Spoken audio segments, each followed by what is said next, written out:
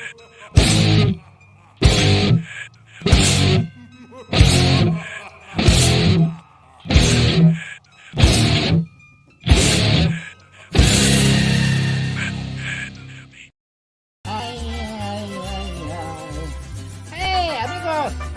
you Saturday at the replay at 10 p.m. Eastern.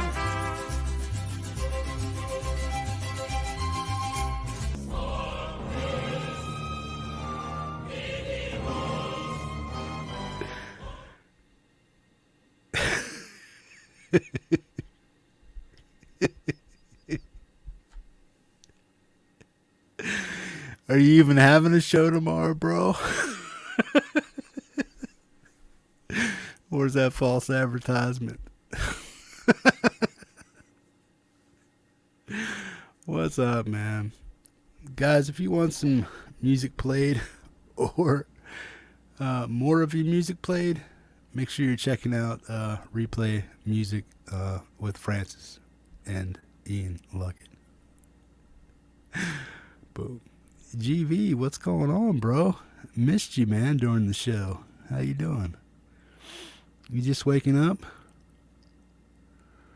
Not tomorrow, next week. Okay, cool, man. Boom. Ian, Francis, I sent you links, man. If you guys want to come on, Mark, if you want to come on, that's cool, man. Anybody that wants to come on and join the show, ain't talking about anything spectacular. Just hanging out, man. Boom.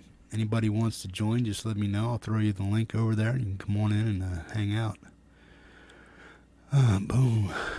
Join Jammer Man, what's up, bro? Boom. Mark Effects, what's up, bro? Mike Shearer, what's going on? Gary Hubs, man. Enter one more crazy guy. Yeah, man. Good deal, bro. Boom. Yeah, anybody who wants to come in, man, just let me know. Boom. Not much happening here, man. On the hippie front. Got some stuff coming in the mail. Just some cables and whatnot. Then I got not an interface, but a mixer and stuff I got to hook up, get ready, and do all that crazy stuff with, man. But boom, I'll figure that stuff out later. Let's see what's going on here. Boom. Bro. Hey, man. What's up? What's up? What's up, dude? Nothing much. Special guest. I'm special, all right. Yeah. Boom, what are you up to, man? Nothing much. I was just chilling with Ian a bit before. He should be coming soon. Working hard, hardly working. I'm working hard, man. It's been crazy. Yeah. Trying to get back into the swing of things and going to visit customers again and stuff with the new conditions, you know. Wearing a mask and staying at a distance and everything. It's a little bit weird, you know, not being able to shake hands with customers and stuff, and just a different world, man, you know. Just got to get used to it. I only started visiting customers, but, you know, it's after 2 years of spending in the basement, it's different, man. Life is different right now. Yeah, I know how you feel, man. It's hard for me to get back in the swing of stuff, too. Mm. Especially when you have so much time off. Yeah. Yeah. So the show is going to be next week. It's not this week. We're not going to do it every week, though. I click in and I see you playing that video. I was laughing. I'm like, he's having fun with that video, man. Yeah, something to do, man. Actually, next week when we do the replay, we're actually going to do we're going to try something new. We're going to do just a request the whole show. Basically, people in the chat can request. We might pick a few songs just to play it, but we're going to do a lot of requests just so whoever's in the chat can request songs from the replay artists, if either them or somebody else, one of the replay artists. Hey PJ, what's up, man? Hi guys. Is that something you want to do throughout the rest of the show? Is that how you want to? I don't know. We want to test it to see, because it could be tricky to do that, you know. So we want to try and see how it goes. We'll test it once next week, and if you know, depending how smooth it works and everything, maybe it could be something that we do more often. We'll see. Right now, there's what's cool. I don't know if you noticed there from StreamYards. If you saw the updates that they gave, that you have StreamYard teams. So I added Ian as an administrator, so he can help me. He can actually pop up some of the banners and the things and stuff, because it was a lot for me to try and like do everything at the same time. So now he can actually help doing that while I'm doing some of the other stuff. So it might make it a little bit more easier, to do stuff like that. Well, were you guys trying it out while you were alive before? No, I just downloaded it. Hanging out? Yeah, before, that's right. That's what we're doing. We're just testing out and everything. It's actually pretty cool, man, because he can actually pop himself in the show by himself. If I don't notice that he's down there, he can just pull himself up. He can do everything that I can do basically in there, So if you put him as a co-host, they have access to like the stuff like the brand and all the things on the side, but they can't click the go live button. They can't pull themselves into the chat.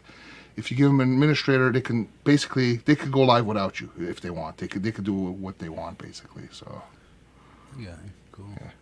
Hey PJ, you like the idea of requests? Cool. I'm gonna say hi to some of the people here. It's hi greatvanzinni, hi Ed B, Gary, Tim, Ian, Mike, Frankenstein. Yes, I'm in the lair.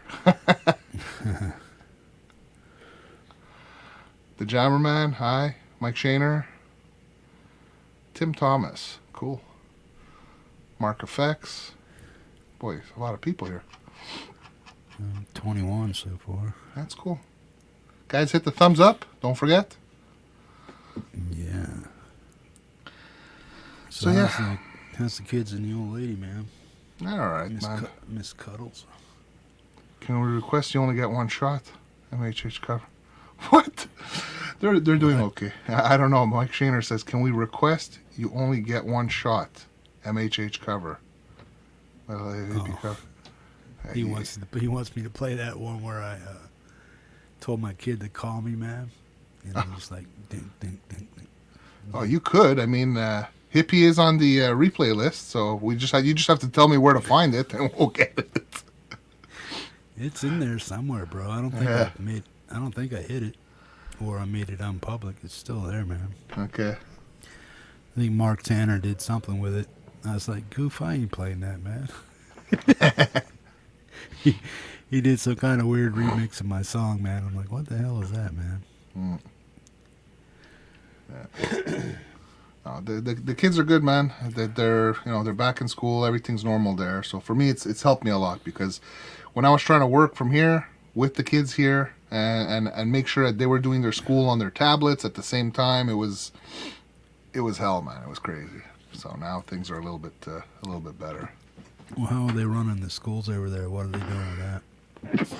Right now, everything is normal, basically. The only thing is that they have to wear their masks. Last year, they had to stay within their bubbles and everything. This year, everybody has to wear their masks all day long, which wasn't the case for kindergarten students last year, but now all grades have to. They get 2 masks a day that the school provides them, one for the morning, one for at night, because you're not supposed to wear them more than 4 hours, those medical masks. And I mean, they're generally in bubbles, but I mean, when they go outside, they're allowed to take their masks off and they're allowed to play. But it's a little more lax. However, with the Pfizer being approved for kids under 12 in the U.S., I think it's passed, or it's going to pass recently soon. Same thing's going to happen here. So basically, they should be able to get vaccinated also, the kids, basically. So that'll help. But are they like, when they're in the classroom, are they supposed to be like separated a little further and stuff?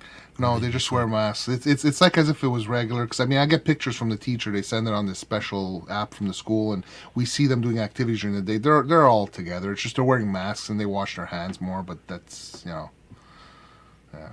Cool. Last year was different. Last year they were separated a little more. They had to keep more of a distance. This year, not so much, But honestly, I was lucky. At our kids' school, there really wasn't any cases. There was one case, I think, somebody that was at the daycare after school, after hours. My daughter was in contact with her. We had to have her tested, and she had to isolate a bit, but she didn't get it. So, I mean, other than that, we've been pretty lucky, so... Cool. Yeah. Francis touched his face. Yeah, I touched my face because my allergies are bothering me. I just went to get an allergy pill before I've been sneezing. That's why I touched Mike Shaner. My allergies are bothering me. I opened my window and I just popped an allergy pill just before coming on here. Hey, Ian. Yeah, What's up, bro? I'm fine, thanks. How are things? For one horrible moment, I thought that was whiskey. Whiskey, what? No. It's Gold Peak Real Brewed Tea, unsweetened black tea. So yeah, Boy, that's going to make you sweat. Do you Yeah, find why? black tea makes me break out in a huge sweat? Does it? I'll have to see, man.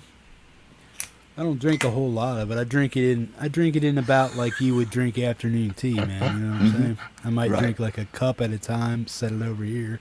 3 hours later, I might drink another couple swigs. Oh, but I'm British. about a I cup just at a do time. nothing but drink tea, constantly 24/7 on a drip. You know. This lasted me a week, just nursing it. Man.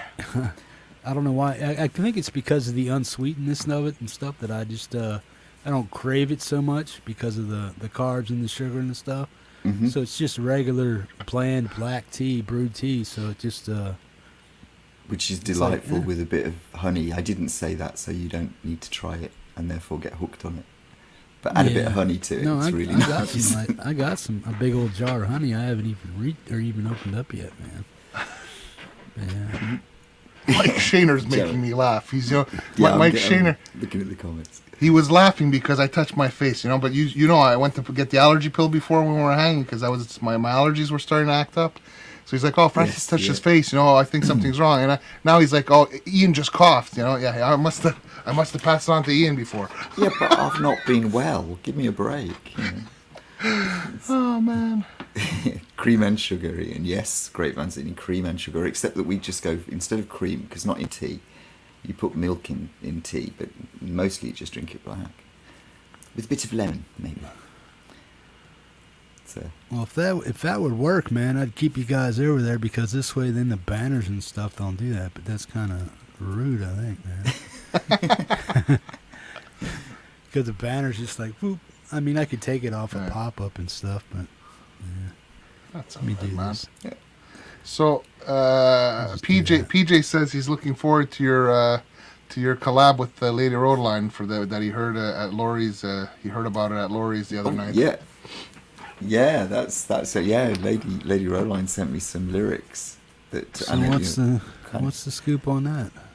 Give away Well, as much she- as you can. as much as I can. She sent me some lyrics that were very personal to her, and said, "Can you write some music to go with it?" So yeah, which sounds very grand. What I did was sat down, looked at the lyrics, worked out the meter, and just put some chords that had the same kind of emotional flavour I hoped as the lyrics would, and that's kind of it. It's mostly done by feel. It's not really a thought thing, and so I sent her the broad outline just on an acoustic, and she's going to put some. And then I sent her a slightly mixed track with guitars and bass on it. And Lady Rodeline's going to try putting some keyboards on, and then she'll put her live tracks down. Well, that's what she's saying. She's not very well versed with keyboards yet, but she's going to try and do whatever she can. Yeah, give it a go. I mean, the only thing was that I think I managed to explain in the email. Somebody else might want to write her an email as well, because I tuned to 432 because I find it easier to sing, and I forgot that I hadn't retuned.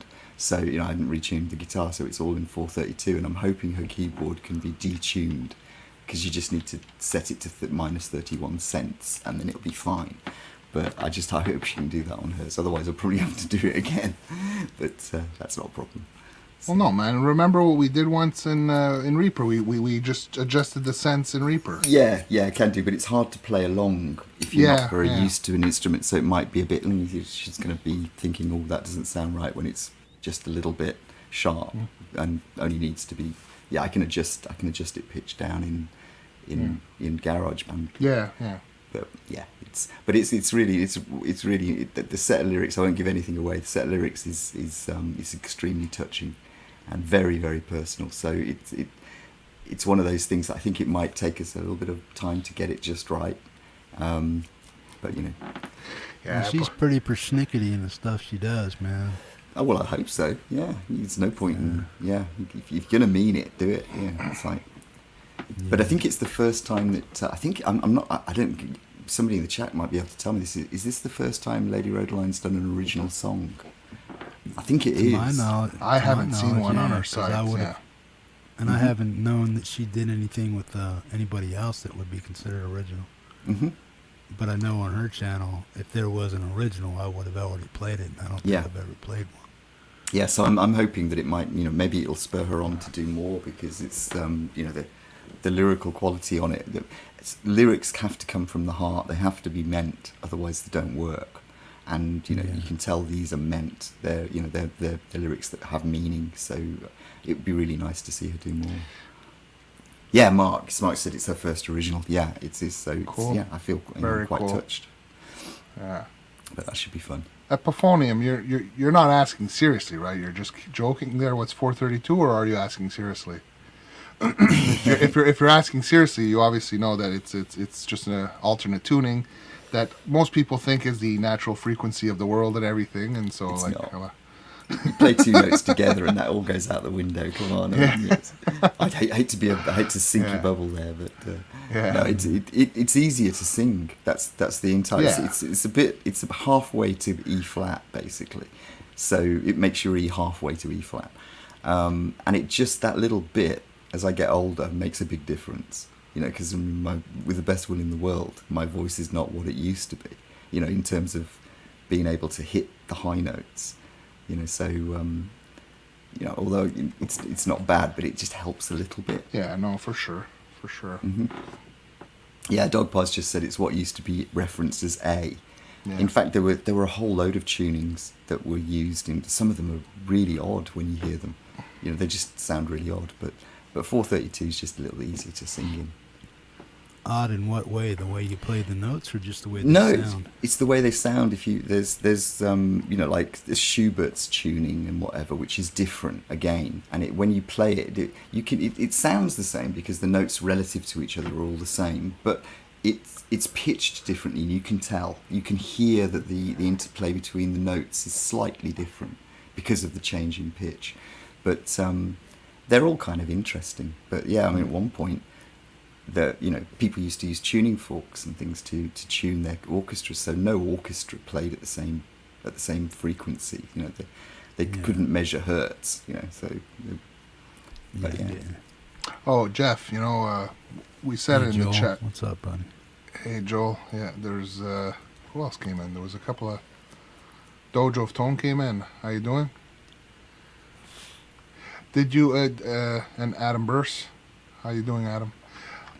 Did you see in the last chat there we mentioned, because you were talking about the house band that didn't have a song. The song's ready, man. If you wanna premiere it on Sunday, man, we'll give you a link to it and you can premiere it. Mm-hmm. It's the long-awaited. It is, yeah. Maestro Hetriani, the maestro. Yeah. On a triangle.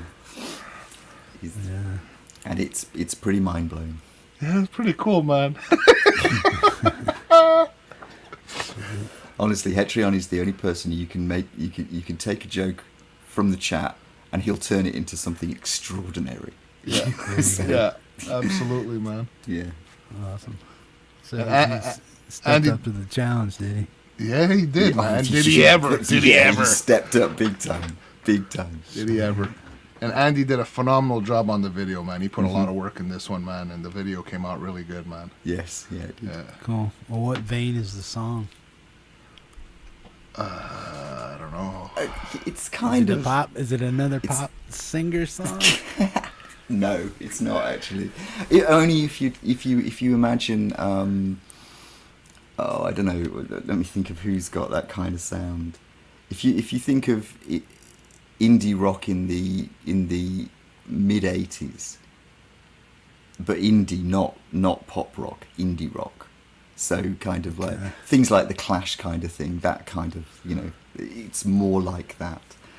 Yeah. Okay. And there's parts in it where like there's everybody singing basically together. Mm-hmm. There's little parts like that, and then there's parts in it where we get to showcase two of the guitar players lead basically like an answer reply type of thing, you know. And it's funny when you see that, you know, a great guitar player like Hetz, they're just doing triangle basically, but it's cool. It's really cool. I tell you what, anyone who wants to ever do something with Hetriani is a monster when it comes to getting it absolutely right. He's totally on the ball with it.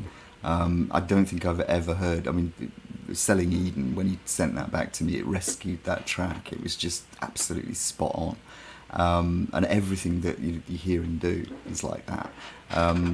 You just I mean, I think you played the one with Billy with Mr.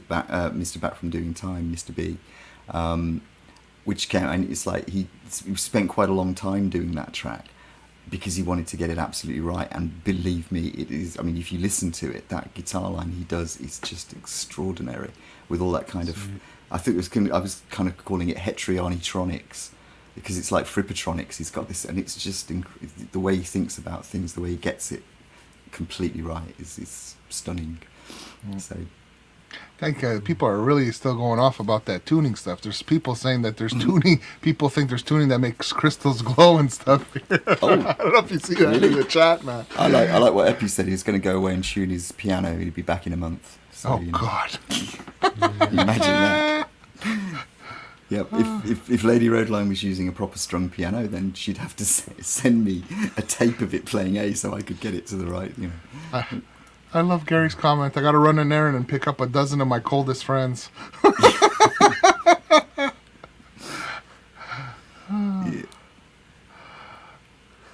Yeah. Dexter's Jabpo was saying he tunes B string about 7 cents flat. Yeah, that's true. It does. The B string on a standard tuning is always slightly out. It never really works properly. When you drop tuning, it kind of it begins to fit in. But yeah, you're absolutely right. A420 starts to get high. I like that. Yeah.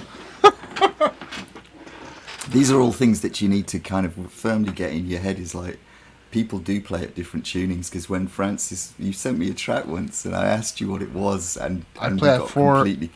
Yeah, I play at 430 most of the time. Yeah, which is on my originals. The originals that I wrote back in the 90s was always 430. I used to tune to. Mm-hmm. I've been tuning to 440 now to make it easier playing with other people and stuff. Yeah. But yeah. Mm-hmm. Yeah. Edwin Crane, welcome, man. Haven't seen you for a while. Hope you're doing well, buddy. Boom. Welcome to the chat. Haven't seen Edwin around for a while. Yeah, it's true. Edwin. Yeah, Funny saying, do you tune open strings or a few frets up? No, you tune the open strings to whatever frequency it is. If you've got a tuner that can be adapted, if it isn't, and if it shows the cent scale, then you can work it out, because there's 100 cents to each division of notes, so you can work out how far down in cents you need to go for any particular tuning. Yeah. And it's like minus 31 for 432. So just see, that's why I like the head rusher. You can change the hertz, and I also have the Dario tuner that kind of looks like an iPhone. Same thing. You can adjust it from 4 to 430 or whatever. Mm-hmm. Makes it easier for the tuning, basically. Actually, I even have one of these clip-ons. It's the same thing. You can adjust the hertz, but not all of them do, though. That's the thing, you know. Yeah. You can't, for instance. Sorry. No, I was saying you can't do it in GarageBand. You have to actually measure it off the scales, and it has to be mine. But it shows you the cent scale, so that's it. Yeah. Francis, I sent you both of you guys that link to the thing Ed sent me. Yeah. Did you guys download it and try it out? I didn't download it yet, but I looked at it and stuff, and it looks pretty cool, man. It sounds pretty nice, man. I downloaded it. It's very similar in the tonal quality to one that was called Blue Cat, which was kind of similar tone. It had similar tonality to the amps that that had. This one's just got more on it, so it's it looks like a kind of heavier version of Amplitude. The original. Did you try the EQ in the effects section? Yeah, I did, and the EQ was fine. The EQs they work perfectly well. What I did find was that the overdrive pedal wasn't really very overdrivey. it didn't sound quite right to me. But then it's like Yeah, a I know tube what you're screamer, and I don't know. The tube screamers can be very hit and miss. So, but it sounds good, and as a standalone, it works pretty well. So Yeah. Well, I downloaded something called Rhino, and I just couldn't get it to work, and that was a standalone program too. yeah, Jade used it. She recommended it and stuff because it was only you can do the. I tried to get the free version, the 14-day trial version to work, but that didn't work. So then I bought it. I bought it for $40, and it was $89. I downloaded it, and I could not get the damn thing to work for everything, man. And Jade was trying to tell me how to do it, and they didn't have any tech support or anything like that. So I hounded them enough to get my refund. So I just got rid of the damn thing. Mark Tanner says, "Dang, you guys like opening the proverbial can of worms." People are still going off about the tuning, man. Change it to guitar gauge strings, and then it'll shut up then. I was going to say, yeah, we should start talking about gauges, and then everyone's going to get annoyed. Hey, what string's best for that 4-3-3-3-2 thing you were talking about? Well, I use 9s, but then but all of my guitars are Fender scale length, so 9s work pretty well. But I've got a new guitar coming, and that one's 24.5-inch scale length, so I think I'll probably put 10s on that. A big congratulations to Ian, okay? Hippie, Ian ordered his stuff. It's on the way. First of all, he ordered himself his MX-5. Sweet. And it's going to be on the way soon. Yeah. And he ordered himself a new guitar. He's been looking for a humbucker guitar for a while now, and he was able to permit himself it now. And he got himself the Schecter Tempest. Freaking beautiful, I have to admit, man. You gotta pull up a picture, man. The Sunburst one. I know. Yeah, I know which one he's talking about. For me, the body, it's kind of a quirky body shape. It is quirky. Yeah, it's a bit offset. Yeah, I like offset guitars though. Yeah, you know, but they do have personality there, man. Oh well, it's the Pasadena and the Pasadena Plus USA pickups. Yeah, absolutely. I was playing the one in the shop that I put the deposit on, and I don't know whether it was just that guitar or whatever, but they really, I mean, I've played Imperials, like Lola Imperials in the past on Heritage and whatever, and they were the nicest pickups I think I've ever played, the most responsive, and they really dug in. And these are almost up there. They're almost that good, you know. It's like, so I'm a bit pumped about it, really. So. And I gotta say that the finish in Sunburst that Ian got, he put on layaway right now, it is beautiful, man. It's got that really beautiful finish to it, man. It really looks nice. Yeah, it's like like an old violin. Yeah, exactly. Really, it's very pretty. But, is it like a orangish, yellowish tobacco burst kind of? Yeah, kind of. Yeah, sort of more. Yeah, it is a little bit orangey, tobacco bursty, but it's also got some deeper. It's a very complex color in person. I don't think you'll probably pick it up on camera, but very well. But in person, it's not overwhelming, but it's just very, very beautiful. You know, it's just like a really beautiful kind of red-orange colour.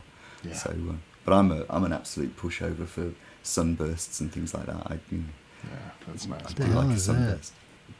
My nuts aren't No, they're still going on about tuning and compensated nuts and everything. We maybe we shouldn't have brought up tuning. No, we need just to mention what you need here is some nut sauce. So, you know. Oh shit. I just use use a pencil. Once that he had a brass nut, and I sympathised with him, you know. But there, he's got some nut sauce. All right. Yeah, cool. I just use a pencil, but hey, that's okay. Yeah. I use a pencil too. Yeah. Problem is that gets all over your fingers. Yeah, I know. It really does. I know it does. Oh, you mean the graphite? Yeah, graphite. Yeah. That's why most of my nuts I've changed them for GraphTech nuts, so I don't have to worry about them. They're self-lubricated. Well, GraphTech is just that. They're self-lubricating and stuff. And I think I got that in every one except for except for that the SG and the Harley Benton. I think they're faux fake nut or fake bone or something like that. Mm-hmm. So they're not. I don't know. They stick and stuff like that. Oh, Every once in a while, I'll hear my G string go. Ding. You need to file that a little bit. Yeah. But my shame is just that no, there's not going to be any black tape on the Schecter. The black tape is purely for the Telecaster. The telly, okay, I get what he's saying. Yeah. What? Epiphonium, you put olive oil on your nuts?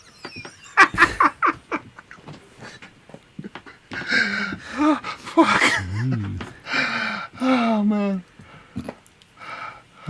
Finger ease. You ever hear of that stuff? Yeah, I did. Oh, yeah. Never tried it. I don't have a clue what it would do. Well, I guess. Hey, Vince. Yeah. It's getting out of hand. You'll find that the topics on this when we have these hangs, man, the topics just go on relentless, man. It's just like, here we go. Deja It's a vu. sign of true geekdom. Come on. there you go. Now we're going to talk about bones. And the Jammer Man dude used baby oil. Oh, shit. Oh, dear. Baby oil. We've got nuts, we've got F-holes, we've got, they're the only thing. I mean, only a guitarist can mention those two things in one sentence without being rude. Yeah. Oh, my God. She uses Vaseline. Are you getting that from the song? Hey, Epiphonium. I see where you're going. You're getting it from those lyrics. Okay, I know what song you're doing. Yes. Does she use magazines? Oh, man. Finger ease works great on rosewood. Oh, okay. I've never had issue with that. I mean, most of my almost all my guitars are rosewood. I don't have any issues with them. I mean, I when I change the strings, if they're a little dry, I put a bit of lemon oil on it, and that's it. I've never really had any issues with my fretboards. Mm. My fingers don't move quick enough for it to make any difference. So. Material's not the issue. The offset is. No standard nut works right. Just math. You have compensated bridge, right? That's a fifth chord. Okay. So when you're adjusting the width for, like, if you want to put heavier gauge strings on your nut and stuff and your slots are like too tight or whatever, as long as you file them outwards and not downwards, evenly, I guess, like each side you want to do even. Yeah. One stroke this way, one stroke that way, one stroke this way, like that.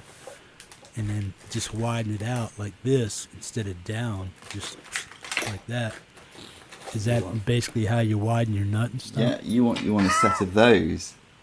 Ah, yes. These are for doing just that, and they're files, round files of various gauges. So if you want, if you've got like a massively heavy string, hang on, do that. You match the gauge right and then down you just to slide tiny. it down until it bottoms out to where it's... Yes, until it goes to the same. Just make sure you don't go down any further than it's already cut, as long as your action's right. Unless, of course, your nut needs to be lower, because, a lot of... My nuts are already as low as they need to go, man. They'll be dragging. Yep, that's... You want the knee shooters, basically, if you're playing fast. But... You need nut files,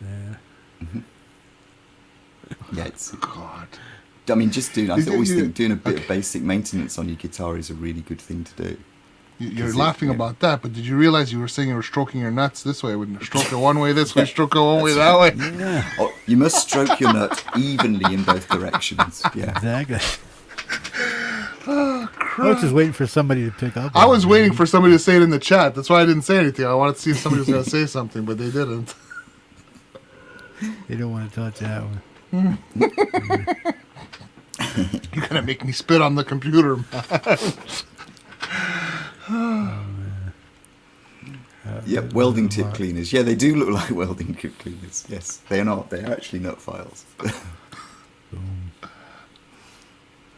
So none of you guys... Ian, you downloaded that, right? Yeah. Did you play it yet? Well, if you want, can you gear it up I've and play played around with it. Can you gear it up and play it? What, in here? Yeah. Not in here. I can't share the screen. I can't share the screen with audio or anything like that. So because it won't the Streamlabs won't let me stream anything audio other than from a browser. When you guest in, you can't do it that way. But No, but you can't play guitar just where you're at and open up that. No, it won't take the audio from it. We've tried it we tried it this loads of times with me and Francis, trying to get my stuff to be able to play with my tones, but it won't accept the source coming from the application. So that might change. No, I mean though. just like play right now. Just open up the app and play it. But when he shares his audio on your channel, you're not going to hear it. You'd only hear my dry guitar. You could share your screen and share the audio. When he shares his screen, he could share audio, but he can't share the audio from that. It won't work. I can only share audio from a browser. So it won't actually. So you'd only hear my guitar in its absolutely dry without anything. Okay. However, on my channel, next time we go, you might be able to, because I made you an administrator. That's you right. might be able So to I share think your I have audio a- now. Yeah, I think I have a thingy bob there which does it. But yeah, it's but no, I played around with it. It's, to be honest with you, they're all a bit too heavy for me. The amp, I'm a kind of Fender amp guy, really. I suppose. I mean, put Marshall on it just to give it a bit of Well, dirt. you've seen all them different amp stacks and stuff. Oh yeah. But they've got like the cab Soldano. stacks. Yeah, they've got like the Soldano equivalents and the things like that, and they're all a little bit too crunchy for me. They just, I don't know whether maybe it's because I'm using single coils and things like that. It might be because of that. Maybe I'm just not driving it hard enough for it to really make sense to me. But if you downloaded it, Jeff, we can hear it, man. Why don't you try it? Yeah, we can hear yours, but Let me see if I can open it up. Hey, Aaron, how you doing? Aaron Shorten. Hi, Kim.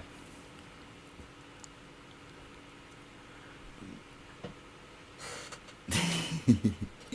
Yeah, Mark's saying apologies to Kim in advance. Yeah, there's been a lot of talk of modifying things. We won't go there.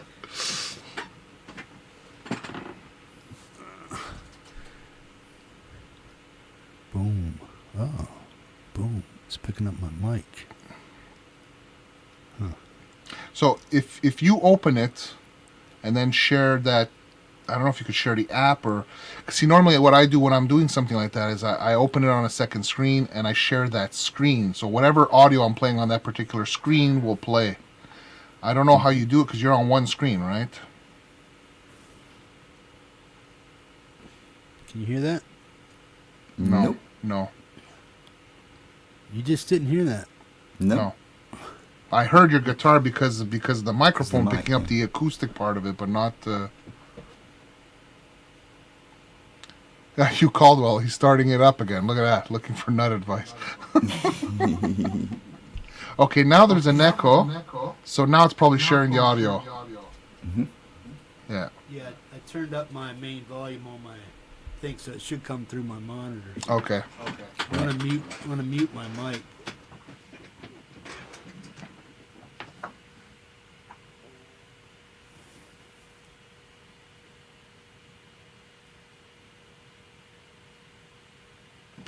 I don't hear anything, Nope, Jeff. can't hear it.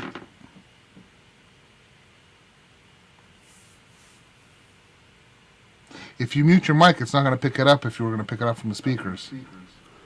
The only thing we'll mute will... Well, you were saying it was an echo. Oh, because I'm talking.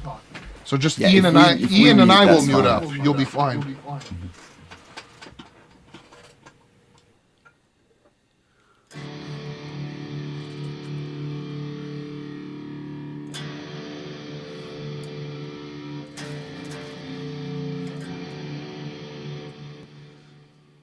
I gotta get rid of some of that.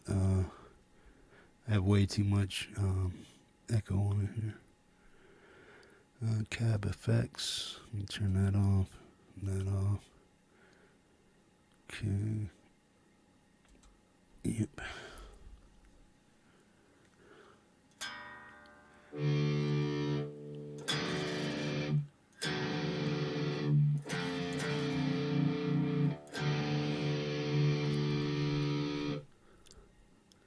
What was that?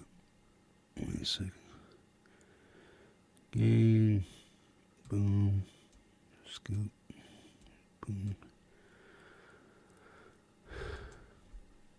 It's probably sounds better, a lot better when somebody else is playing than when I'm in.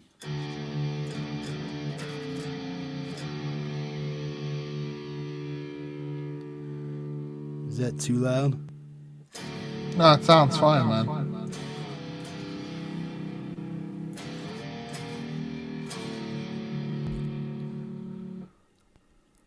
Let me see here. Try a darker cab. It has like 12 different cab sets, and you can double cab it.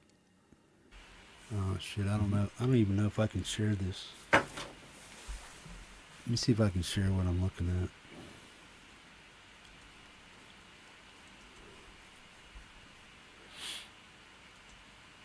Okey-doke. There we go. This is what you guys are looking at. These are the cab. This is the dual cab loader. You guys can see this, right? Yeah. Yeah. Okay. It has stomps in here. Okay. Let me turn that off. Okay, that won't work because I'm not playing anything. Then it has just the amp. You can control the amp from here. Got the depth, presence, treble, mid, bass. What's the mode? Mode? I don't know. This right here. Yep, no idea. You see what it does here. Play around with it, yeah.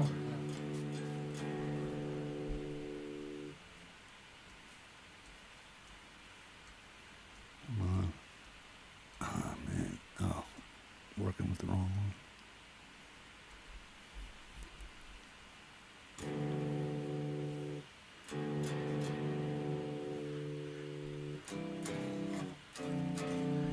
They could add a little crunch to it or something. I'm not sure.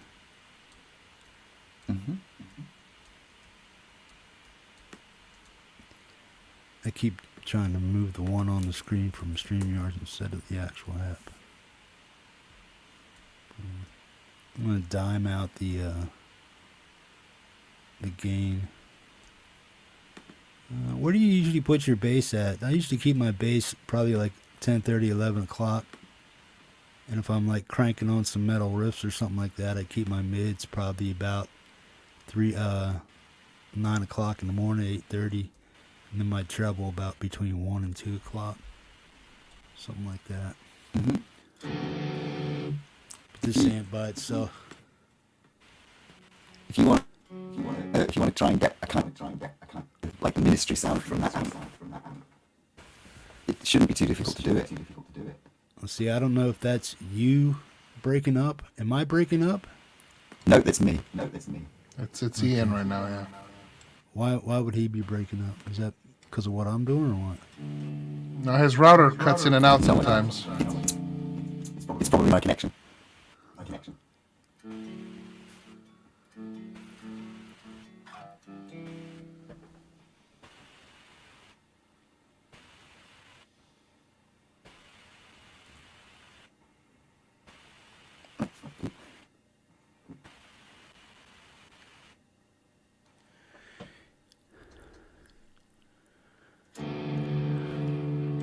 See, we're Ian's spinning there. We're losing him. It's because his router it cuts in and out sometimes, and it does that. I'm sitting here wondering why it sounds so damn shitty. I forget I had it in drop D.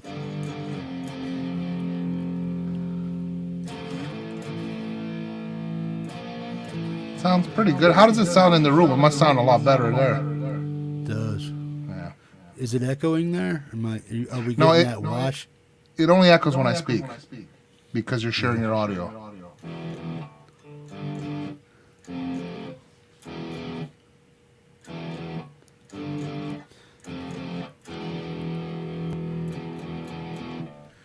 Now that's just the amp by itself. I don't have anything else on. Mm-hmm. And, let me see here. Let me try a scooped cab. I don't know, but technically speaking, if you're able to upload stuff, all those impulse responses I sent you, you might be able to load them in here and use them. Oh, it's possible.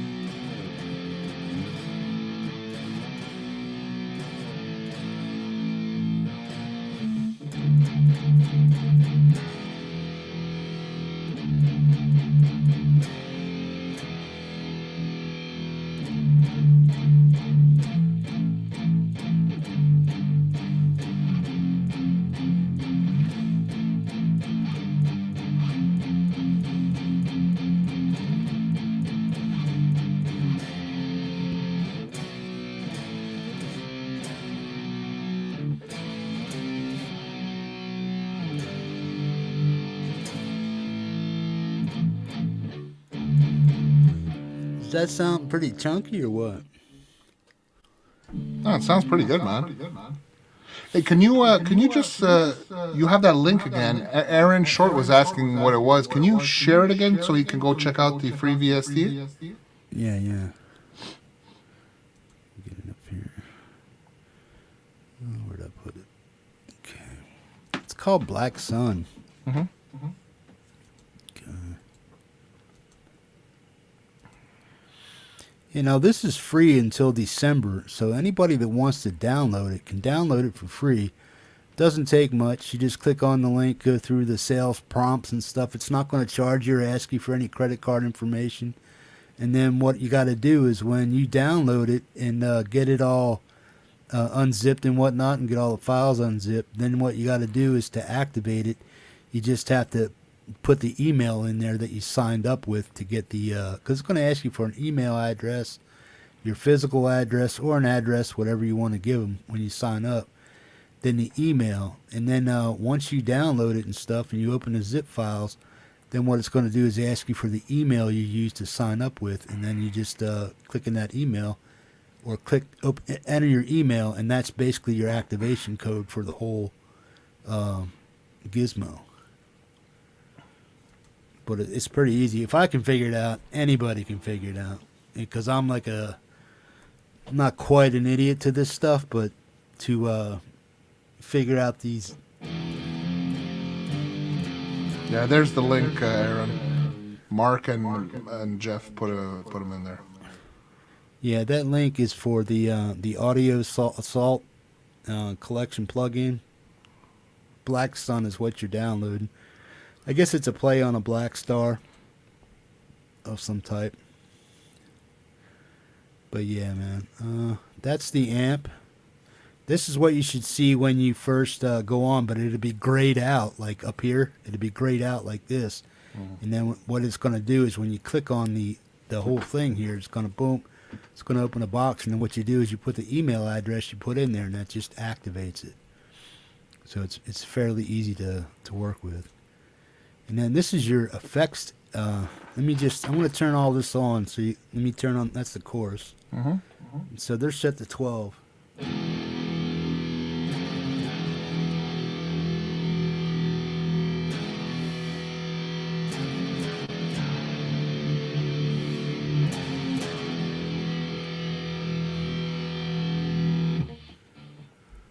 So that's just the chorus.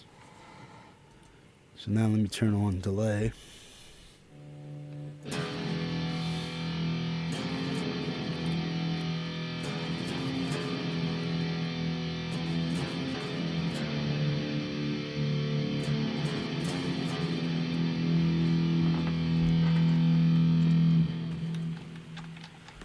There's Ian. Ian, can you Hi hear again. that back there? Yes, I can. Yeah.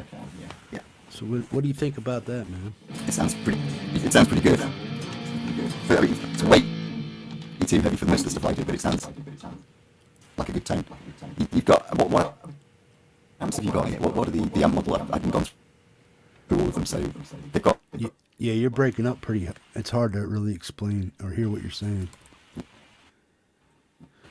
Let me just close down something. Listen to that delay. That sounds fucking awesome. Yeah, I got the app open, and I think it's probably trying to make connections and slowing down my speed. So. Yeah, now you sound better.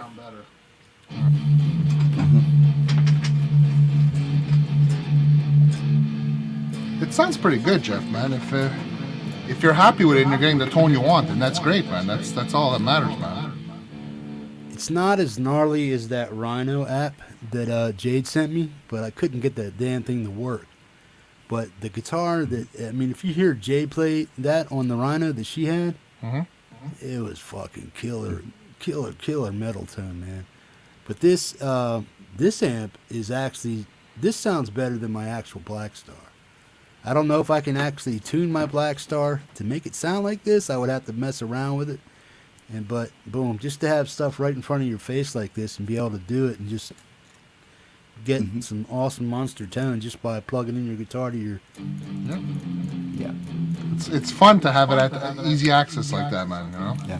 And the interface on this looks more like the previous version of Amplitude's interface, where everything looked like a real thing, and I actually quite like that. Yeah, this is. Yeah, when I seen this oh, shit, turn off, man. Oh, I'm sitting here. You know what I'm doing? I'm sitting here pressing the StreamYard screen. And I'm like, why did you turn it off? Yeah, Preston, the echo's because the speakers are on. He's sharing his audio with the speakers. So it's making a loop. That's okay. Who's echoing? Ian and I. Yeah. No, but if you guys mute, do they hear the echo? No, they don't hear They an only echo hear it when we when talk. Oh, okay. This is reverb.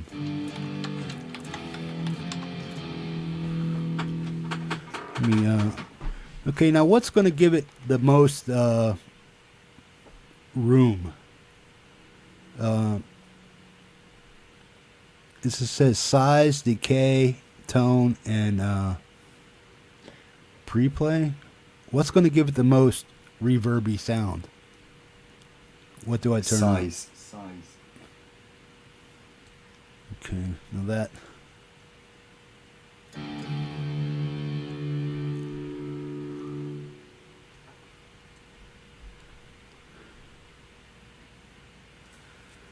My hands are stiff as shit.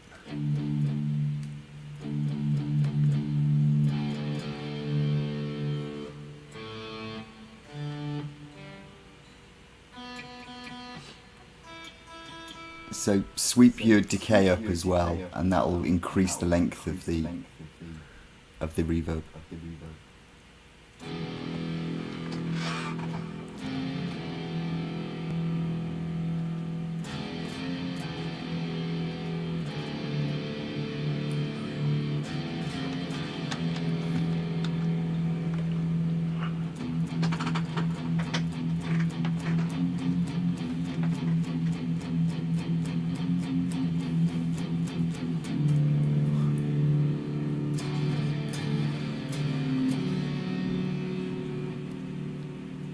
Yeah, that.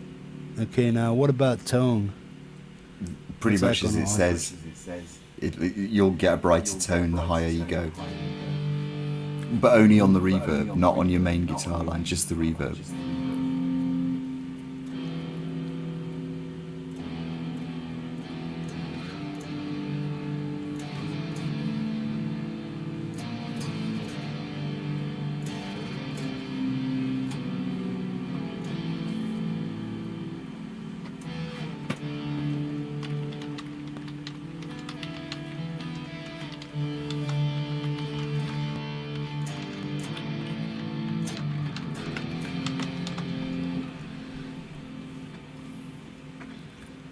Okay, I'm just gonna dime everything and see what that does.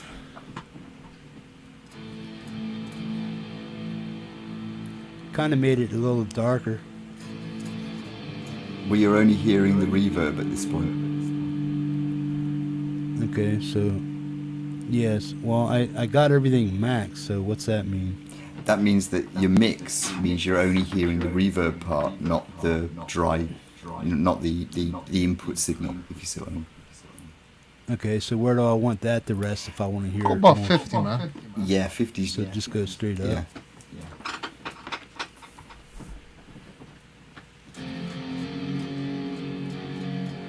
So that's half wet, half dry. Yeah. Yeah. So that's just saying my guitar is now in the reverb, so it's not giving me more reverb or less reverb. It's just saying this is the way your guitar sounds on reverb. It's basically much, yeah. 50% of your sound is the dry sound without reverb, and 50% of your sound is the wet sound. So you get the reverb sound, but you get the clarity of your dry sound. So you get the attack on the. If you hit the strings with an attack, you'll get the attack. You won't just get the reverb.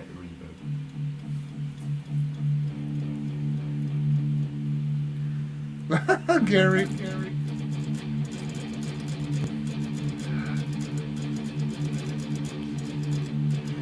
Are you hearing my pick? Yep.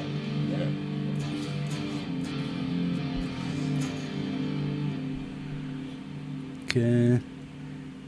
Back this down to about 2 o'clock.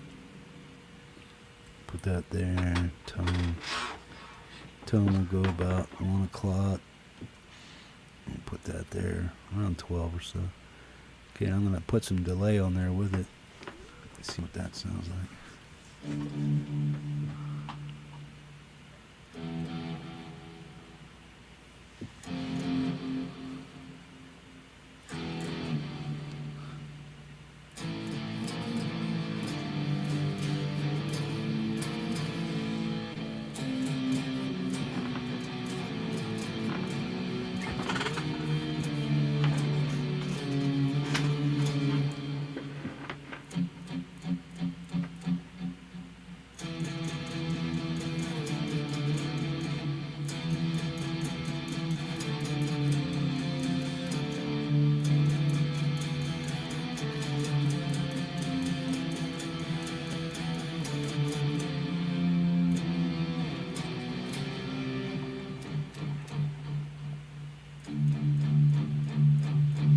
Are you hearing all that delay and stuff? Mm-hmm. Yep. Yep. I'm going to throw some chorus on. Now, the chorus and the delay are pretty much at 12. Everything's pretty much close to 12, but it's everything.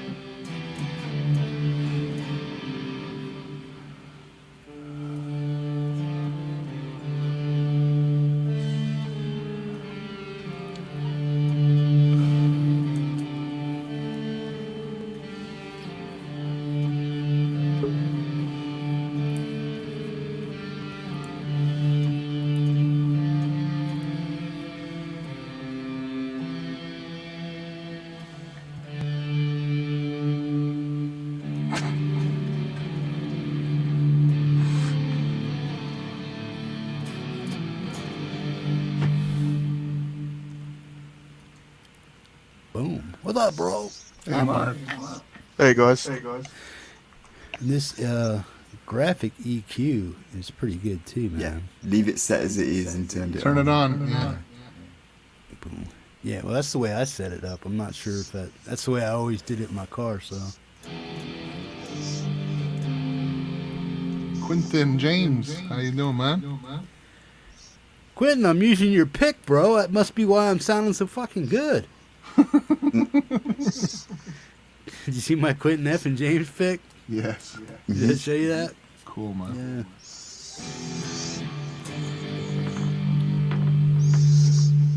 Here, see if you could try to remember what it sounds like with the EQ off.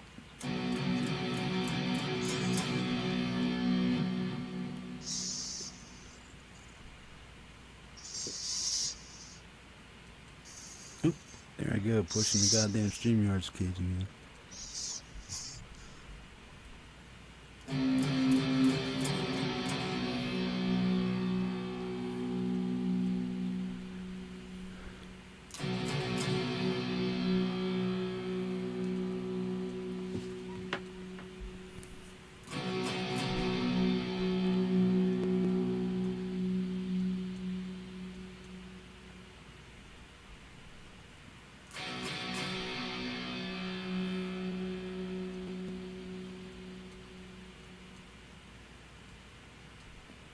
You can see it sweeps pretty good. Mm-hmm. So you can take a lot out of it and put a lot into it. Yeah. Yeah. But this is pretty cool for something that's absolutely free, and you get to sit here and dink around with it, and it's just like, it's as good as any $600-700 amp I've ever played so far. Mm-hmm. A lot of these things sound really good, man.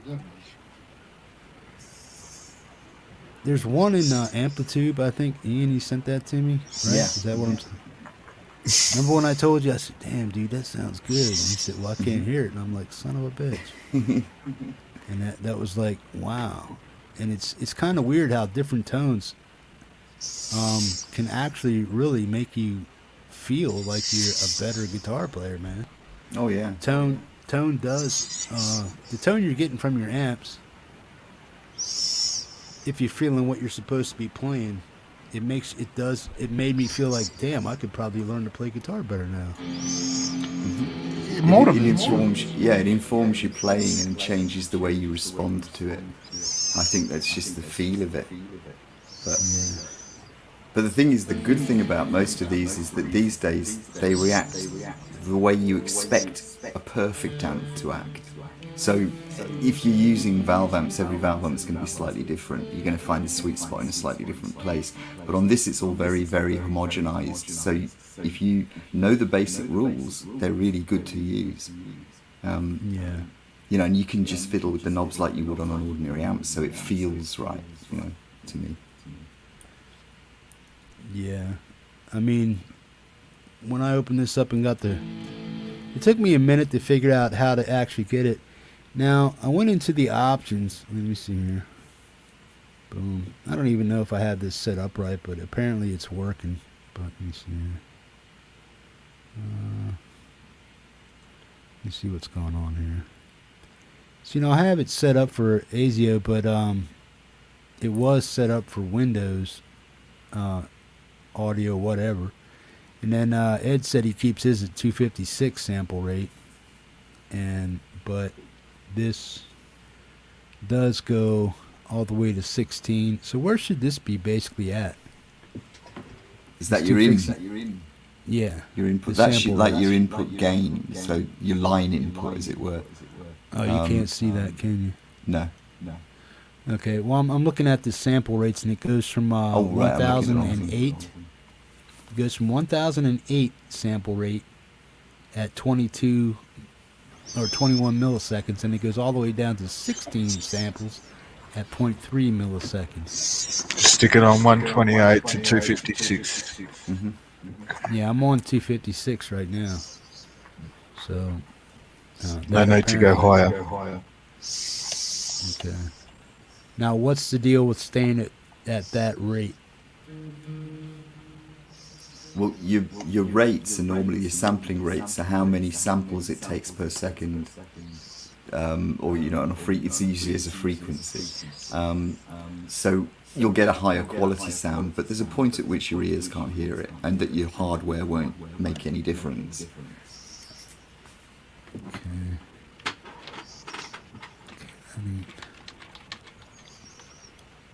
Yeah, it's not gonna. Now it's picking on the in. What's the in and the out? That should be your input, your line input and your output volume. So you can change those independent of your amplifiers. So they're like preamps, basically. So you'd be able to trigger the red on your VU meters by increasing your in. Which obviously you wouldn't really want to do, but you know, it's how much input source you're putting in and then how much output is coming out of the machine into your DAW or whatever.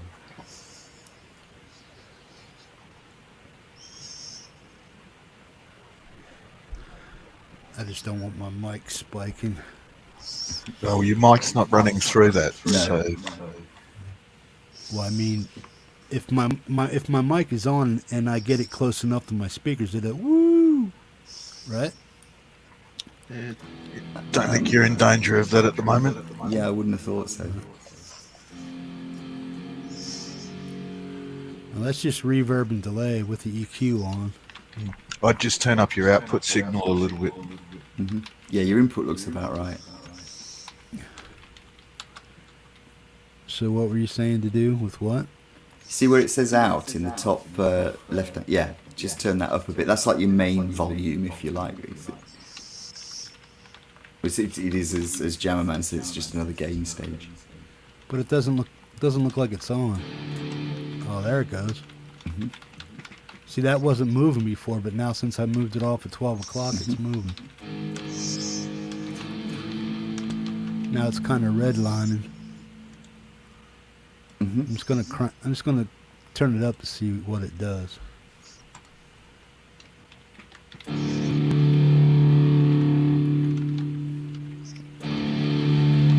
So that's the output volume. Yeah, Mm-hmm. that one there you want to adjust so that it's just below where it starts redlining, Hitting red, like you hitting said. red. Yeah.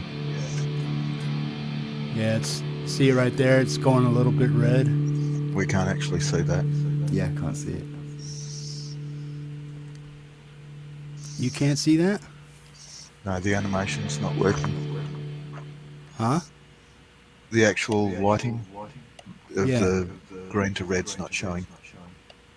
Oh, you can't see that the volume is going up and stuff when I Oh, play? I can see that. I just can't see it clearly enough to see it going red. Oh. Look at the very... It's just the very tip, man. It's just a tip. It's getting Just take red. it down ever so slightly. Okay. I've just gone full screen. Tiny take- amount down. Yeah, less than that. You push it up a bit further than that. It's about there. Yeah. And see, it's going past that point. Mm-hmm. That's all right. Yeah. But it's not really getting red, though. Okay, now what's the in? What's the in? Same kind of deal. Same deal, yeah. Crank it up a Is little that bit. That's how much Okay. source from your guitar goes in. So it's kind of, although it's different, it has the same basic effect. Boom, boom. Well, see, now, that's my microphone picking things up, right? Mm-hmm. So basically all my audio is coming through my microphone at this point, right? Mm-hmm. So even if I'd have to put this thing, boom. Now if I move it back there, it stops redlining so much. Now you see where it's moving now? It's Mhm. staying between like just over half. But if I come in on it like this, you see how Yeah. it automatically booms up? All right, Now, so what's the deal with... your input is your microphone at this point. So Yeah, not Yeah. your guitar. not So your how do guitar. I adjust that without That's in being the settings. on the screen, like right here? Do I just turn it down on my interface, or does my interface have anything to do with that? No, you need to go to your settings and actually select your second input from your interface. Mhm.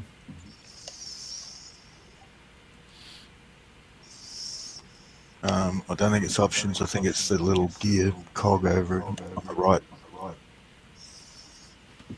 Ah, yeah, we can see that.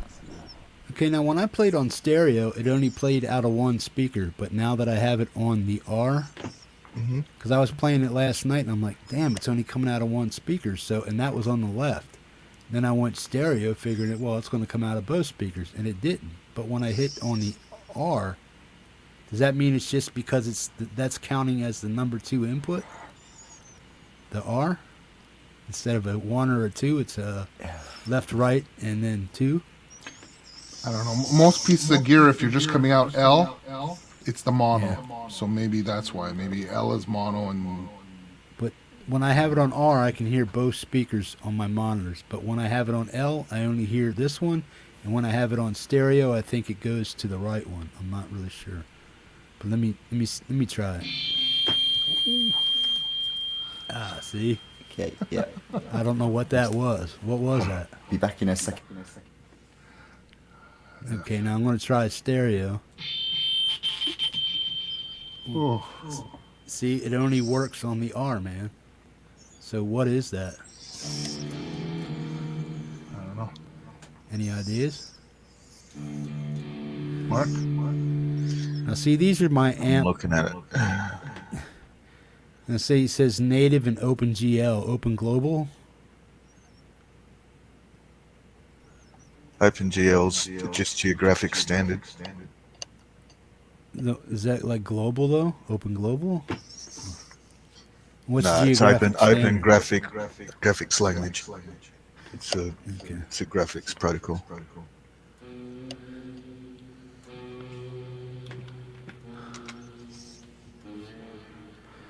Okay, let me see here. I have it on Metal Lord. Default preset. I don't know what that's going to do.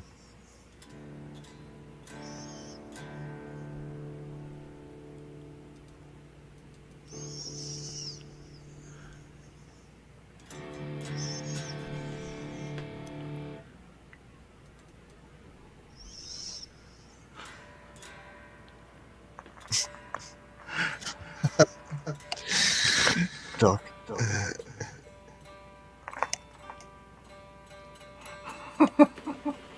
Showing your age. That's wisdom, man. Hey. Let me see here. Okay. Now, what's double track sim mean, and what does how do I load and save these things? So, if I find something in here that I like and I just click save, it saves whatever I pick in here, right? Mm-hmm. Yeah, if you make changes to that, then you can save it. Well, I'm obviously going to go towards the Metal Lord because it's a higher gain. And then let me see what solid is.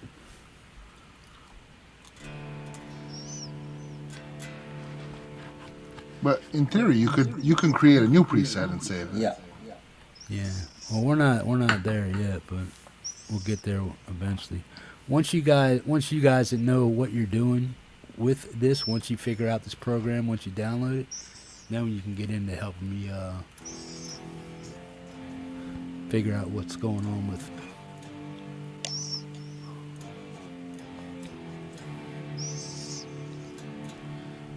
But that's that, and then you got browse. So I guess, see here, it opens up the file automatically wherever I'm at. Mm-hmm. So it automatically opened these up because I clicked browse and it went right to the folder that these are actually in. Mm-hmm. You know what I mean? So let me see here. Where the hell's it at? There it is. Okay. So I think I have one. I think I downloaded it twice, so I'm not really sure. So that's why. Is that why I have two in my download folders? Oh shit! It's not worth explaining because you guys can't see that. But let me get out of here. Aaron, welcome, man. What's going on, buddy? Cabs. Okay, let me go with Chubby. Chubby. Somebody's got a chub. Aaron was just asking if anyone's found a solid state amp, obviously a guitar amp. Try the Fender Stage 100. That's a really nice solid state. Are you talking to me? No, the Aaron was saying. Aaron's comment. I can't see it from here. The guitar amp, he says power amp. Oh, right, power amp. Did anybody... Yeah, I don't know if I still have that link. There it is. Guys, if any of you guys want the app that I'm using right now, go ahead and click on the link I just put in there. And this is the same app. It's free. If I can figure it out and I don't know what the hell I'm really doing. I mean, I know PCs and how to open folders and stuff and load up programs, but if I can figure out how to work something I never used before, I'm sure you guys could.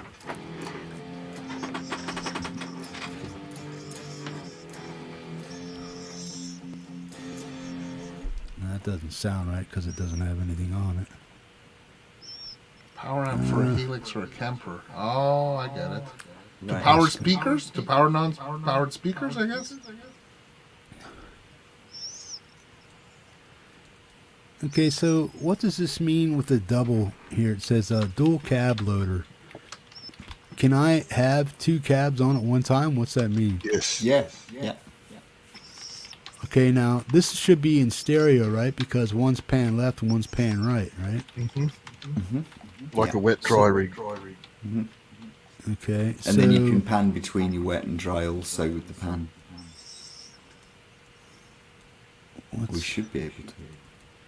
So these are set to 0, all these. So how do I get these two to interact with them? Because I don't really notice any type of a change. Right, you should. If There I should be a button that somewhere on the lower part of the screen that lets you decide which or what multiples of cabs you use, or whether you're using 1 or 2. So there's an off and on button.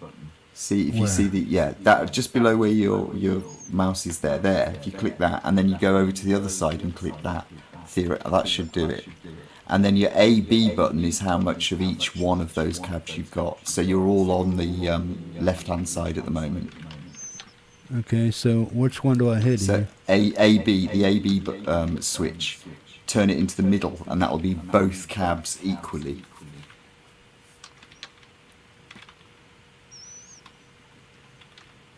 So what should it read, 50? Yeah. 46 is close enough.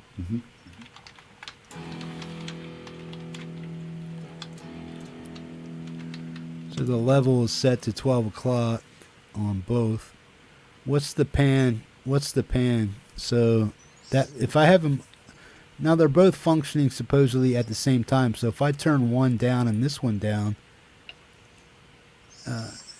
am I going to hear a weaker version of the same cab, or am I going to hear the same tone? If you take your level down on one of them and just try it and see what happens.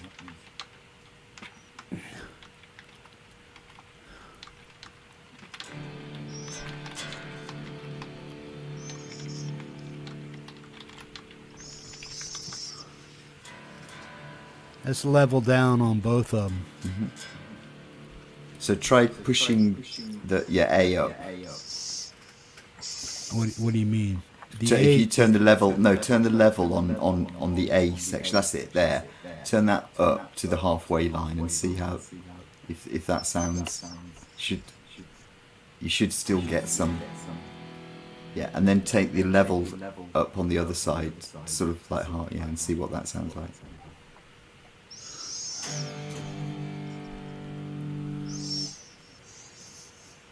I don't know whether you're using the same cab on both sides, but if you change, look up top. It says. Oh right, okay. So you need to change one of the cabs because otherwise they're both going to sound the same. So it's just like going through 2 of exactly the same cab.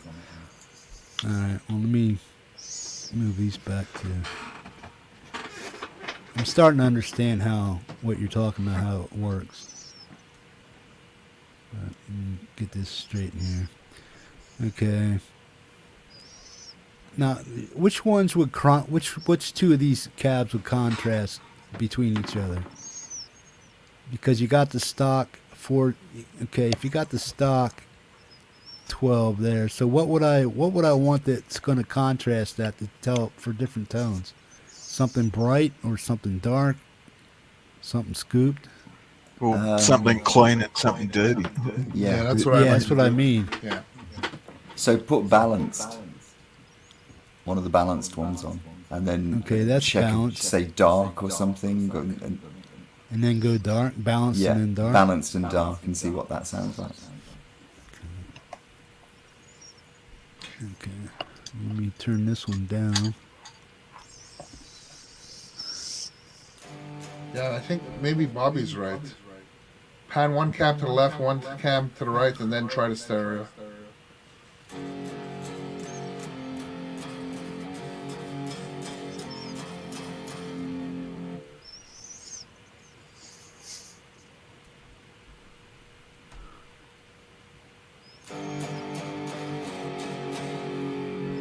I can hear the difference in that one, but let me turn this one off.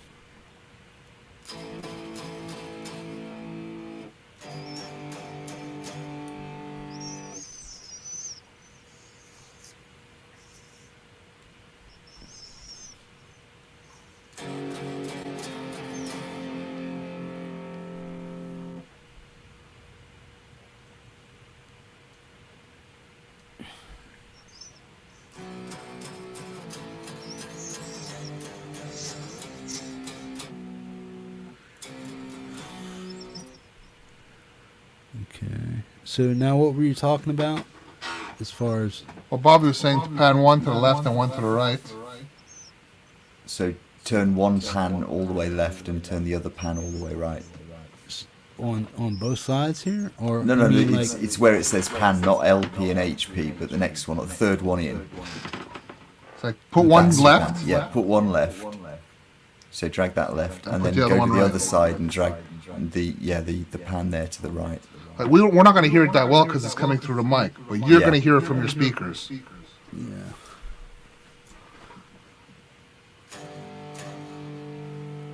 You need to turn the level up on the right one.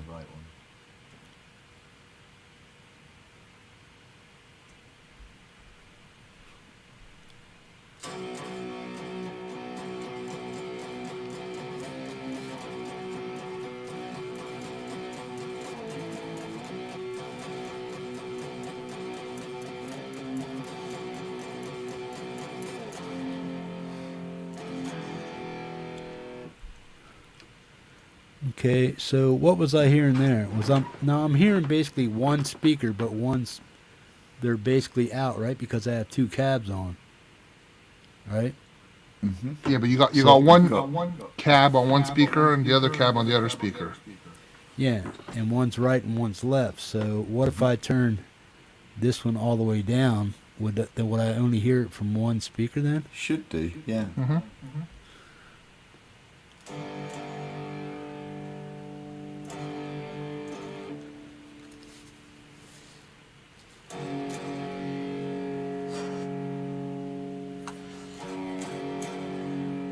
Now it's coming through.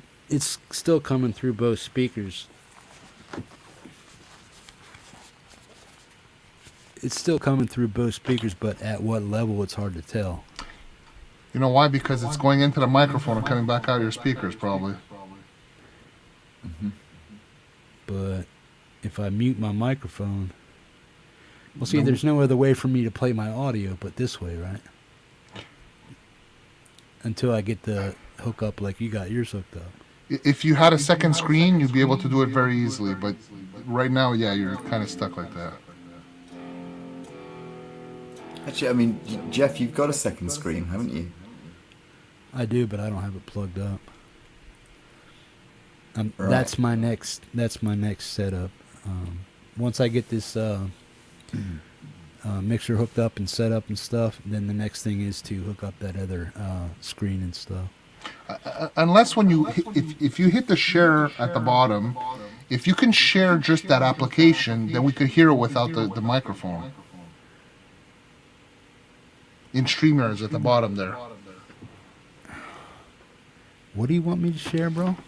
Okay, because I normally share the audio from my second screen. But if you can share the audio, if you see the actual, your app or whatever you're using basically, you might be able to share the audio just from there. Possibly, I don't know. So if you click the share button where it says mute, stop cam, cam mic, share, leave studio, click the share button, then Okay. there'll be a warning screen, so just click OK. Well, And then you should see a screen which lists everything running on your computer. Like all your should have should have tabs and things like that. But you need to be in the first section, which is all your applications. And if you've got a share audio button, then you can share the audio directly from your application, which I think you can do, but guests can't. I'm trying to figure out, because all I'm seeing is when I click share is stop screen and video file. Because I already have this open. So Let's see if I can't remember what it looks like now. You should have entire screen, window, and then tab or Chrome tab or something like that. Choose what to share should come up. I'd have to stop sharing this and then restart it and reopen it. Yeah, you'd have to stop sharing. Okay. Now, what are you saying to do? Click share and then do what? Click share, Share and then screen. you should get. It says entire screen, window, or Chrome Yeah, tab. so try clicking window, and you should see your the actual application that you're running. You know, the black that's the sun way I had should it. come up. That's the way I had it running before. Right, and does it give you the option to share audio? No. Then try. Oh, I know what you're talking about. Yeah, no, it doesn't do that.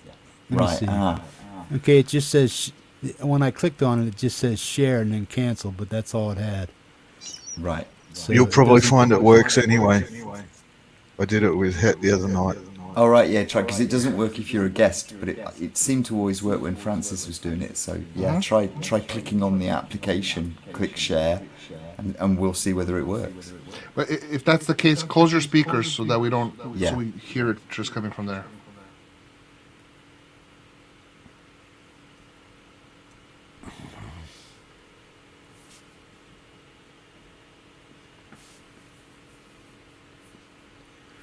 Okay, my speakers are all the way down. Now, what did you want to be? Wait, now, what do you want me to do? I'm on share screen. Okay, now I got share audio. Okay, window. Boom. Boom. Let's see if this works.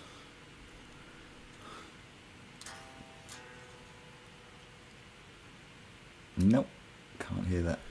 What did you Yeah, do with see, Het, Mark, to get it to work? Hi, Nikki. Hey, Mr. Tedesco, what's up? Hey, Nikki. What's up? Boom. Thanks for singing me happy birthday again. Hey, Nikki, you rock. That was cool.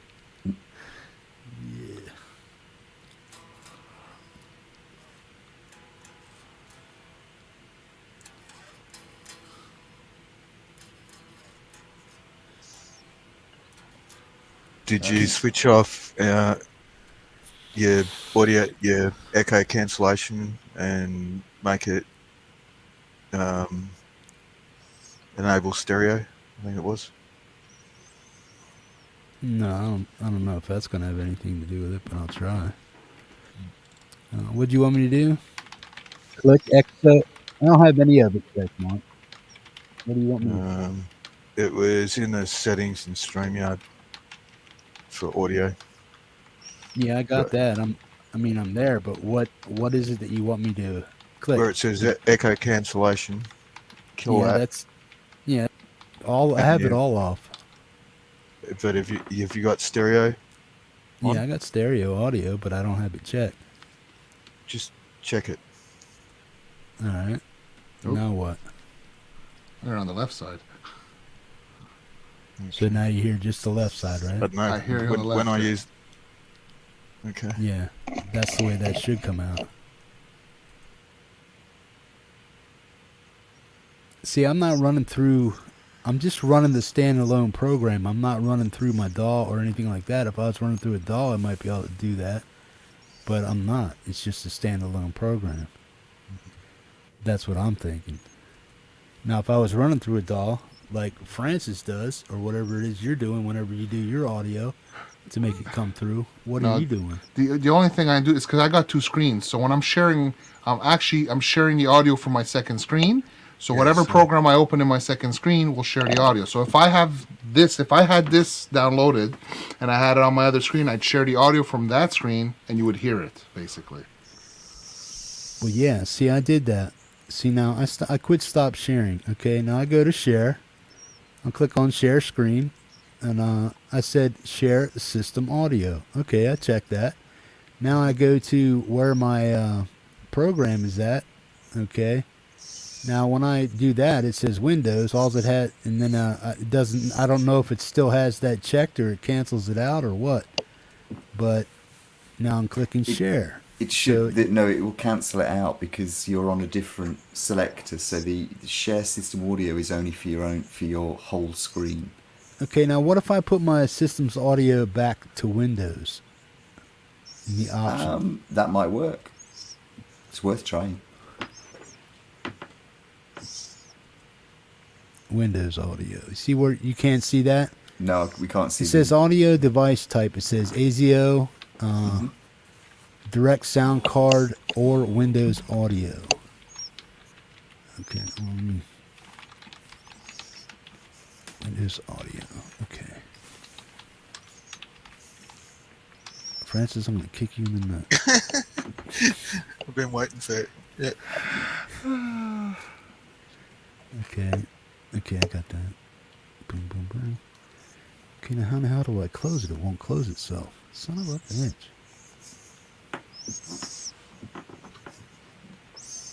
Okay.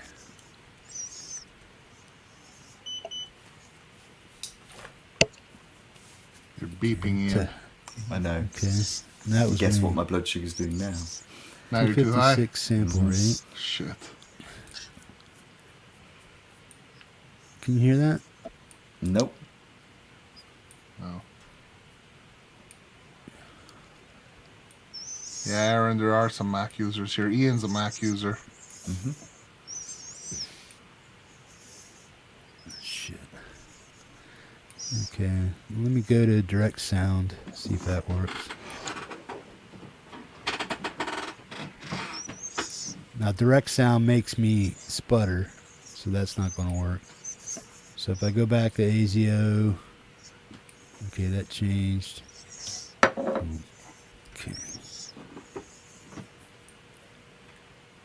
Where the hell's it at? Okay. Yeah, I'm trying to get her. I've done everything I think I know how to do to get it to work, but it's just not wanting to work the way you guys are thinking it would. Even with share audio. I don't know if it would work if I had a double screen or two screens or not, but it may. But I have to hook it up and get it all set up and see if it actually does work. Yeah. When I had it work, when I shared some stuff the other night, I was on double screen. So whether that has anything to do with it, I don't know. I think the two screens gives you that option to share audio from one. But my microphone was running through a door. Okay, Ian, can you you got it. wait? You can't hear me now, right? No. You can't hear the can't. guitar. Okay, I got to turn the speakers up. You gotta give your blood sugar rating to Bobby. He's asking. All right. Yeah, it's 14 at the moment, but it went down to 2.4 earlier. So you can... We're still on for tomorrow, right, Bobby? Ian's up for it too. Yeah. Aaron's asking me where I'm from. I'm from the Midlands. I'm from Mercia. So I'm about 5 minutes away from the home of heavy metal. I do love my new BPM. Yeah, see, Aaron's from the UK too, but he's living in New York City. Right. Yeah, I'm a Brummie basically. So. Or perhaps I should say I'm a Brummie. Aaron's from Suffolk. Ah. You can hear the guitar now, right? Yeah. Yes. Yeah, see, that's coming from my speakers, though. Holy crap, Bobby was at 18. Oof.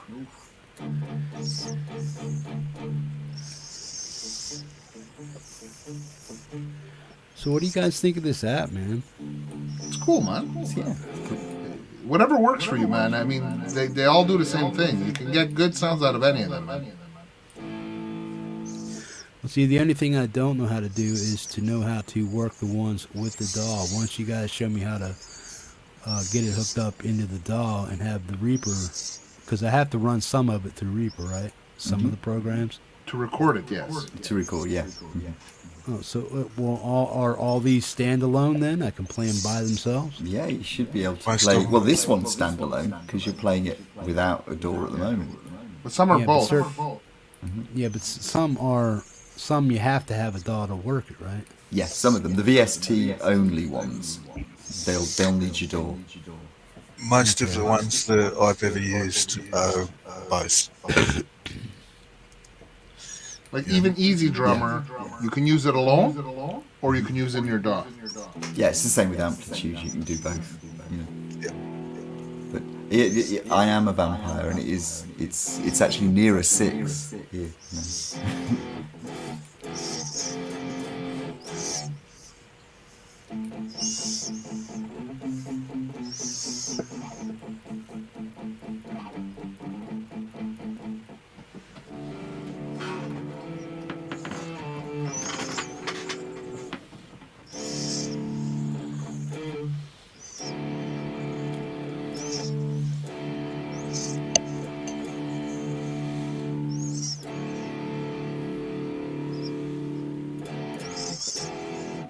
The big thing is going to be when Jeff gets his mic running through Reaper or whatever into the system. Sorry, echoes. It makes it hard to talk. Let me shut this down. I can shut this down. Yeah, I just wanted to show you guys what this is, and if anybody's interested in it, just yeah, I still got the link. If anybody's interested in this free app, I mean, it's free. So if you know what you're doing with it, go ahead and get it, man. 'Cause, boom. Now, are you guys echoing now or what? Nope, we're fine. Oh, it's all good. Yeah, once you get We A are little still bit, because your speakers are on. If you turn your speaker volume down. Yeah, give me a sec.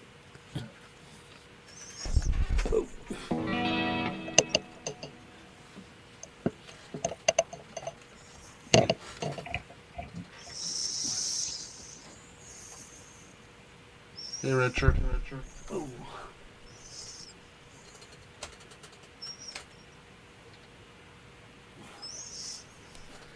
Yeah, Aaron says you got true dedication for staying up these late hours, Ian. Yeah. Yeah, once you get your mic running into your Reaper setup or whatever DAW you're going to use, Jeff, and then you have your guitar running into it as well, then you'll be able to select that as what you're using as the input into StreamYard, at which point you'll be able to then do whatever you like. Cool. Yeah, that's what I got to figure out, that Reaper thing, man. I just haven't had the time to do it.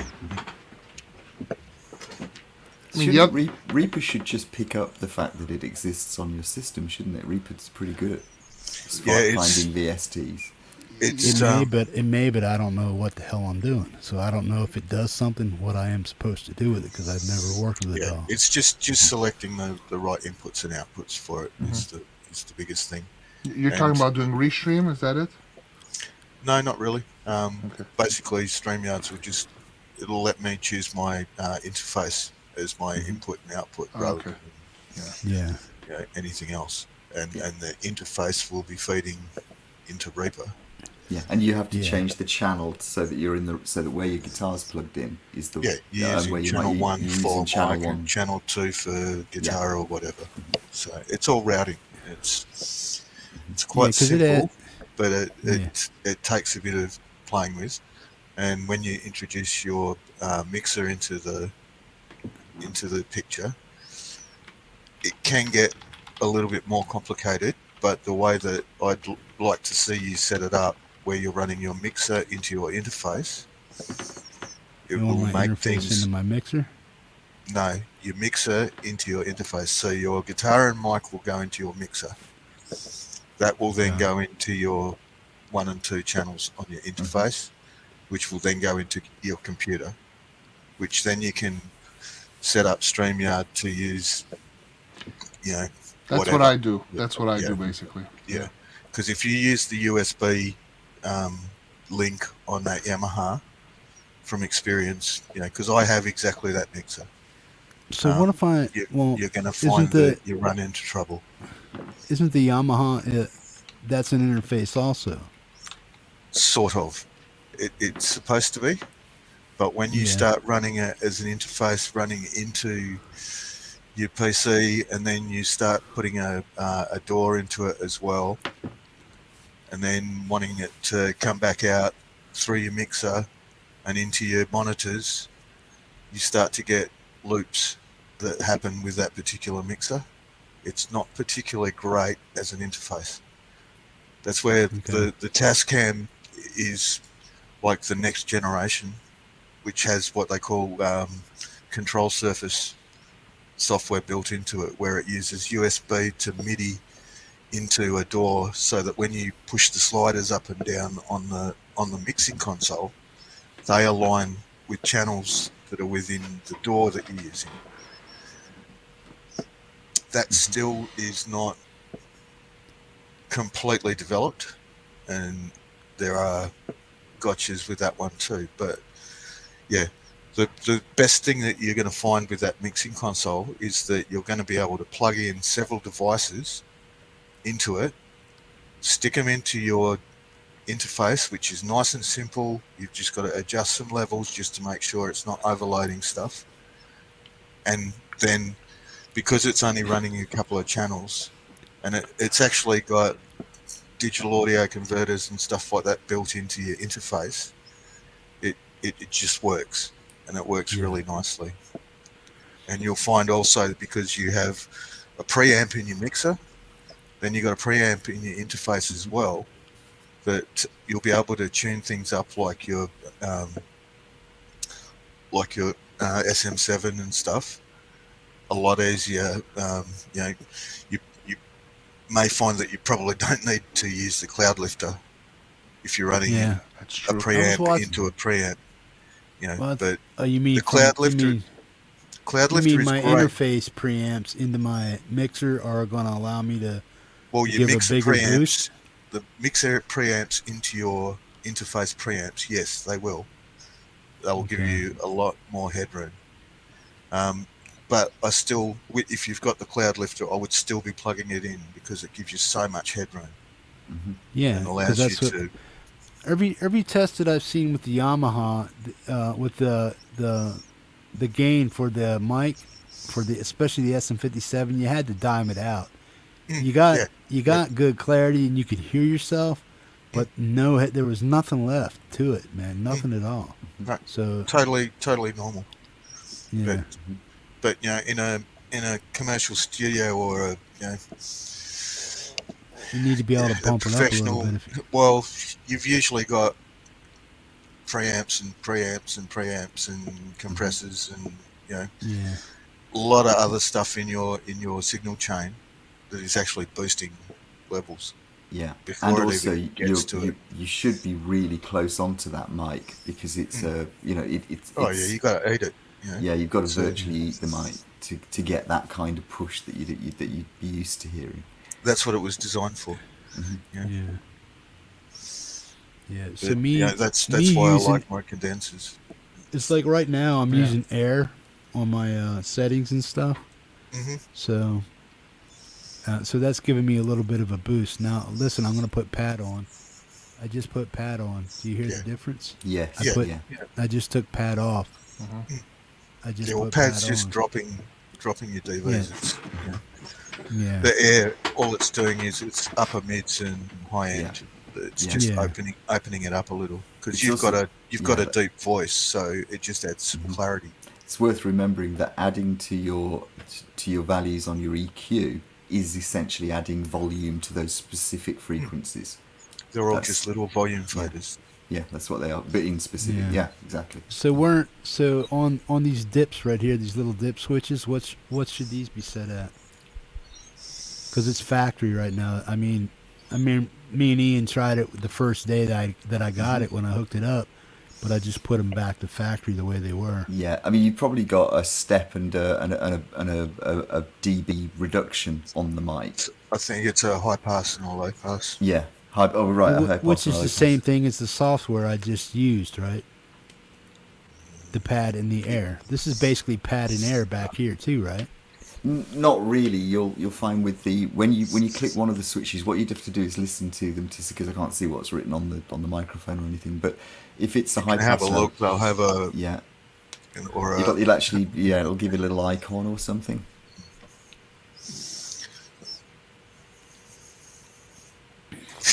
Gary.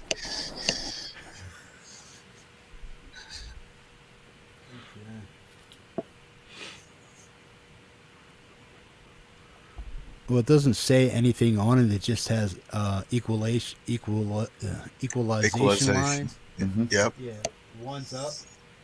The one on the right side is up, and the one on the left side is down. Doc, what the hell, Doc? Seriously. Yeah. So one's a high pass filter and one's a low pass. And I can't remember which one's which one goes which way. So one will stop a boom. Like if you're right on top of the microphone, it'll stop the booming. The low pass filter should stop the boom, and the high pass filter should stop any hiss that you get, any click. So they're really used for when you're singing and stuff. If you're really close to the microphone, they're kind of useful. Okay.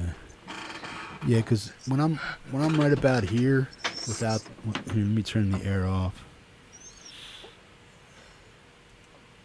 Okay, now this is me without the air on and no pad or anything like that, and I'm this close to the mic. I'm not even going to move, but now I'm going to just turn the air on.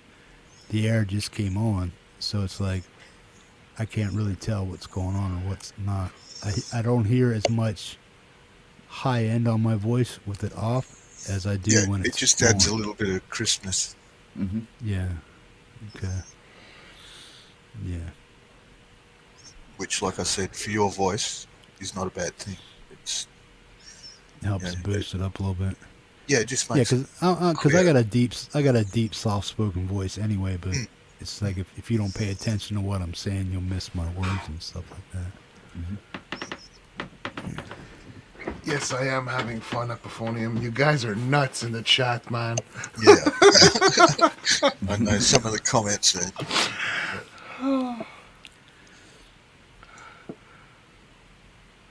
Hokey pokey. Died peacefully at the age of 93, a traumatic part of his life.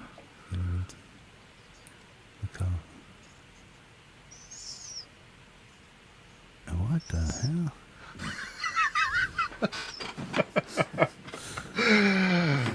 Oh man, I don't even know what's going on. But Preston, you're talking about mics there that you use, whatever. I'm using a cheap mic here. Like I have my good mic when I'm recording vocals for songs, but I'm using the cheap mic. It was like a $20 mic from Amazon, and it works fine for this, man. You know. And I think that's the same type of mic that you have, Preston, if I'm not mistaken. It's fine for this, you know.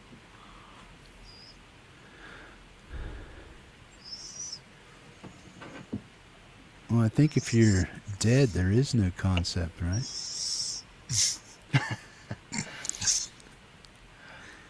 That's our concept. Well, if you're dead, there's no concept. So okay, I get what you're saying. There is no death. Yeah, mommy puppy Yeah. What the fuck? Kick my dusty. Yeah.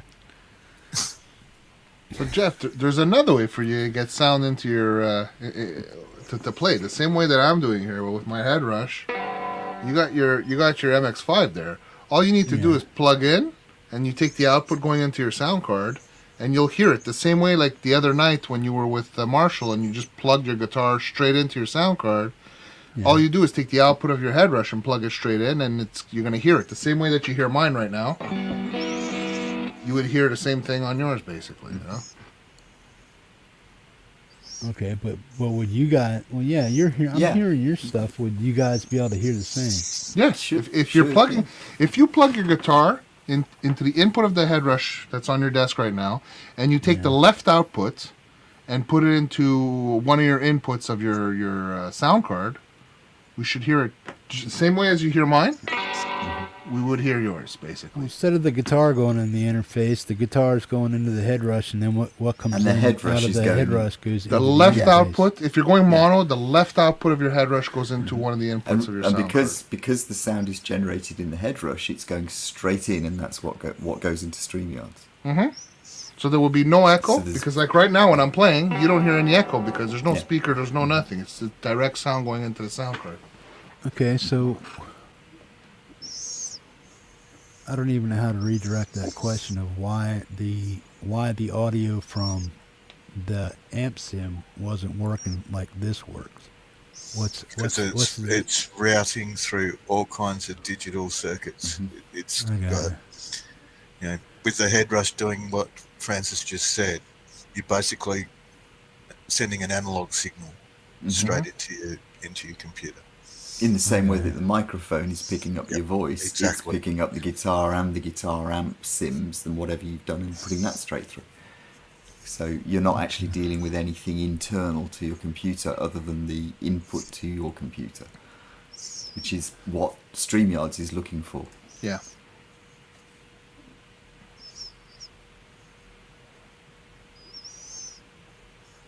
So on the output, the left one goes into the interface. That's correct. And then the guitar goes into what? The guitar? The input on the right. Yeah, the guitar on the very normal right. place you plug it in. Yeah. It goes into... Yeah, it's guitar in. That's right. That's what it's written there. Yeah. Hey, Rick. Hi, the real my knees hurt.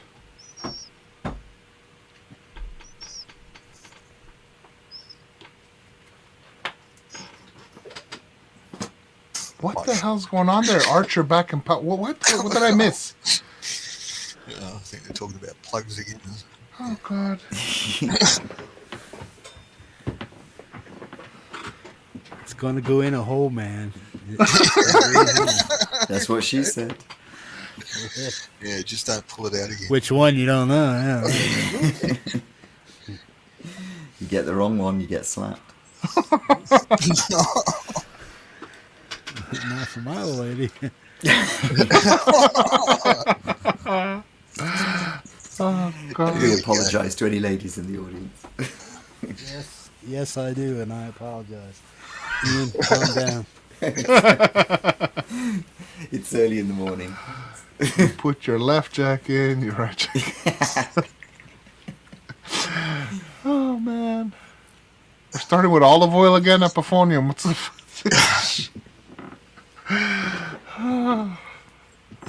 Yes, do not put olive oil on your guitar jacks. It is not going to help. Just don't put it on your guitar full stop as far as I'm concerned. Yeah, you Any don't want olive vegetable oil product, it'll eventually go rancid. Exactly. I did that to my first bass guitar and it stank for high heaven for about 10 years. Yeah. Yeah, and that's another big subject that we can get into an argument over is what oils to use on fretboards. We all know there are not any ladies in here. Yeah, they all left. We scared them off, man. Yeah, Kim was around earlier. We probably scared her away. Kim's got a good sense of humour. Yeah, she needs it. Yeah, I called her an old hag the other day for her birthday, so she Shit. Ooh. Okay, now I gotta find my power supply for the damn thing. Oh my God, Doc. Doc, don't go there. We'll have to get Don in here next. Again, look, only guitarists can talk about F-holes and fingering. Oh man. What should this be set on once I hook it up, man? What do you mean? What's that on? Like a clean setting or what? Whatever you want. Whatever you want. You could start a new rig and we could just go from scratch if you want. I mean, it's up to you. We can build you a rig. Yeah. Well, I don't want to go through all that. I just want to get a. It's not that much, pick man. a preset. Yeah, you could take a preset if you want. That's all. I just want to see if we can get up and go this way. Oh, you will, man. It's going to work very well. You know what the presets are? What's a really good doom metal preset? Well, you just go. If you just go out, you can go under the dirty tones or heavy tones, because they have. If you go in it, you can actually check by section. You got clean tones, you got whatever. So if you want crunchy tones or heavy tones, we could just go in and search for it, and just grab whatever heavy tones are there and go up and down the presets if we want. That's all. Right. So go in, up and down. Yeah. Oh God. Round and round. There you go. I thought that was my guitar. I'm like, whoa, what the hell? Yeah. What the hell?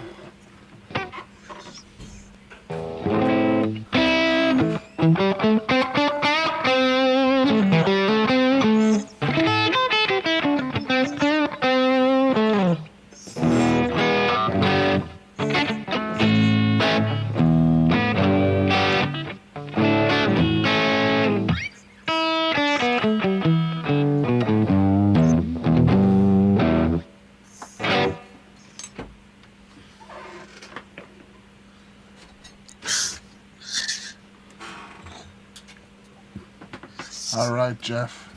We're gonna get some sound, man. It's gonna be cool, man.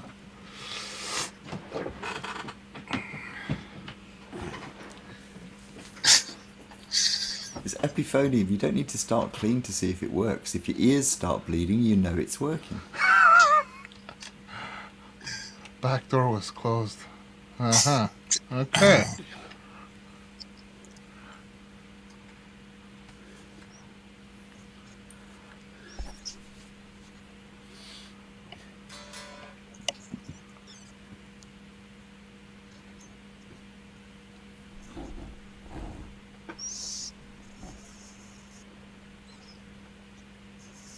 Your volume knob, probably. On my. On the head rush, it's the top knob. Put it like around 4 or 5.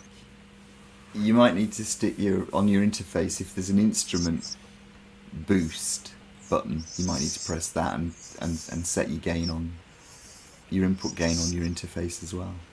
Yeah. Just to get a signal through.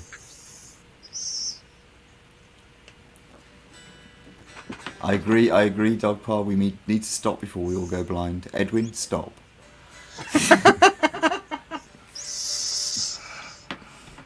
Why is there an echo now?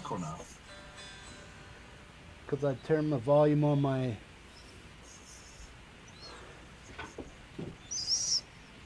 Okay. Cancel.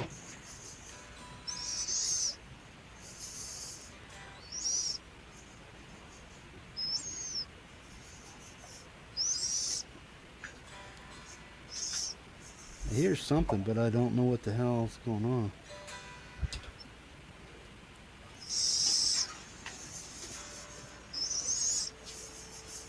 What's the input gain on your interface? About noon. Oh, is there an instrument boost panel on button on it? No. No. Okay, so try turning your input gain up slightly. You should. Doesn't it have a lit ring around the? Yeah, but it's not. It's not lighting up. So what are you coming out of the head brush? You're out of the left side, right? Yeah.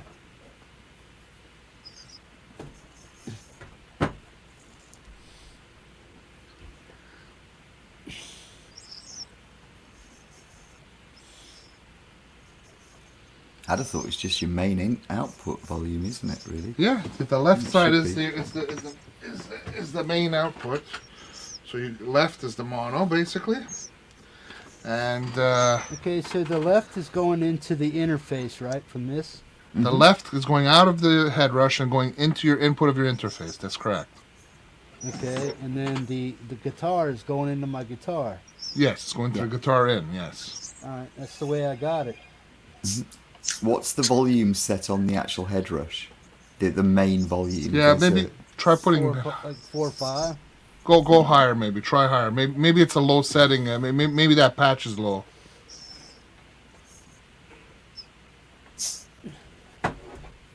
Now we're getting the elephant jokes. Starting. Ah, okay. There's some sound. It was just too low, that's all. I think that might be. Yeah, there you go.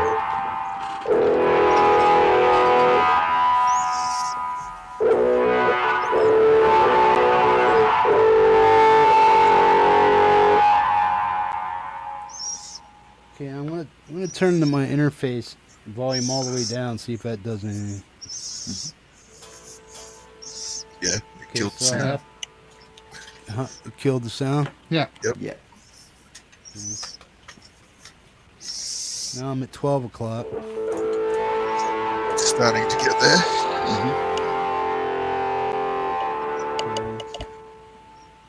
Good night, Tim. I'm about 1 o'clock on the head rush. Okay. I'm gonna boost that. 3. No, I'm at like 130 on my interface. It's gonna depend on the patch you're on too, depending on how the patch is set. You know. Okay. All right. Well, give me a patch. Well, I mean, you can go through. Okay, hold on. Let me plug up my my gig board here. Not my gig board. Let me plug up my NX5 just to see what patches there are in there.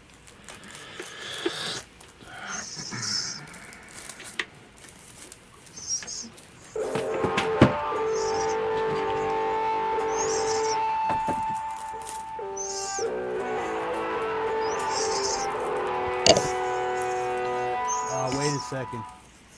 Probably my wah pedal is my volume pedal. Okay, if you click on the 3 lines on the left, okay, you see your screen on the left, Jeff?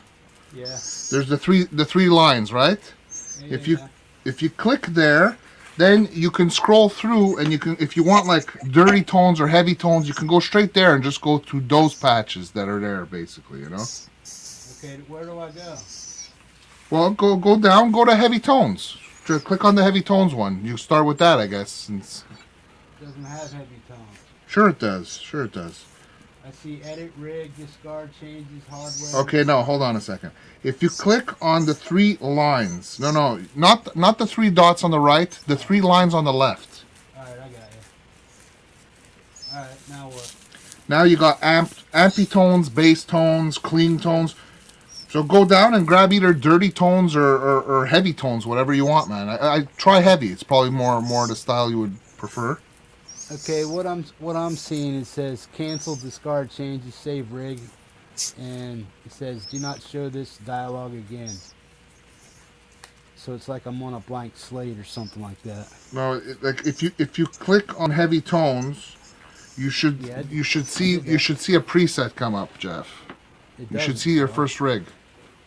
It doesn't. Okay. Heavy tones. When I do that, it just comes up. Don't click on the dots on the side of heavy tones. Click on the word heavy tones, like in the middle. Yeah, that's what I did, bro. When I click on it, it shows me that there's 49 patches, and if I click on it, I see it brings me into one of the patches. Yeah, I'm on Like a Fox. Exactly. So now you can play, and if you want to go to the next rig, you just hit the right button, and you just go up and down the rigs, basically. You hear that? Yep. Okay.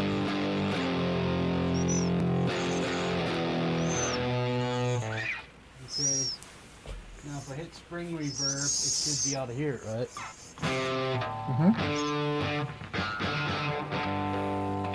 Yep. Damn headphones are getting in the way.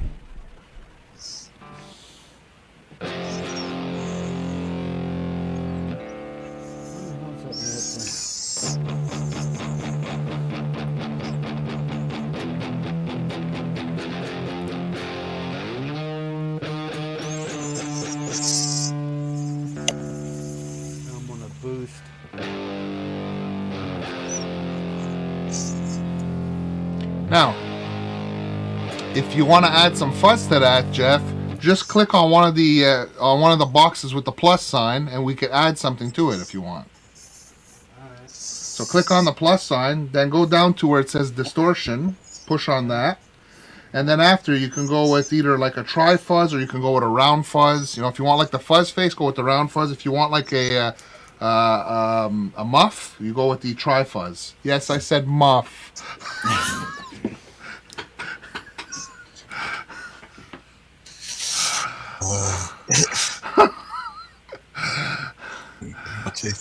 Sorry, Nikki. I just wonder why they haven't made a pedal called The Obvious. Well, you've still got rats and angry Charlies and. Why did the volume drop down so much? Come on. Because the volume of the particular fuzz you selected, the volume was probably set lower. So if you double click on the actual fuzz, you can bring the level of the fuzz up. It'll bring it back to because you want to equal it to the sound when it's on and off. Basically, you want to adjust it. Basically. I'm sorry, Mike.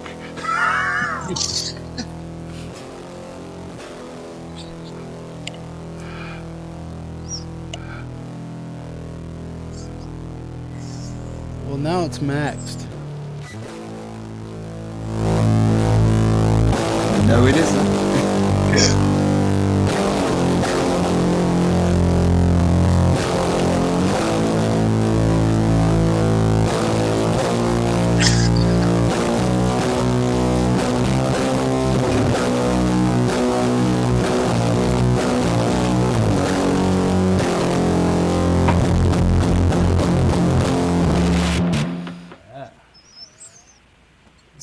Bit of game there. Yep, just never do that when recording and you'll be fine. Jeff, what's up?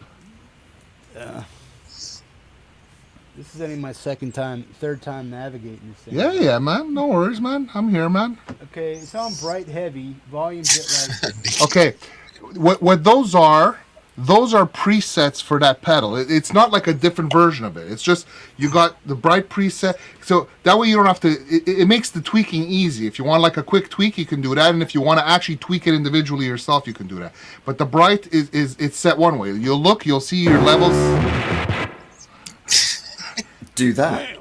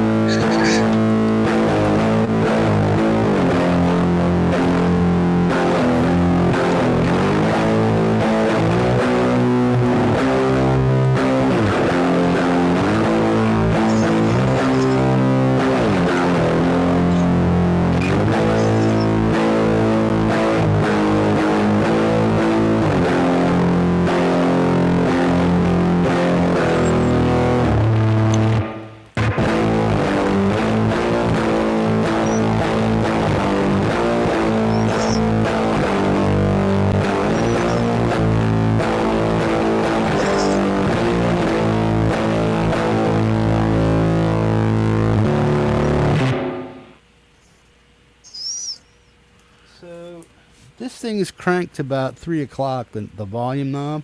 Yeah. What's the one underneath it? The one underneath it is it's a knob that you know, like you're adjusting your levels and everything with your finger on the screen, right? Oh, I got it.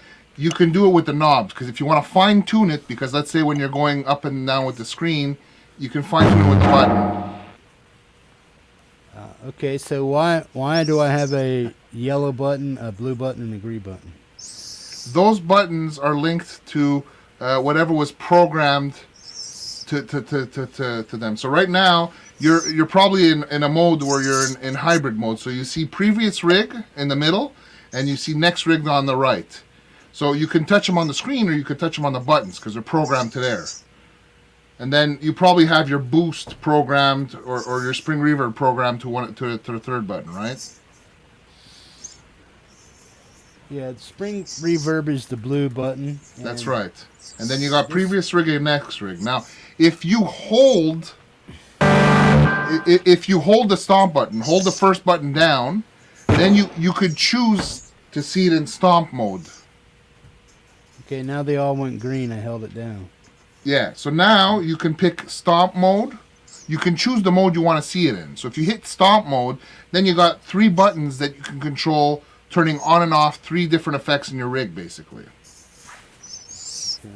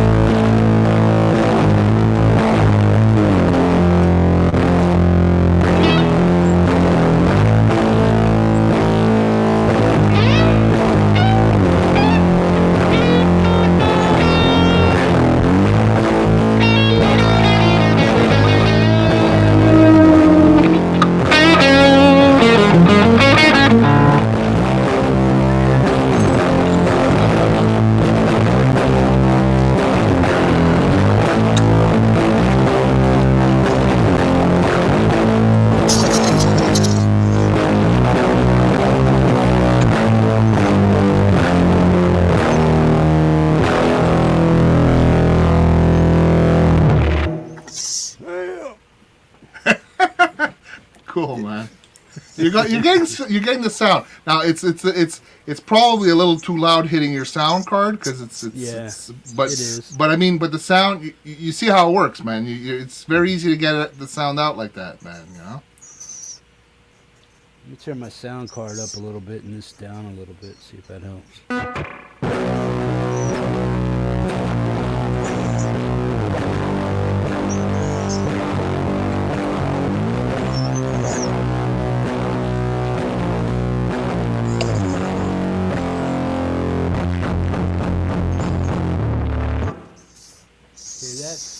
Fuzz.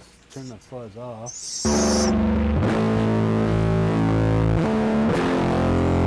Okay, now my fuzz is off. Why does it sound like it's still on? I think it's on, man.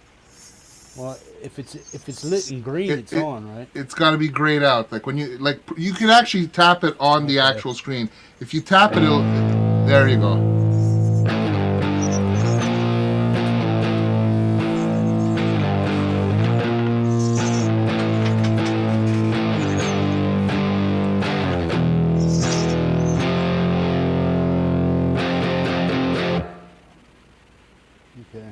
What I gotta do is basically just learn how to navigate this thing, and I'll be able to be okay. Yeah, man. Just watch my videos that I made, man. It'll show you. I ain't got time for that, man. Well, you want to learn it though. No, that's scary. Francis, come on in here, man. Yeah, because see, I gotta watch 15 minutes of a video where I can just say, Francis, come on, where do I go? No, I'm here for that, man. I know how to use it. It's not a problem, man. That's cool. Basically, if I can do a live stream with Francis where I've never even seen one of these things, and talk him through how to make a tone, then it can't be that. You know, it's like it's pretty much. The only thing that I think is confusing about it is the little dots and the lines, because they don't have anything to tell you what they are. Yeah, but once you know the menu system, once you know what they are, then you should be all right. Well, the only thing I'm ever really going to use on this would probably be any type of fuzz, heavy distortion, with a little bit of reverb and delay on my tone. That's about it. Mm-hmm. Everything else would probably be just like not useless to me, but just like I don't really go there. Now, there's something though, Jeff. Seriously though, if all those impulse responses that I sent you, we got to download them in there, because you're going to get a much better quality sound with the impulse response than with the built-in cabs that are there. I'll tell you that right now, man. You know? Nice peach. Who's it? Zach, you like my PJs? Yeah, Pac-Man, man. Is Nikki still here, man? Did we run her off? Yeah, Nikki was here.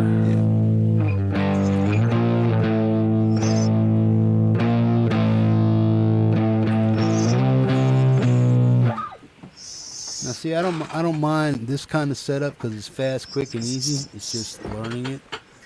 But the kind of tones I want are what I heard with that Rhino, something I heard with that amplitude that me and you came up with that one time.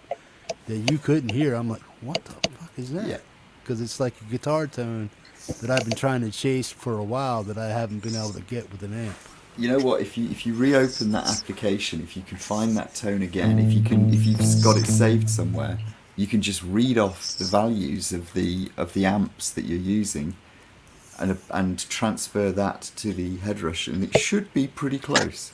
Because they do work reasonably closely. So one of the things is find an amp on that, find a 5051 amp on that, which is basically a clone of a PV, and they are monstrously good for heavy, for really heavy. And I would use the amp sims on the head rush because they are extremely good.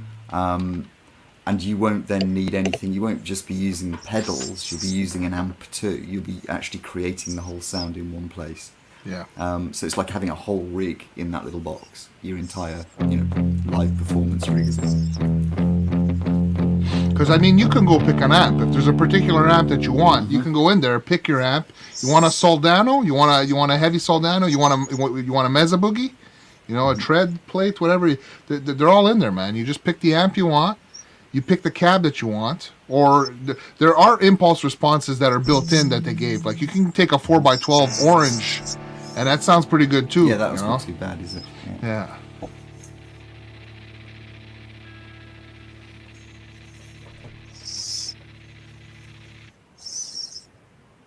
Was that Ian scratching again? No, I think that was probably This? It's probably your phone sending static messages through it, I think. Okay, well I'm on modern Plexi, and it has graphic EQ, white boost. Well, do you want to make a rig from scratch, man? You want to build your own rig? Well, yeah, I want all right, I want something heavy fuzzy. Okay, bro. let's start from scratch then. Hit the ... on the right side.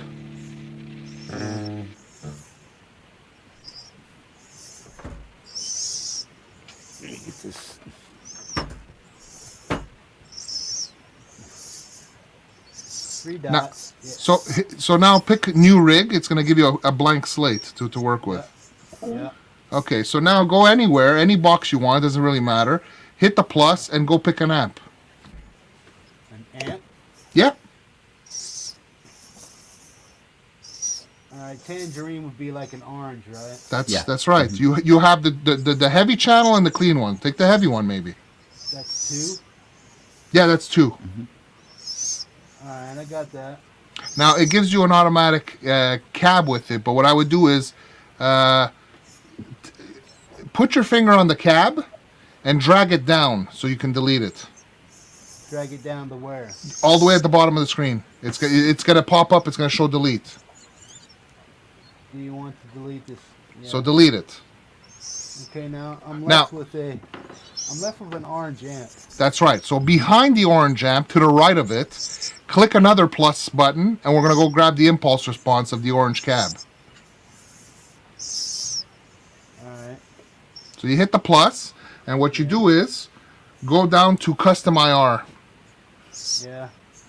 Click on Custom IR, then click on IR. Yeah. Now, you just hit default to start off with. Yeah. Now, once you're in there, you see where it says folder?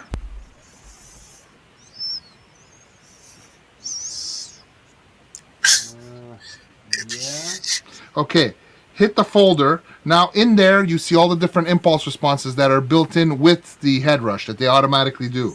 So you got a Tangerine 4x12. I like that one. I find that one's pretty good, actually. Well, hang on, bro, because all I see is default folder. It says Tangerine 412 in there. Folder. But... Oh, that's good then. If it already picked it for your 412, that's the one I wanted you to pick anyways. Alright, so now what? Well, now you can play, and you're going to hear the amp as it is set and the IR as it is set, and you're going to want to add some reverb or maybe tweak the amp its settings or tweak the IR settings a bit, you know?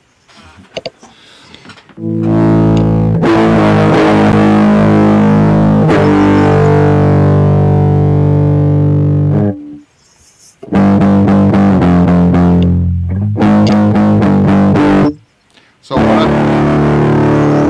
What I like to do normally to give it more sound, behind the amp or in between, you can put it wherever you want. It depends where you want to place your reverb. Add a reverb to it, then it's gonna change the sound completely. Okay, so you mean another pedal? Yeah, click another plus sign. Either put it at the very end of your chain or put it between your cab and your amp. Okay, reverb and delay. Yeah, go in there and then you could pick. I don't know what kind of reverb you like. What do you like? Spring reverb, plate reverb. We'll try spring. Okay. Now how do I set it? You I just see spring and then it says default mono. yeah. If you hit spring reverb, that's it. These are all the different. Just go for default mono because you're on mono right now. And if you want to tweak it, we can go in and tweak it after. It's not a problem. Okay,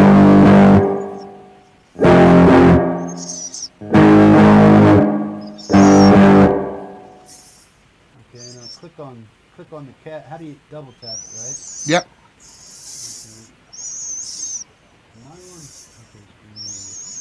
Where would you set it for like milliseconds and stuff? If you went into default mono. If you double click on it, you got your decay. So it's 1.5 seconds. So bring it down. Bring down your decay. Well, what do you want to do? You want a bigger delay? I want to hear what it does. If you want a bigger delay, then bring it up. Okay, I'm about middle. What about mix? The mix is at 40%. You can bring it higher if you want to hear a bit more reverb. It's up to you, man. Okay, so I'm about 40 and 64. Yeah. You just...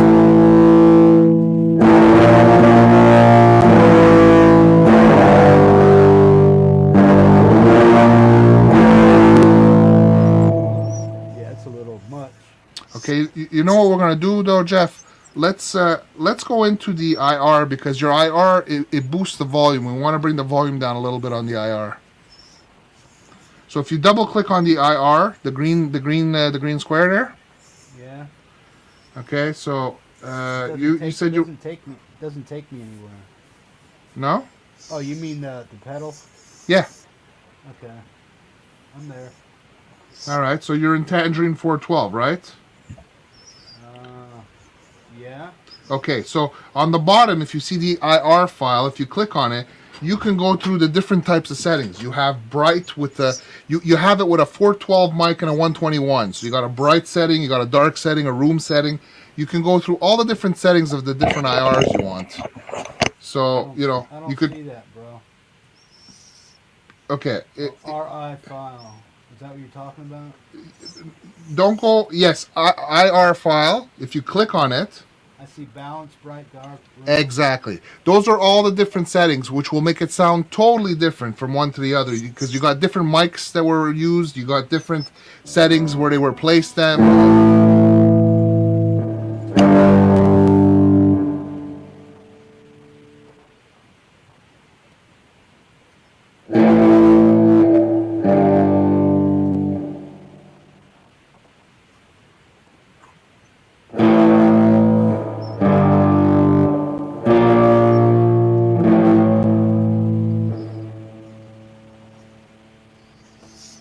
Balance be? Well, see, if you're talking about the first one you picked, that's a 412 mic with a 121. It's a balance. It's a balanced sound. It's where they put the mic placement basically, but it's with those microphones because you can go all the way to the bottom, and you can have balanced with a 57 mic or with so it depends what you wanna use. That's the last one. The last balanced one at the bottom, you mean? So that's what a 412 mic and an 87 mic, basically. It's Tangerine 12, 87 room. Yeah. So you got excuse me. It's not a 412 mic. It's a 412 cab. It's an 87 mic, condenser 87, basically, that you're using. So I want to go to 57 room 412.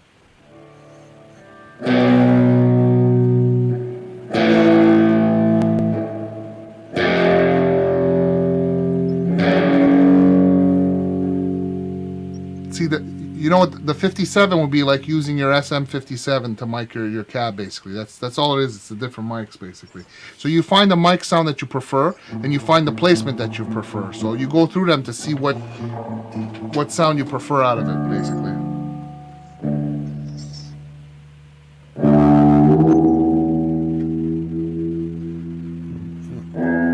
Tuning up to E instead of drop D. Now, if you want to tune with your head rush, if you take the button that's completely to the right and you hold it down, your tuner's going to pop up. Hey, that's right. What I like about it is that it's on a big screen, so you see it pretty well. How accurate is it? It's pretty good.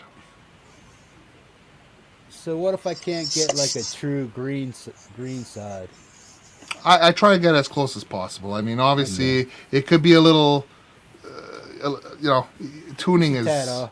Yeah, I mean, we went. Cents isn't going to make any difference. No, exactly, and I mean, it's rock and roll, man. You know, and we can go through it for another hour, like everybody did before about tuning, but your tuner in that is really very accurate. Your guitar may not be.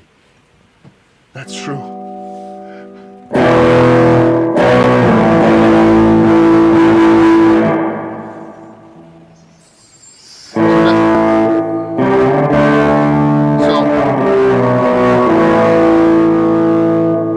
Jeff, let's just do one more thing with the IR, because when we picked it, okay, what screen are you in? Like, what do you see right now? I'm still in that, the one you sent me to. Okay, can you go back one screen? Just hit the back arrow one time. Yeah. Okay, so now you see gain, high cut, low cut, and mix, right? Now I see amp IR and spring. Okay, double click on the green IR square again. Alright. Now you should see gain, high cut, low cut, and mix, right? Now I see default, tangerine, and IR file. And below that you don't see, or is there an arrow screen that you can click the arrow to go to the next screen? No, it just says back. I can go back. No. Okay, hold on. Let me open the MX5. It's not exactly the same as the gig board, so let me just see how you see it. Now my 3 lines are in red. Is that supposed to be that way? I don't know. My three lines are red by the search. Okay, well, it doesn't matter. It's probably because you're in the menu. Yeah, they are red on the MX.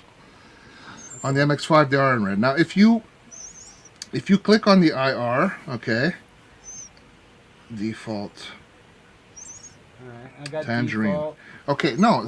Tangerine, Okay, bro. At the bottom of that, in green, you have gain, high cut, low cut, and mix. It's right there on the first screen, exactly where you are, man. Yeah. So what am I looking for? Okay, so that's what we were looking for. So what you want to do is you want to take your high cut. It's at 20,000 hertz. Bring it to about 6,000 hertz, 6,000 hertz. It mimics more like an actual cabinet, basically. I'm about 685. That's fine. And your low cut, bring it up to about 100 maybe, because you want to take some of the the bass out a little bit. All I see is mix it was 100. No. Next. 20.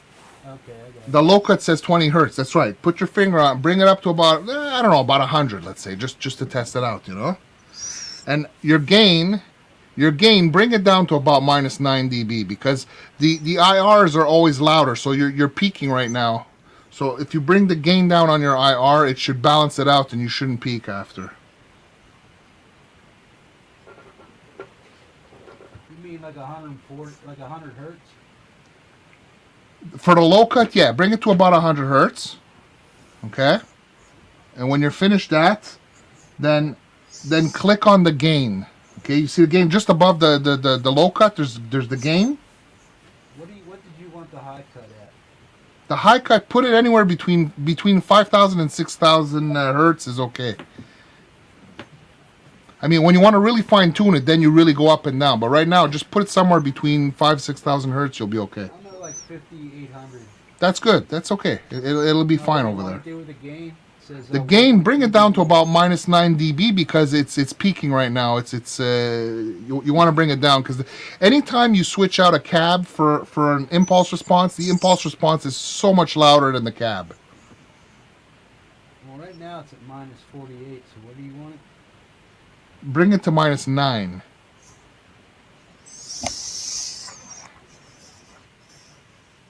Okay, I'm like 8.7. That's fine. And if you want to fine tune it, you use the knob for that because with the finger sometimes it's hard to get it exactly right.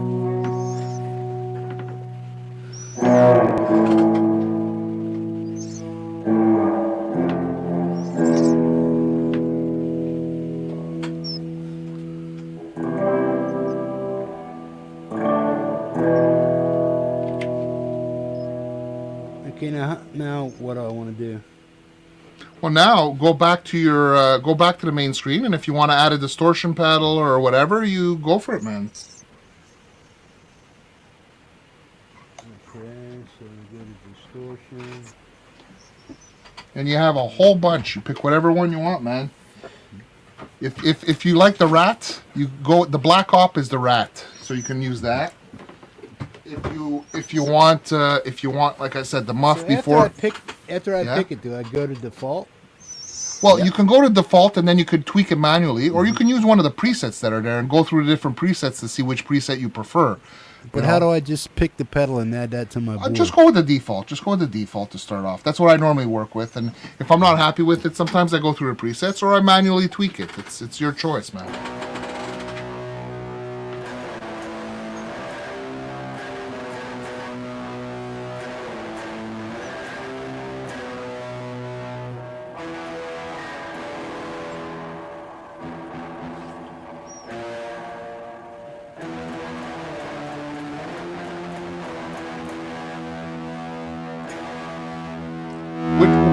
Which distortion did you end up picking? The Black Ops. Okay, that's the rat. Is that too loud? It's loud. I don't know what it sounds like over there though. It's okay. You'll when you hear it in the playback, you'll see. Yeah. If you hear us guys- screaming, it's too loud. Yeah.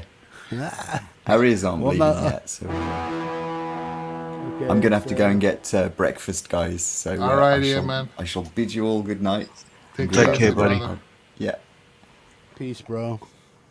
Okay, now I turn the distortion level up on the thing. Yeah, you can do that. You just get a gainier tone. That's all. Now, there's something about the rats you have to know that they actually program the rat the same way the rat functions. So your filter knob actually works backwards like a real rat, basically. Yeah. Okay, so well, where's the filter on this? The Black Op. Yeah, if you The cut off or what? hold on a second, let me go back here. I see distortion cutoff at 60 and distortion volumes at 71. Volumes is at, okay, I'm going to crank the volume all the way and turn back the distortion about halfway. Yeah.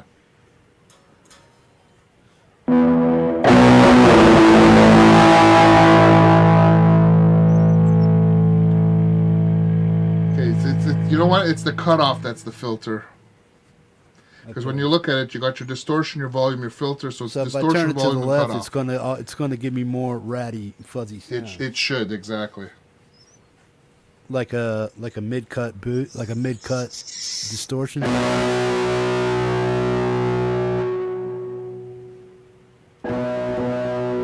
Okay, if I go right, it scoops them, it deads the mids. It should, yeah. Now, right now I'm at, that's 23. That's about halfway.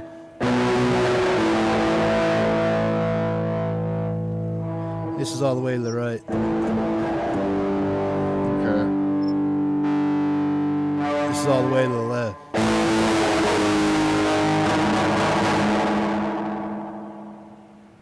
Okay, now my volume was at 72, so I'm going to turn that to 50%. I'll crank up my distortion and leave that at 50.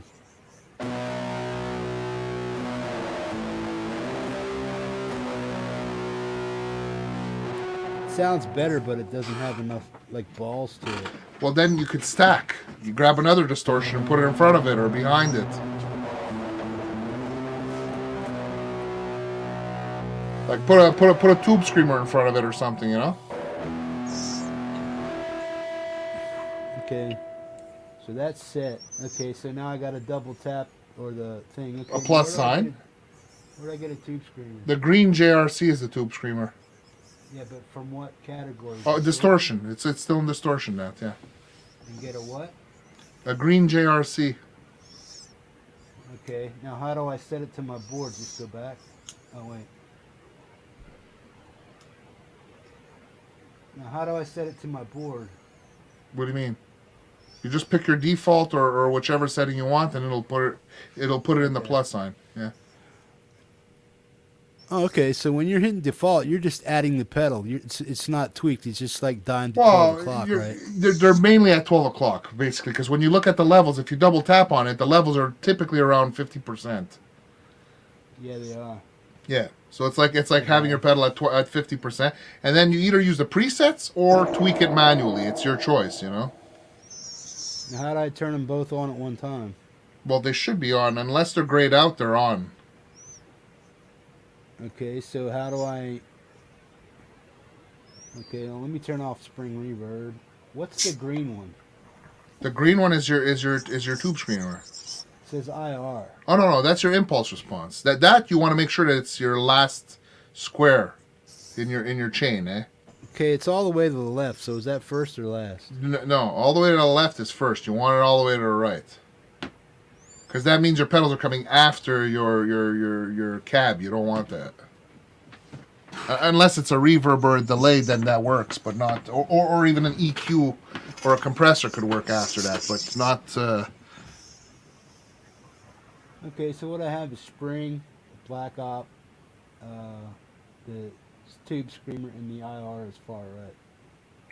Okay. So... Normally, backwards. you can put them whichever way you want. You can drag and drop them how you like.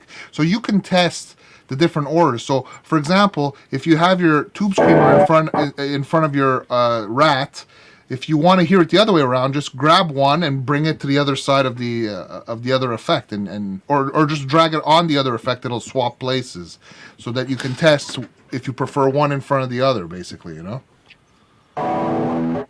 Just make sure the reverb's at the end. Yeah. Where's your reverb, Jeff? In the chain?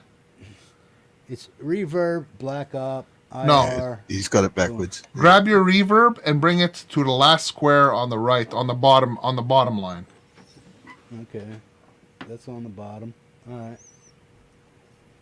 Now there's nothing in the first square. That's okay. So, It doesn't matter. Okay, so now what? I got black op IR and green JOD. Okay, no. Your IR, put it right in front of your reverb. Okay? So bring it down to the bottom line, put it in front, because you want to put it in the order that you would normally put your real pedals in. You know? Okay, well I would put reverb and delay up to the top. So is the board reversed? You would put reverb From a and delay. pedal board? No.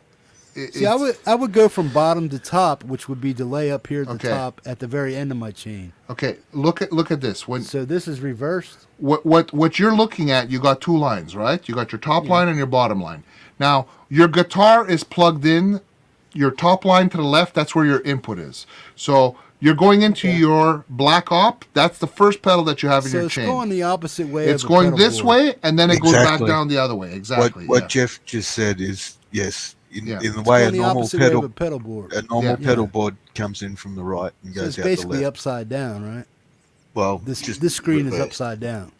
Yeah.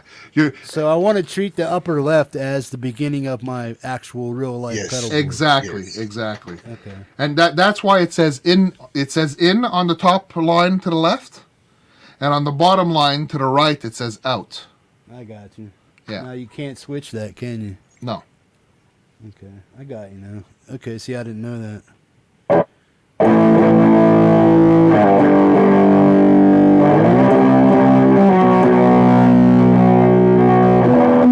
Okay, now the green JR, did you say put that in front of the... Try it either way. And the green JRC might not sound good stacked with the Rat. Maybe you want to try another distortion. You got to try all of them to see what it is you like. Like, try it in front. You don't like it, try it in back.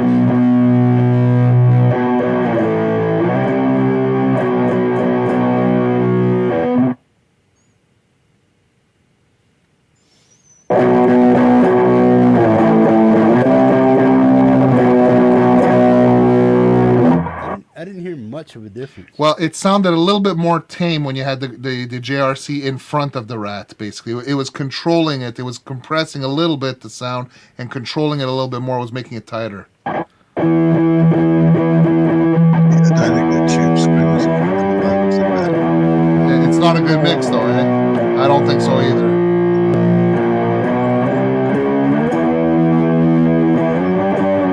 You hit it with a DS1 or something. Jeff, Mark was saying it there too. I don't think the tube screamer mixes well with that Rat in this particular rig. So maybe try another one. Like drag it down, delete it, and try another, or just mute it and take another square in front of it and add another distortion. Try another one. Okay, what kind of distortion with the Black Ops? I mean, you got OCD style distortions. You got they're all there. It depends. I don't know which one you think would mix best, Mark. What kind of distortion you think will mix good with it? OCD or something like a DS1, mate. A DS1? Okay, well there is DS1 in there. To pick the DS1 then. It's a DS1 disc. It's called D1 in there. Yeah, that's what Mark was reading my mind. Yeah. Okay, now do I press default? Well, you can pick the default and then you can tweak it manually if you want, or pick one of the presets. But I normally click the default, see what it sounds like. If I don't like it, then I tweak it, basically, you know. So I silenced the green one, the tube screamer, right? Yep. How do I silence it? Well, you just tap on it. Like tap on where the foot button, like where it shows the button, and it'll turn it on and off, basically. I got it. Okay, now. Hugh. What did Hugh say? I met a Dutch grower.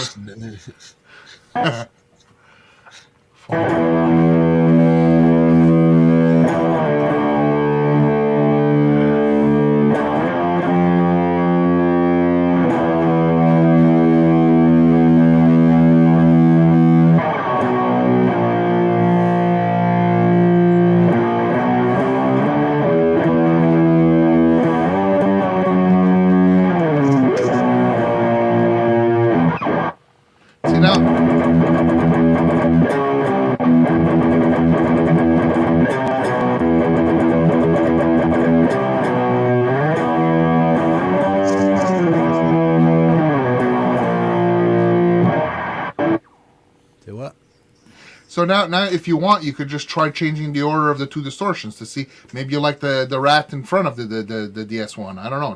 You can try it. You know.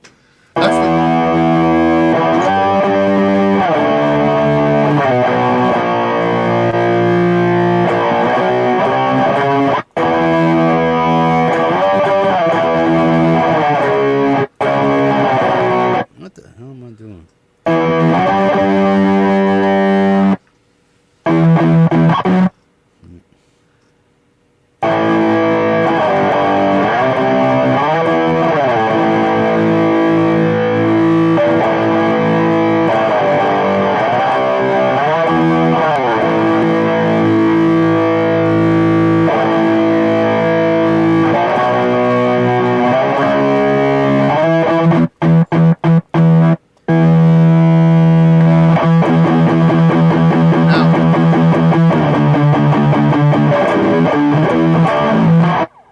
Now, if the gate is messing you up because it's set too high, all you got to do is double click on the in. You know the gray in button that you see there at the beginning of the chain? Yeah. Double click it, and you could set your gate threshold lower if you want. Like if it's set too high because it's chopping it, then just click on gate threshold and bring it down. You can see where the green line is versus where the white line. The white line is where it's set. Yeah. Well, right now it's I have like 5 green dots. Yeah. And where's your white line? Right smack in the middle. Okay, so now basically if it's smack in the middle, that means I'm about a quarter of the way up. But is what it is. I'm exactly a quarter of the way up on that. But what I'm saying is the input gain. The input gain is at 10 dB and the gate threshold is at minus 60. Yeah. That's right. That's fine. And your release at 11 milliseconds. But above that, if touch your guitar strings, and you're going to see green lines moving up and down. Okay? So it goes to halfway. Okay, so when you're not touching it, when you keep don't play, okay? Where is you see there's a white line on that line where the green stuff goes up and down? It's exactly a quarter. There's 5 dots. It's 5 green slashes. Okay, there's 5 slashes, and the white line shows up where? After it? In the middle. In the middle of the green lines. It's green. There's 20 slashes here, right? Oh yeah. Okay. There's 5 slashes being taken up right now, but the white line is dabbed smack in the center of it, and when I hit my guitar strings, it goes right up. It goes over it. Stops. Now, it stops at the middle. My guitar. It went 1 over. Let me see if I hit it harder. It goes higher. Okay, it went to 12. Your threshold is set too high, so click on gate threshold. Okay, it's set at 11 milliseconds, I think. It's not the release. The gate threshold, the minus 60 that you have there. Okay, yeah. Okay, click on that one and bring it down closer. You want the white line to be just above those green lines when you're not playing, so that it keeps the noise out when you're not playing, but the moment you hit the strings, it'll go right over. That's too low. You said bring it right up, too. That's too low. Bring it up just a little bit. Keep going. There you go. So now you're not touching your strings, you don't hear it. And if you play now, it should kick in instantly if you're just at the right spot, you know. No,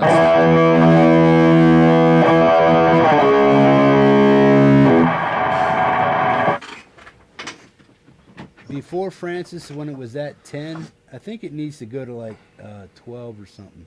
Right there.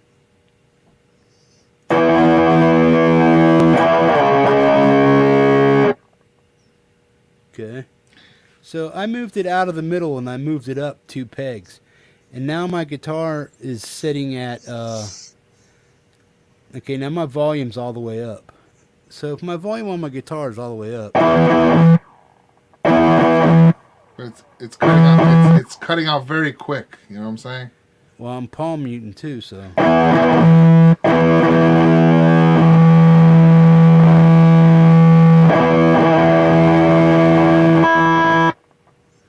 Okay.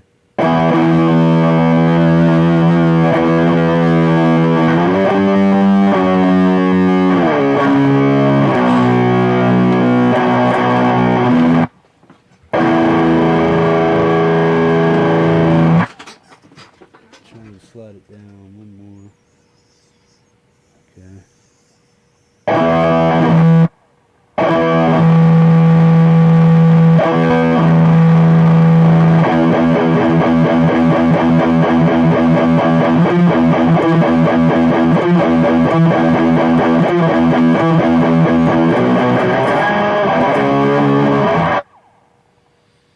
Now, I'm having a hard time with this one, Francis. I'm trying to figure out where it needs to go. What's your threshold set at?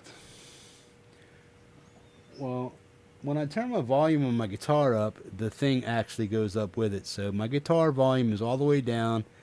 I have 4 or 5 dots. If I turn it up a little bit, it goes up to like 2 or 3 dots. It goes up to 7 dots now. What's the threshold set at? It was minus 60 before. What's it at now? 61. Okay, no. What you want is you want to bring that down. Bring it down to maybe 50. Let's just see where you're at, okay? Just to see if it works, because your gate's too high. The threshold's too high, and now your release in seconds is too low. You brought it too low. Bring back the gate release in seconds. Bring it back to 11 milliseconds, but bring your gate threshold down to 50 dB.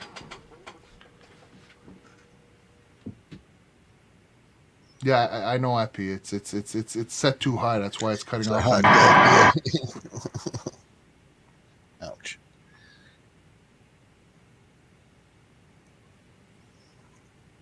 Okay, I'm at 53. Okay, so just hit the strings. Let's see how quick it cuts out.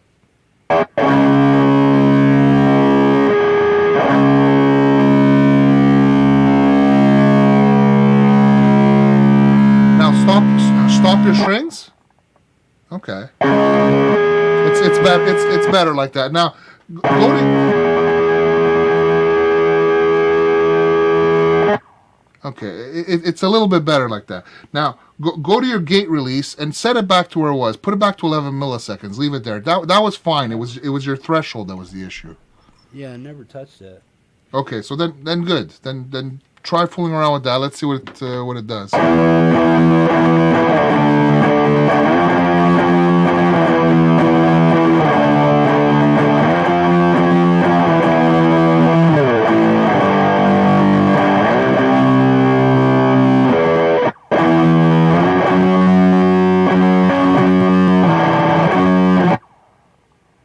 Now my interface is redlining. Yeah, your volume's too loud. Just take the top. No, just do it on your head rush. The top knob with the red line there on it. Just bring that volume down until it's not redlining on your interface.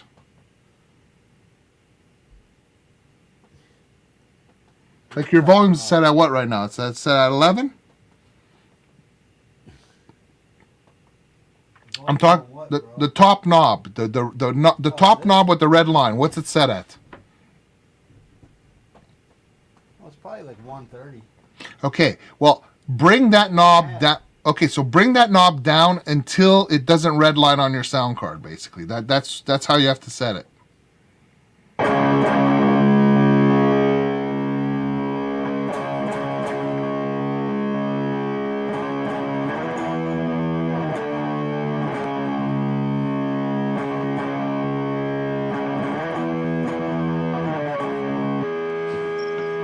Okay, now I'm not redlining on my.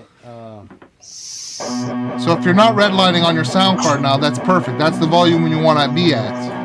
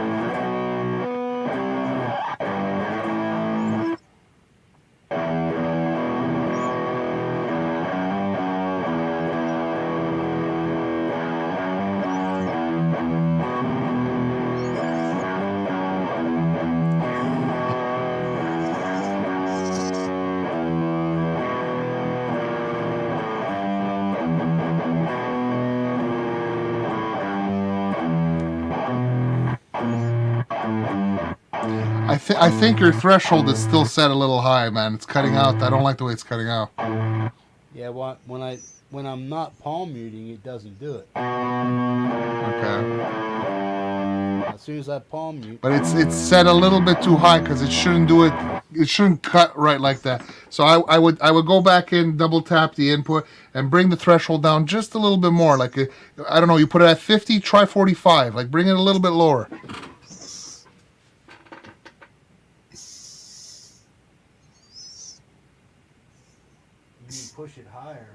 No. Bring it down. If it's at minus 60, bring it down. I mean, if it's at minus 50, bring it down to minus 45. Well, the more, if I go to the left, it brings it down to minus 68, and if I push it to the right, it goes to 48, 43. What? 40. Okay, wait. Are you doing the input gain, or are you doing the gate threshold? The gate threshold, dude. If I slide it to the right, it lowers the number. It brings it down to 40. Okay, yeah, you're right. Bring it to minus 80. Sorry, I didn't realize. Yeah, you're right. You want to bring it down? Yeah, it's right. Yeah. I don't have an MX-5, so... No, you want to go towards the left so that you bring the white line down, and you're right. I see here as I go to the left, it's going to minus 80. So bring it down to minus 80. It's set too high right now. So... That's it. Okay. It's 80.4. Okay, that's too low. So bring it up a little bit. Because look, Jeff, when you're not playing, you don't want to hear noise. So when you're not playing, you don't want to hear noise. You want to see the white line. Look, Jeff, take a look at the screen. Okay, Jeff. Okay, you see? I got the same exact thing, bro. Okay, you want to make sure that when you're not playing, that the white line is just ahead of the green lines. Okay, that way when you play, it goes over very quickly. But when you're not playing, it just goes down. If you go too far out, then it's going to cut out too quickly, and it's not going to sound natural.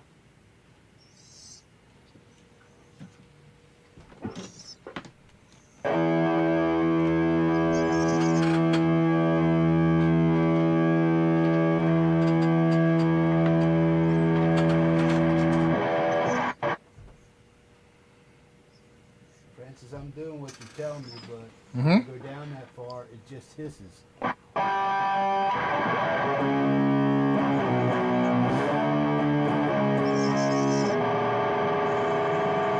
So you could bring it up just a little bit then.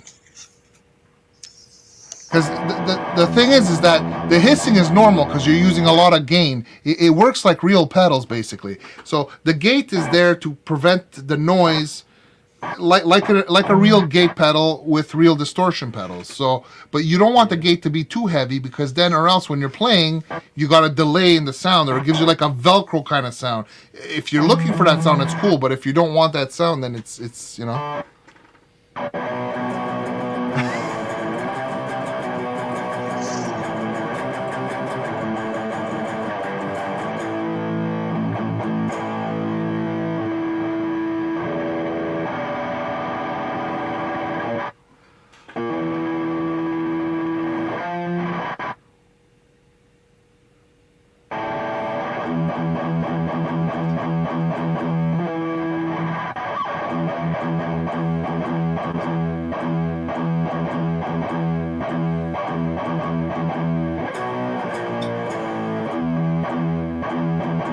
Now, Jeff. Yeah,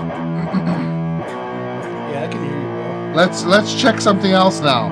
Now, go back and I want you to double tap on the output of the rig. There's a gray button all the way at the bottom right that says out. On the second line on the bottom right, you see out? Yeah. Okay, double click on it. Now, when you hit the strings, you want to see your output lines. You don't want to see it going into the red. You want to see it stay below the yellow, basically in the green. Okay, I'm going red a little bit. You're going red. So you're going to go to the rig volume and you're going to bring the dBs down. To what? So that you don't peak. As long as you're in the green, if you start hitting yellow a bit, it's not the end of the world. But you don't want to be in the red. You want to bring it down to the green spot.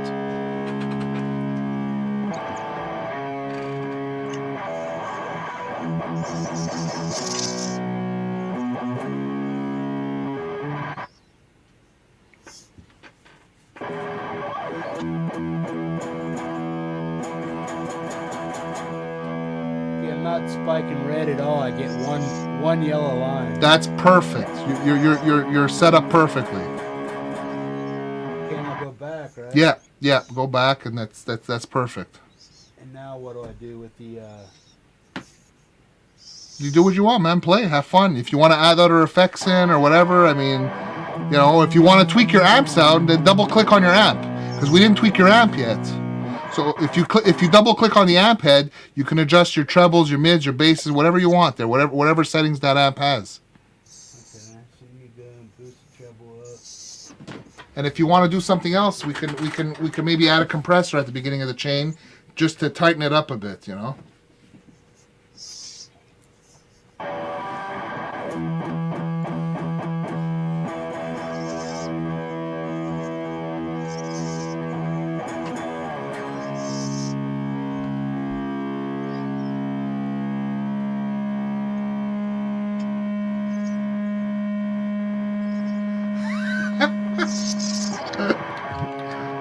They said you can't get feedback through rigs. Exactly, you can get feedback, man.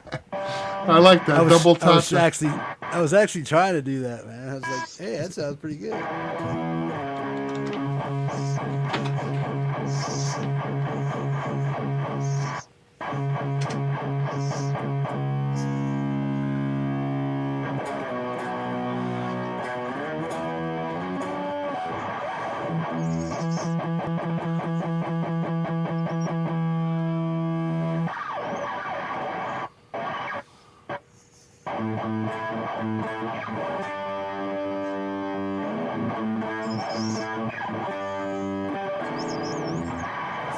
Sounds. What the hell is going on? It's because you got a lot of distortion there, man. It's and. Well, I cranked the gain up to 100%. So. Yeah. Okay, mids are at 50. Bring him back to the edge. To the edge, you mean for the of breakup. For the edge of breakup? Yeah. Most of that dirty stuff is not as dirty as you think it is. No, I know, you're right. It's a lot less distortion than we think.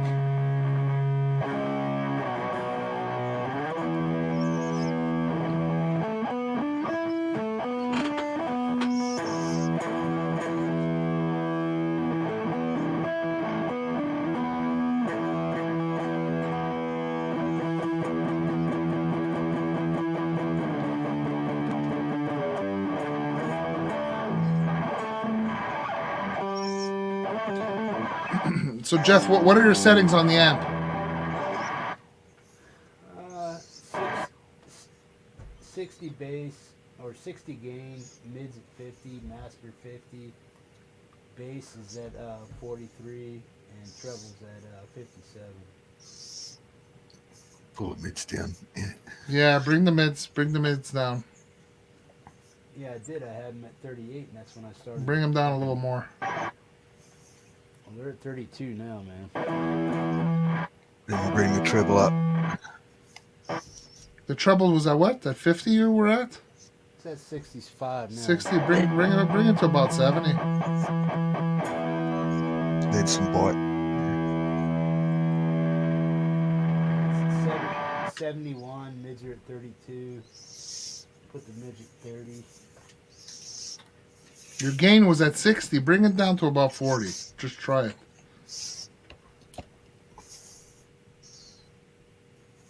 Four, 44.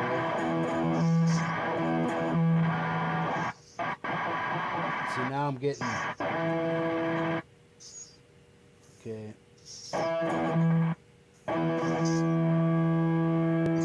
Now is my volume very interactive with what's going on with the system? Yes. The volume Okay, on your guitar. Yeah. Yes. So if I have it dying, that's not really good. So bring it back to about 7 or 8, something like that. Yeah. Set it up around there.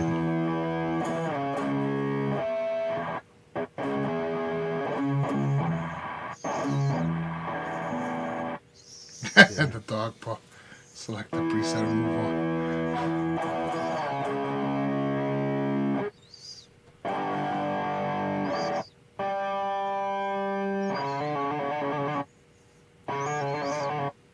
See, it's cutting out. That's because the threshold of the gate is too high. It's a little bit too high. Now, does that gate have to always be on? Or is that It doesn't, but you're gonna have nothing but noise. If you turn it off, you're gonna have nothing but noise basically. So because you're using all that distortion. Because it mimics a real thing, you know. So it's like having real distortion pedals. If you dime all these distortion pedals and put them all together, you're gonna get wicked noise, man. It's normal. That's exactly what it is. I'm starting to understand how it works.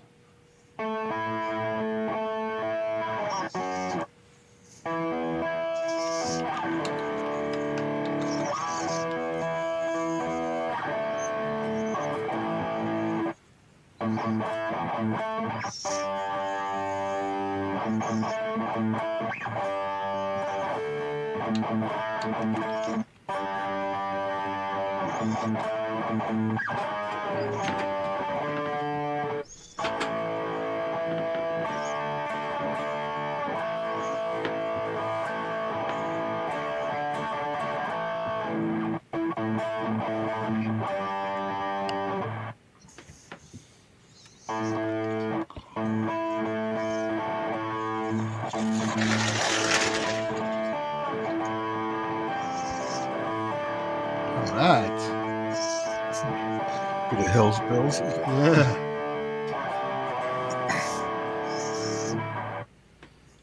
The distortion's too high on it because normally you started out. Well, for AC/DC, you wouldn't need that. I just did an AC/DC rig on my last video. If you want to see it, there's nowhere near that much distortion. You can just copy my rig, man. Yeah, Angus only keeps the gain around 12 and the volume probably less than that. And he just lets the guitar do all the boom and his touch. But then when he wants to add some stuff, he's got text to boost all that shit.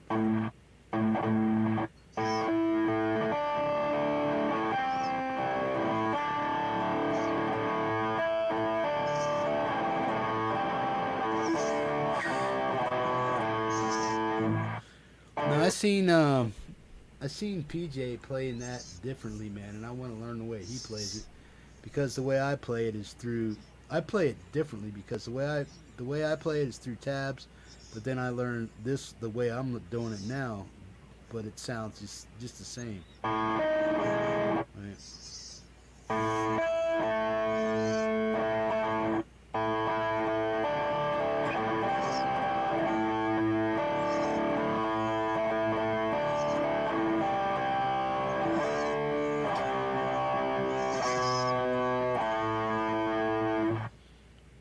Keep going. I keep messing that up. I don't know why I can't get it. I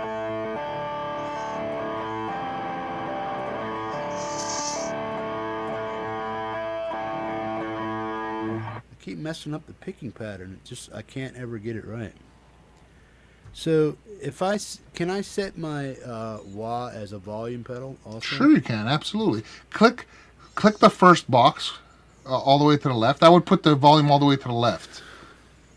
Do what? Go at the very beginning of your chain and hit the plus sign. You know, just go. Where? Well, add a pedal basically in the boxes so where the plus sign. Slide all this over. Slide them over. Front. Exactly. All right, now hit the plus sign, and basically you're gonna go to. Hold on a second. You're going to go to... Expression? Yeah, expression, exactly. And then the first one on top is volume, basically. Okay. So now hit default expression? Yeah, you can do that. Okay, so nothing should come out if it's all the way up, right? If it's down. If it's up, it should be full on. No, if it's up this way. Yeah, if it's okay. I call that. If it's down on the heel, then it's off. You got to remember, Hippie looks at the stuff backwards, man. Yeah. Yeah, I do. Yeah, it's like up and down the neck. Yeah, it's true. Up the neck is this way. Down. See, this is down the neck. This is down the neck to me, but it's up the neck. It's up the neck, yes. But I say this is up the neck to me, man. So. But I understand when you guys say it, I understand what you're saying. But the way I equate it in my head is that this is down, this is up. Yeah, just took us a little while to work that out. I know when you guys say up the neck, I know you mean go up this way. And when you say the top, you mean down here. Yeah. And bottom. So this is top, bottom. This is B, B, A, C, C, D, D, E, E. I know all that. This is what F. Epiphonium, you want upside down.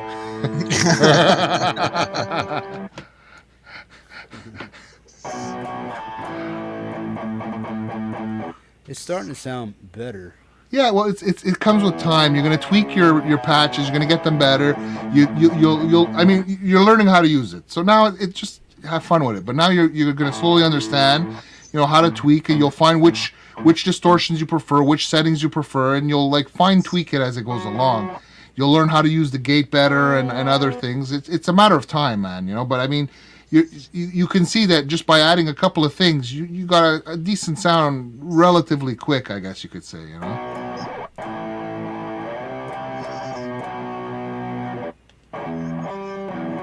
And you see how easy it is to get your sound out to us, basically. When you're using an external thing like that, it's easy. Because now, even if you wanted to record, all you have to do is open Reaper, hit the record button, and you can record that sound that you're doing right now, basically. It's as easy as that. That's how I do my recordings with my head rush, basically, So how do I tie this into Reaper? All you got to do is open Reaper and just record your sound. You're gonna arm it. You're gonna basically take your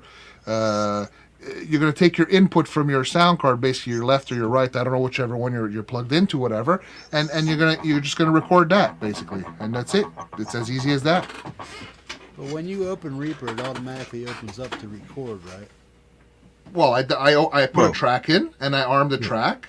I select stereo because I run my head rush in stereo going into my sound card normally. So I'll select a stereo sound. The input, basically. How do you get it to go to stereo? Because you got me running left mono. How do I get Well, you're left mono. You would just want to take your right out. Yeah. So I mean, don't. Okay, we'll look at it another time. But it's just basically you take your two outputs and put them into your sound card. That's it. And then when you're recording, you got to select your inputs as a stereo sound, and that's about it. When he's recording, he's only going to really want to be mono anyway to start off. For the type of music that you're doing right now, I think it's more mono. Like it's more when you're doing like reverbs and delays and echoes that you want to have like bouncing ping pong sounds or whatever. And it'll all be on the backing track stuff anyway, not on your lead. You're going to want to.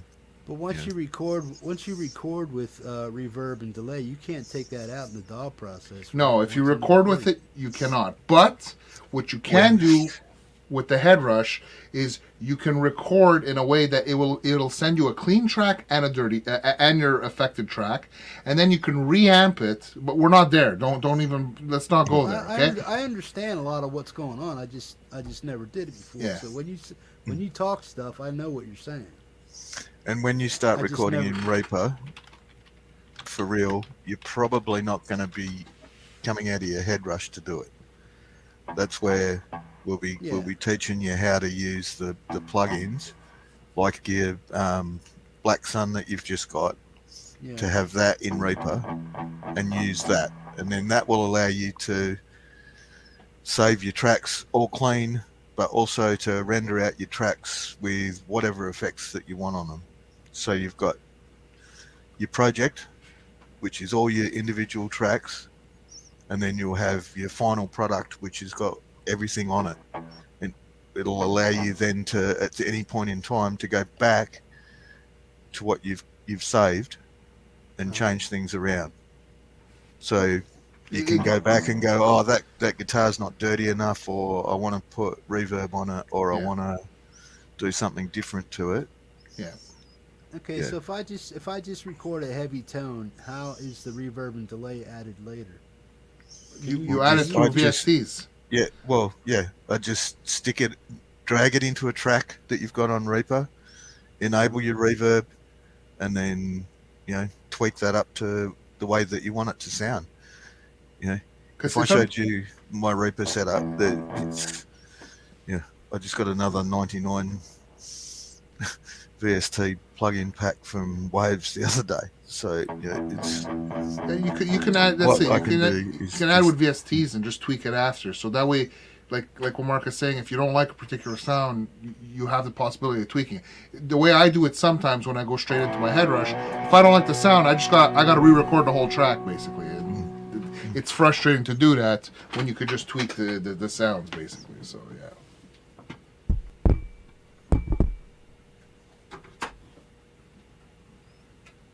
Yeah, and like Boomer said, yeah, clean recordings. It is the way to go. But- normally, but- yes. I will, whenever I'm working with someone, I would always say, send me, if you're a guitarist, send me your guitar track the way you want to hear it, affect it up the way that you like, and then also I got to get something send to me drink. a I'll be clean right track as well. Yeah, because it gives you a guide of what kind of tone the person was looking for, so you have an idea what. Well, half the time I'll use their tone and have no problem with it. It's just having the clean track there gives me something to rescue things if I need to. Okay. And a lot of the time I'll just use it as as the double on what I'm doing, and mix clean and dirty or clean and whatever. Yeah, so that you can get more like a wet and a dry, basically. So you Yeah, you'll yeah. get I get it.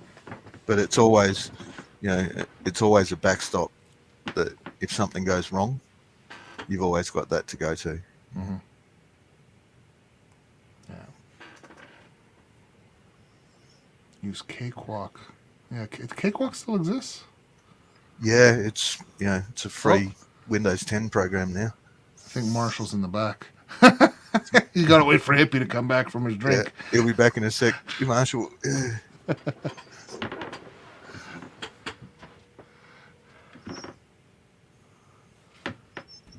There's Jeff. I think Marshall's there, Jeff. What? I think Marshall's there because he's in the private chat. So, Oh, okay. There he is. hey, Marshall. Hey, brother. Hello. What's happening, everybody? Not much. You? I took a nap this evening. It was really nice, man. I needed it. Stayed up late last night. How do I sound? Is this sounding Sounds okay? good, mate. Sound Yeah. fine, man. Yeah, Yeah. perfect. No, you're good, man. How do you turn this fucking off? Oh, So does that's that loud. sound okay? How do you turn it off? You just hit the power button, and then it'll Unplug ask it. you. But you can because it's going to ask you if you want to save that rig or not when you hit the power button. Okay, so I just say. If you don't want to save it, just discard. If you want to save it, and then you gotta type a name in. I don't want to save it, so how do So then just hit discard. That's all. Playing,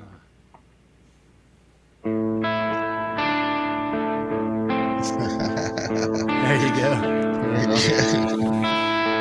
go. That's with delay all over it. Not that Angus would ever use the delay pedal.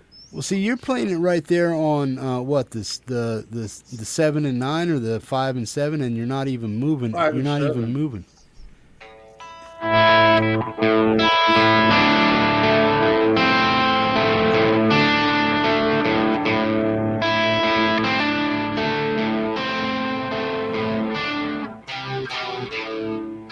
Yeah. See, that's what I got. That's the way I got to learn it. Yeah, it's everything I've done on guitar has been done mostly to try and keep the geography on the neck as small as possible. That's To what I'm not trying have to to- learned. Because I I didn't see learned where from, you're playing it. I don't know how else. To learn it another way. I was lifting these two fingers. I was lifting these two fingers, letting this one on the 5th fret play, and then I was putting this back down. So I'm moving too many fingers. I'm moving too many fingers to get the notes done. So I need to learn how to keep one planted and lift the one that needs to be lifted and leave the other ones where they need to go. I'm moving too many fingers is why I get lost. Go open D Yeah. open Well, A to open E. If you'd like to hook up on a Zoom meeting or something one of these days, I can show you some of that sort of stuff. I'm cool doing that. Totally. It's fun to listen to somebody, like yourself learning to play. Yeah. What's up? I play at cowboy chords. Cowboy chords. I learned it the same way with open A to open E. Here we go. I'm getting my. Pop out the chat and pull it around. Yeah, now I can see what everybody's got going on. Oh. Okay. There we are. All right. Now I'm thinking Can I just? All right.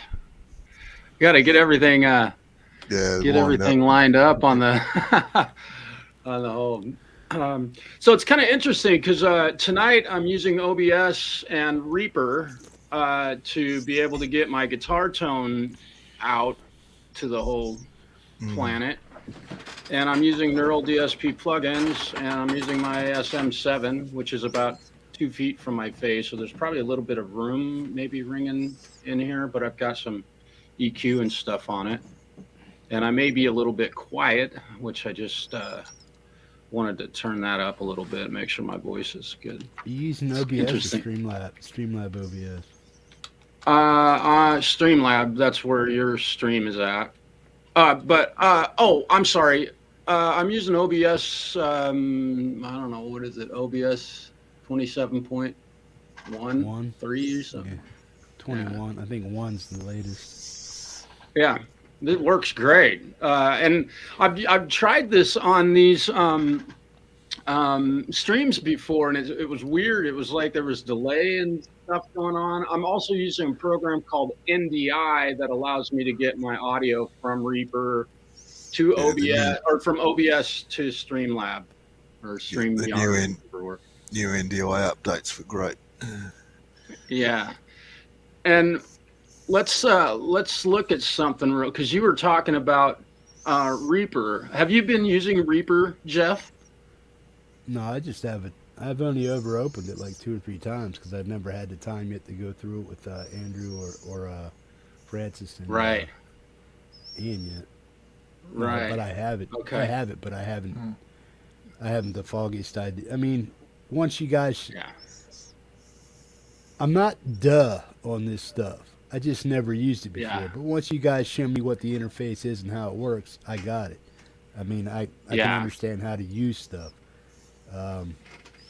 But I'd rather have direction from people that actually know what the hell they're talking about. So I could say, okay, now when you hear me say, okay, I got it, it means I got it. It means I understand what's going on. Yeah. If I'm like, until you hear me say I got it, I don't got it. So I'm trying to share my screen with you. I can't see it happening in StreamYard, but is my screen being shared? Oh, there it goes. Yep, there you go. Okay. Yeah. Okay. So this is Reaper, and I'm running channels 1 and 2 in my, in fact, I could have done that in OBS. I can't believe I just shared my screen, but I'm going to remove this track real quick. So in Reaper, you want to add a track, you double click underneath your other tracks. So I've got my voice is yellow and my guitar is green, and right now, you want to select now mine may look different than yours, but this is just something we can do really quick.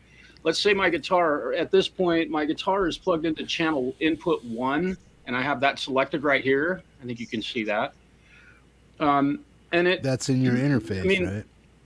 Yeah, that's my audio interface, and I have an 18i20, which is virtually identical to your 4i4. I think you're running. And the only thing is, whatever input you have your guitar plugged into, you select it right here. You go to mono input and you select whatever input your instruments. Mine would be in 2. My mic is in number 1, and my guitar is plugged into 2. Perfect. Now, if you want to go stereo, you probably plug your guitar into 3 and 4, like Francis was saying. You go to your stereo input and select channels. In the back of my interface, I have to plug it in there. You'd have to. Well, you could go 2 and 3, I suppose. Input 2 and 3. So plug one into the front and one into the back. But it's really that simple. And then your guitar is actually at that point running stereo. Now, if I want to, like my guitar right now, and I don't know if Streamlabs will allow me to do this, but you mean when you say Streamlab, you mean StreamYard, right? Yes. StreamYard, Stream something. There's so many. So I'm adding a delay effect onto this third channel that I put in here, and I'm going 0 dry, making the length about 18 to 20 milliseconds. And then I tell channel 1, you can't see my mixer, but now I'm going into sending channel 1 pre-fader, post effects into channel 3 or channel 2 into channel 3. And now, and I need to pan these left and right.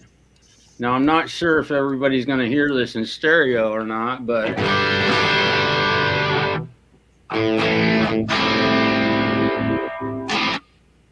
I've got a nice, awesome stereo guitar sound. Well, I hear it in both things. I didn't hear anything. Yeah, no, we're not going to hear it in stereo on StreamYards. We're going to hear it in mono, basically. Even though we're actually in the stream, we hear it in mono, basically. Yeah, because I heard the sound equally in both speakers. So okay.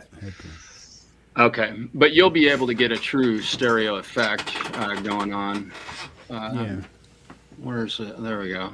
Okay, so anyhow, and I'm running Neural DSP in my DAW right now, and it seems to be working just fine. And I can go in and turn some delay on and make the amp a little bit heavier. So now I've got some delay and. How is it you're not getting any latency when you're playing? Because anytime I play in Neural DSP and I'm trying to like monitor it, I consistently get latency in the signal, basically. Okay. So does that, when you say latency, you mean sample rates conflict with what you're actually doing, right? It's a delay. Like I'm picking, and then the sound comes out after. You hear. I had the same thing with that Rhino thing. That's why I gave it up, man, because it just sounded like shit, and I could never get it sample rate right. It's usually resources for your computer and your settings, but I never get it. Your buffer size in your DAW is where you're going to end up with latency. And everybody says 44.1, right? No, 48. Not on a modern computer. You mean 48,000? You mean 48,000 or sample rate? Yeah, 48,000. That's your sample rate. That can be anything. And the higher you set your sample rate, the shorter your latency will become. I'm at 48,000 right now, but it's saying I've got 11 milliseconds of... Yeah. Which that number is not accurate, because 11 milliseconds I can feel. I'm not 100% why I hear 0 latency.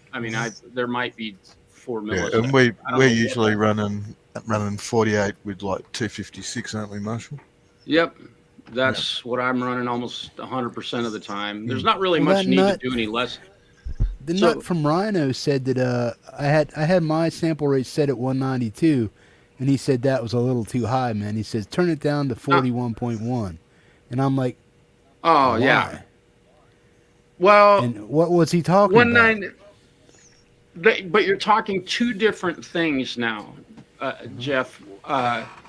Sample rate, the sample rate that you're running is the amount of information that's cut per second. So at 44.1, that's CD quality sample rate. At the sample rate, it doesn't have that much almost nothing to do. Yeah, it almost has nothing to do with having latency, and I'd have a hard time showing you. But your buffer size and inside Reaper, let me share my screen. Well, so the buffer size is 41.1, right? Up here at the top, no. No, that's sample rate. You gotta Your decipher buffer those is going to two. be like 190 to 256, Yes. 512. Yes. Yeah, and Up the here in the guy top. said that was too high, and that's why that shit they gave me was going wah, wah, every time I hit a damn note. What was too high? What He was the said number? What he said to number? put it at Buffer. 41.1. I said your shit does not go to 41.1. No, but that's a It sample goes- rate. That's not a. Yeah. It's not a buffer size. Yeah. The sample sample rate and the rate- buffer size are two different things. So what's the Totally. sample rate? That's the 48,000, right? Yeah, Yes. I Okay, set now the mine at buffering rate- 48,000. Yeah, that's pretty much buffering stock. is not a rate. Buffering is a size. It's how much Yes. information you push into a bucket Yes. before you pour it out the other end, and hear it coming out your speakers or get sent down the stream. Okay, well he was trying to send I know what you're talking about, but what he was saying was that 41.4, whatever it is, the sample or buffer rate, whatever. Yeah. His system on the Rhino only went to 144, and then the buffering rate on my Focusrite is always set at 192. Now it's set at 256 because I did that for the new amp sim I put in there. But when I tried to get that Rhino system working with the amp sim, I could never get it to, no matter where I set it, it was at 48,000 and under 192. And it kept washing out and just every time I hit it, I would wait 2 seconds and I'd hear my guitar string. Boom. Yeah, that's wah, your. wah, wah, bump, wah, wah, wah. It sounds like your buffer was set to 1024 or something, where you would have 2 or 3 seconds of latency or delay before you'd hear anything. But that's, your buffer is, like Mark described, and very well described what your buffer does. Yeah, That was a but great what I'm analogy, saying my is, friend. Thank you. what he said, what the guy said and thing, he says 192 for your thing is too high. He says go down to 41.1. He's talking about something completely, because I can set a sample rate to 192, and my interface will handle that because it runs 32-bit as well. But that is insanely high. But he wasn't understanding what you're talking about. Yeah. Because Your no buffer, matter what your buffer, when you open up Reaper, up in the top, very top right-hand corner, there's the numbers for your sample rate and your buffer, and you literally click on it. Now, when I do this, you're not going to be able to hear me because it cuts off the sound card. But I'm going to show you. I'll show you. Explain why you do it. Yeah, Mark knows this very well. So this is how hard it is to change your buffer. So you'll see, I don't know, it's really hard to see because it's so small, but there's a box there that says sample rate, and Marshall will choose 44.1 or 48, but then there's the buffer size, and that's where you want to set that to probably 192 or 256 for... I did that, and he said it was he said that was astronomically high, and I should be down around 41.1. That's the number he gave me. 44.1. I'm sure you're looking at the sample rate rather than the buffer size. I'll just bet my left testicle on it. Yeah, that's my assumption too. And also, I think that if he's used to using a Macintosh machine, those numbers are quite different between a Windows machine and a Mac. That may have been part of the misunderstanding between what the numbers he's throwing at you. These guys offer no tech support. They asked me one thing, and I gave him the number that he said. He said, "Where's this, and what number do you have it set on?" I said, "It's 48,000, and my Focusrite is set at 192. He goes, "Well, 192 seems way extreme." He says, "Try to bring it down to 44.1," and I'm like, "What?" And he's like, the sample rate. He said sample rate. He didn't say buffer rate. He said sample rate. So the guy I was either talking to didn't know what the hell he was talking to. He was just a customer service rep of something. And I was actually probably not even talking to a technician. I said, and I hounded these guys for like 4 or 5 days about giving me some type of, I said, you guys aren't going to offer me any tech support, so that's why I'm asking for a refund. And I stated this 3 or 4 times, and then I waited like a day or so, and then I just blanket asked, I said, look, man, I just need a refund. Your shit don't work. Blah, blah, blah. I didn't say it quite like that. So when I go on the Reaper preferences, okay, and I go to device and everything, I see my sample rate's at 44,100. The buffer it's showing me 8 times 1024, and it's showing me a latency of 185 milliseconds. Yeah, your buffer size is way big. Yeah, set your buffer to 128. Or even 256, man. Yeah.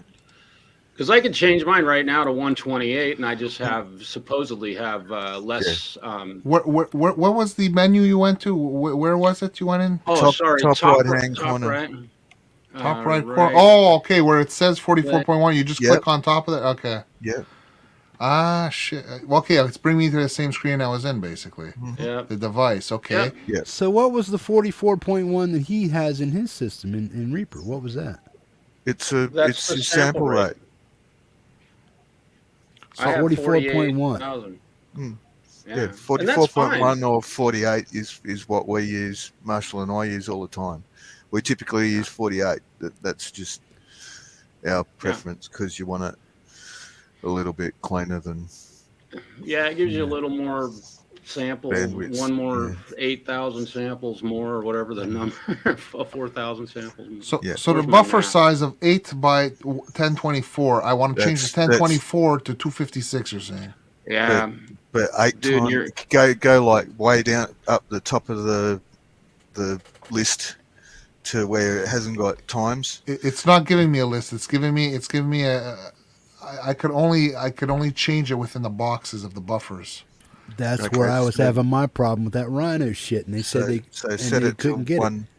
Can you type in 192? Because I'm not on the latest version. I didn't update yet. I'm still on the 6.25 version, basically.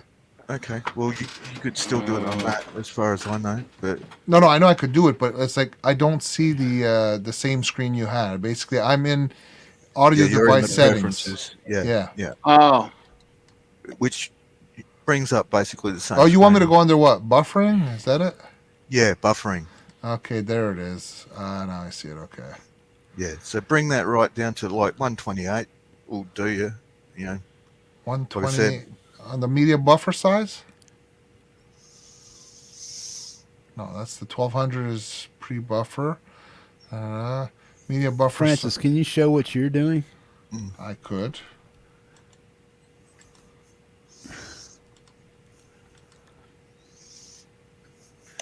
Yeah, I'm curious what's going on Francis's screen. Yeah, I'm seeing mine.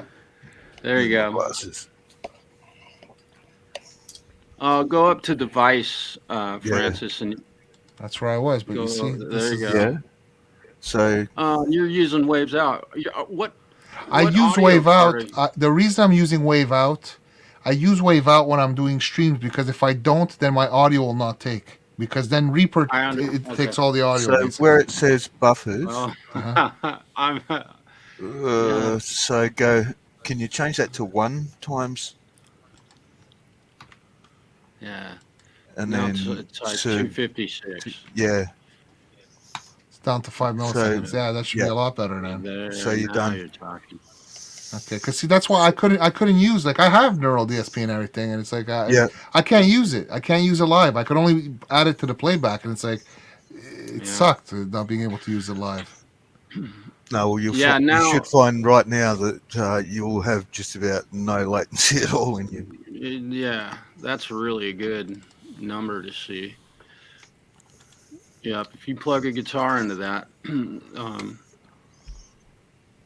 Try it, Francis. See if you got any. Yeah, I'm gonna do that. Hold on, I gotta unplug from the head rusher. That's a crazy number. 8 times 1024 is like. Yeah, what in the Are you done with your world screen, would bro? you- Yeah, you could take the screen off. You would have to have a massive mix. Go ahead and cancel that. I can't cancel your screen. If I kick you out of the studio, yeah. There you go. Okay, so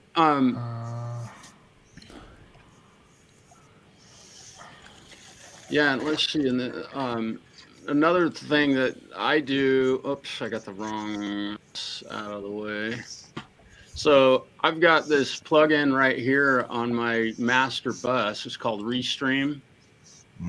That if you want, so if I open this plug-in, you can see that when I speak, it's sending this audio and my guitar audio to. That allows me to send it to OBS.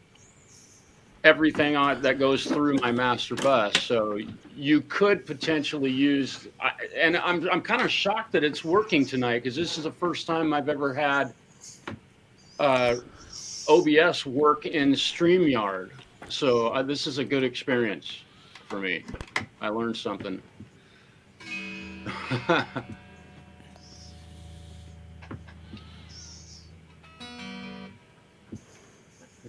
Are you good and clean over there, Francis? Yeah, I'm just gonna try and because I'm plugged into my mixer and plugged into there. Hold on, let me just unplug here. Yeah. I'm gonna take it into channel 2. Here. Yeah. Should have still. I'm hoping that I'm still.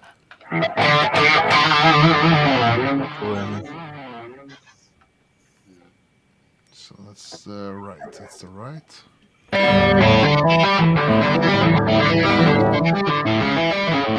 There you go.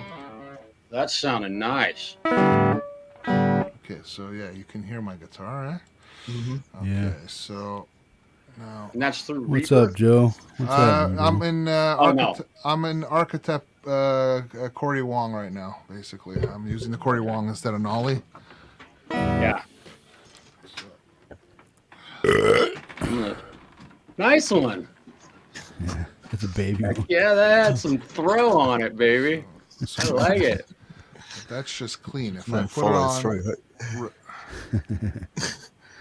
The reverb.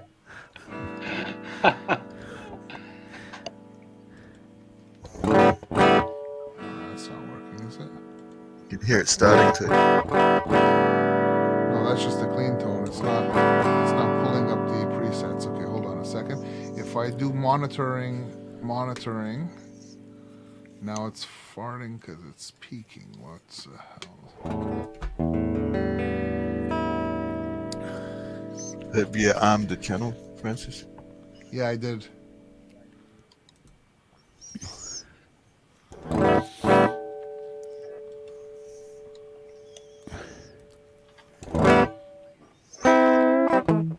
Why is it peaking though? I don't get. Why is it so? Okay, let's bring this down.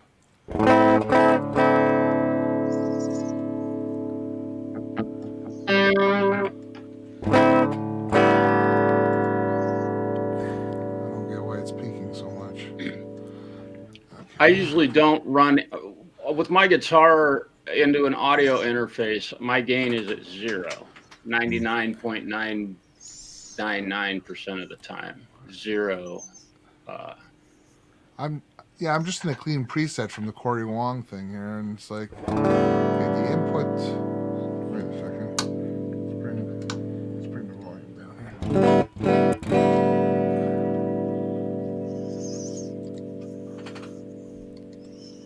What's up, Magic? What's on? What's up, Jason?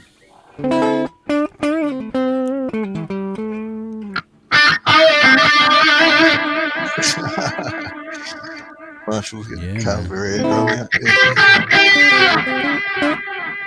Oh, I know. Maybe because my mic is no, it's not. The input of one is not pulling me. Something's weird, man. I don't know why it's picking up that way. Because if you hear it, you hear like a bit of static, no? You hear the static as I'm playing? No, I just hear the. I hear tone. static, man.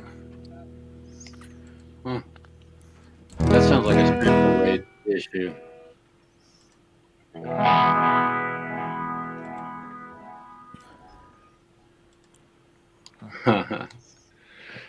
I like a lot of delay on usually sitting around noodling. Hey, there you go. Your guitar is very loud, Marshall. That's better. Yeah. Francis, you had something, man. There's something. It's like as if it's not coming through. I don't know. It's weird.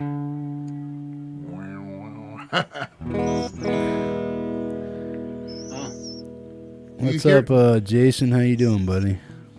Do you hear that weird sound though, or do you guys just hear it clean? Just hearing it I hear clean. it clean. Clean as a whistle. So you're not hearing the actual VST then. You're not hearing it. No. You're just hearing it clean.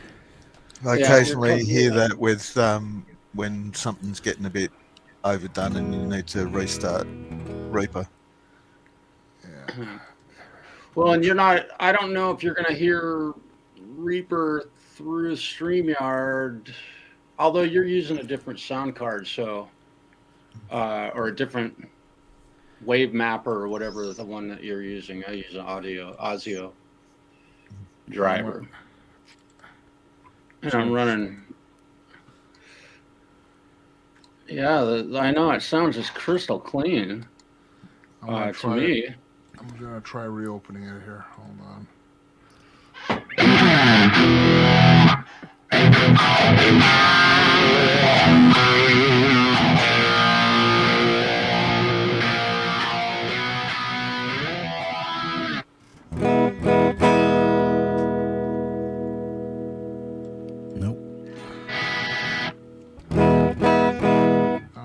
That's all messed up. No. It's like you're just plugged into the interface, like I am. No, I I know it's not. sounds. It's not. And see, like now I put the monitoring on so I can hear it, and all I hear is farting coming out. Like it's like a. It's weird. There's something bugging here. You sound good over here. I don't know what you're hearing on your end, but you No. sound like you're playing a clean guitar. Is all it sounds like. I put my record monitoring on so I can actually hear the thing live as I'm playing, but it's not it's not working. It's like I hear a farting when it's activated. If I take out the record monitoring, then I hear it clean like what you're hearing. But when I have it on, I just hear like a farting sound coming out of it. You have direct monitoring going on also, so you're hearing your clean guitar and the effect. Is that what? Maybe. Direct monitoring, man, I never turn that on. I don't want to hear myself without effects on me. I hear, hold on. No, it's farting though. There's something wrong with it. Okay, I don't know. Sounds good here, man. So whatever you're hearing is totally different than what we're hearing, because I hear a clean guitar. Yeah. But that was the same thing I got with that Rhino system I had, man, and that's why I gave it up, because it was just like I could never get it working. Oh. Now I got Fred knocking my microphone over.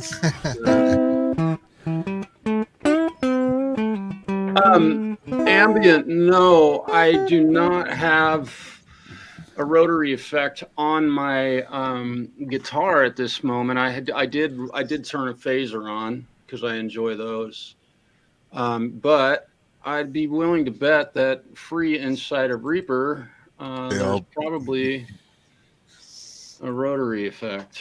Let's just go to all plugins and I'll search for rotary phase rotor. So I can add this. I'll add this effect to my guitar sound. Let me close that. Turn that off. So I don't know what this is going to do.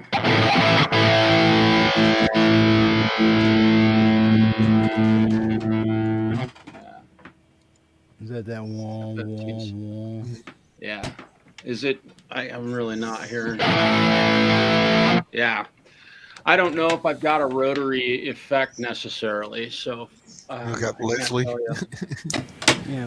So would that be like a wah wah wah wah wah wah? Is that what you're talking about? Yeah, like a rotary. Leslie box. Yeah. Yeah, and I don't Type in think I've ever Leslie in your downloaded. filter. Francis, now you're Right. like. Yeah. It's just Noise. it's just my mic that's plugged in. Now, I hear that's cranked. Sounds up, like Your gain up, is like both of 'em. off the hook. Yeah. Gain going. You got the Turn your gain gain on, way buddy. down. Still going. Take that off.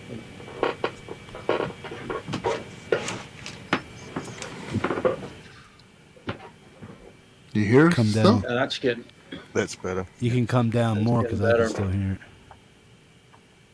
Down more. Turn it down more. Now I don't hardly hear it. Now speak.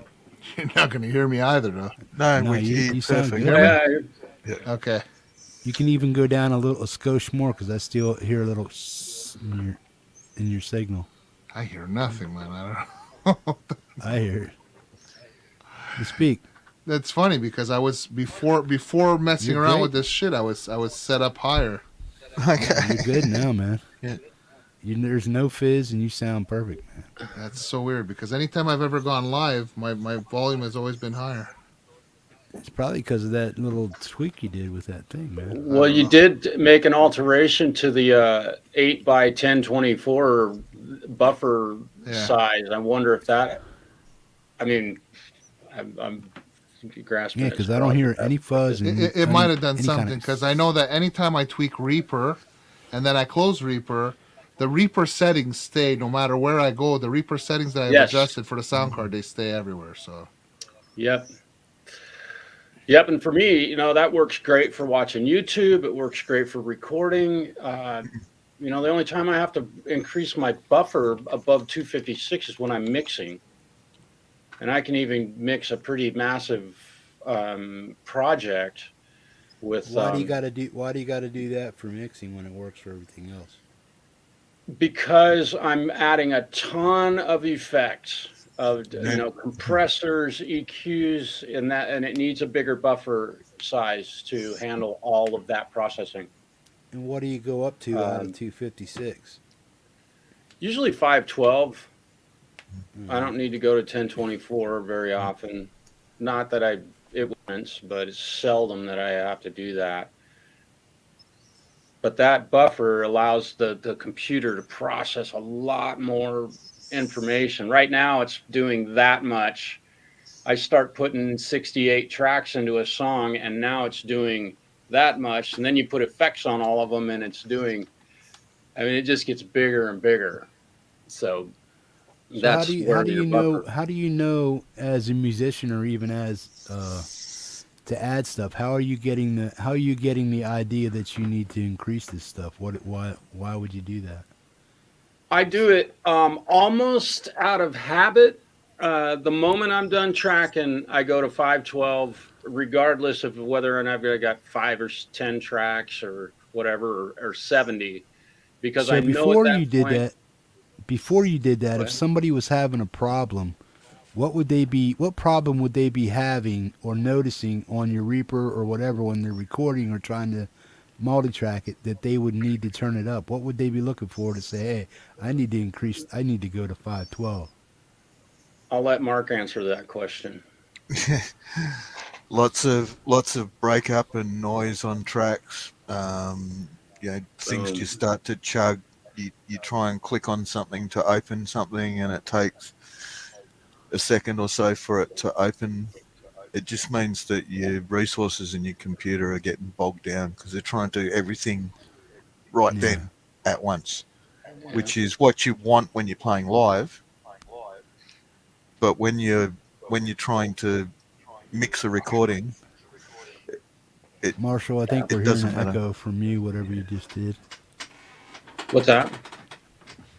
Mark's speaking, and when you just turned something off or down, I think you're echoing over there.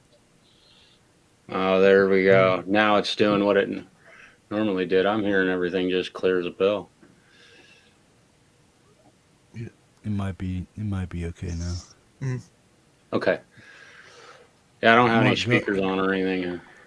Yeah, Mark, go ahead and talk on. See if that was you. Yes, some of that stuff sometimes takes a minute to switch off.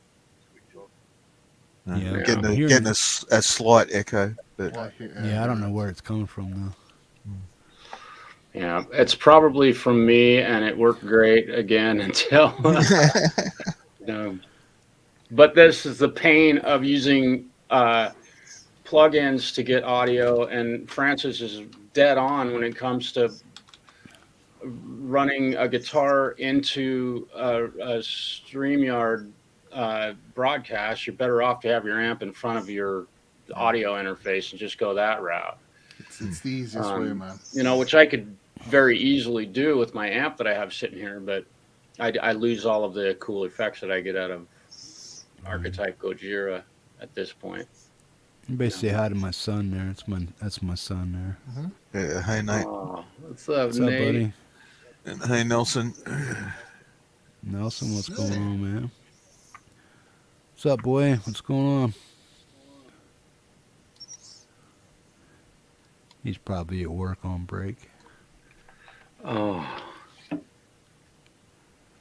Yeah, I'm gonna go head to bed. I think it's like 3:20. I'm starting to fall asleep. Yeah. That's cool.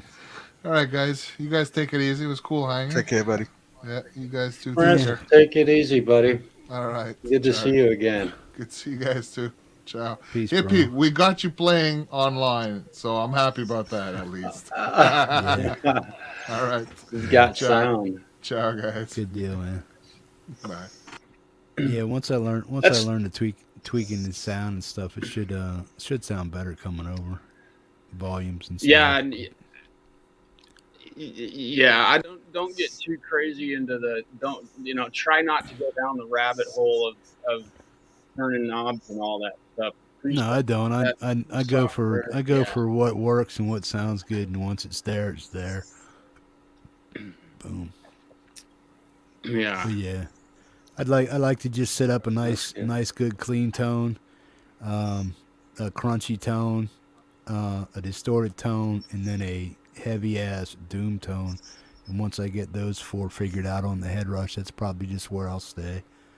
And if there's a special song I'm doing, like Fire Woman or something from the Cult or She Sells Sanctuary or something like that, then I'll add the delays and the chorus and stuff to it and just wash it out. Yeah.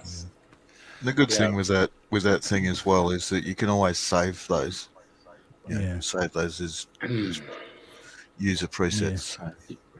Yeah, So you get a good preset, man. Remember to push save. Yeah. Oh, that's this. Ooh. Yeah. It's like, oh, I lost that sound. Oh, God. And I don't know with the head rush that you've got, if that does automatically, like if you shut it off or something, if it does automatically store. Well, it was asking him to save or discard Before. Yeah. Yeah. One thing about the neural DSP stuff that, bugs me about this stuff is that when you do shut it off, it does reset to the default. Yeah, we can save it though. Oh yeah. Just it's pretty easy to hit that little save button right there on this. Yeah.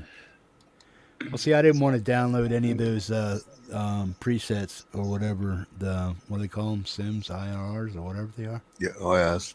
Yeah, I didn't want to download anything in that until I was going to see if I was going to send this back or not. So I basically waited until after the 45-day return window with American Music Supply. Mm-hmm. So I don't alter anything that I buy from them until that 45-day thing runs out. So because if I sent it back and it had them IRs on, was like, man, you could have messed it up with that shit, man. So then I'm like, boom, screwed up. So yeah. Andrew's saying do something all in one patch. He's talking about creating basically a pedal board, I think. And you can just then switch on and off the pedals that you do and don't want in a chain. Yeah, and with this, I can click like an effect on and off, and then in Reaper I can go up to the parameter button and learn, and I can set my MIDI controller down here that I think is hooked up if I step on channel 8. So at that point, I can use my MIDI controller on the floor. I'm not going to do that with that effect, but I can use my MIDI controller on the floor ultimately as a pedal board with one archetype VST, and I could literally scroll through all of these presets that are here if I wanted to with a MIDI controller. Yeah. With respect to using Reaper and other plugins or whatever, I can use my MIDI controller to turn on and off a delay effect on a vocal. Yeah. Which is kind of fun because for live performances, man, you got a laptop, Reaper, and some presets done, dude. You could go nuts with a vocal sound or a guitar sound for that matter. Is that kind of what you were asking, Mark? Or are you wondering about the head rush? What question were you talking about?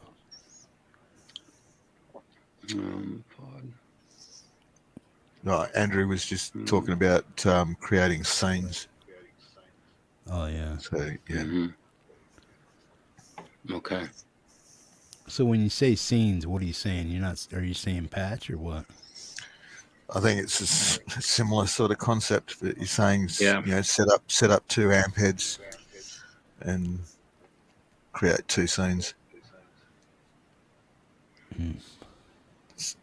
Yeah, and I don't get that crazy with doing that sort of stuff. Of course, I haven't used any neural DSP stuff live yet, or gone completely digital with my live performances, but it would certainly be pretty easy.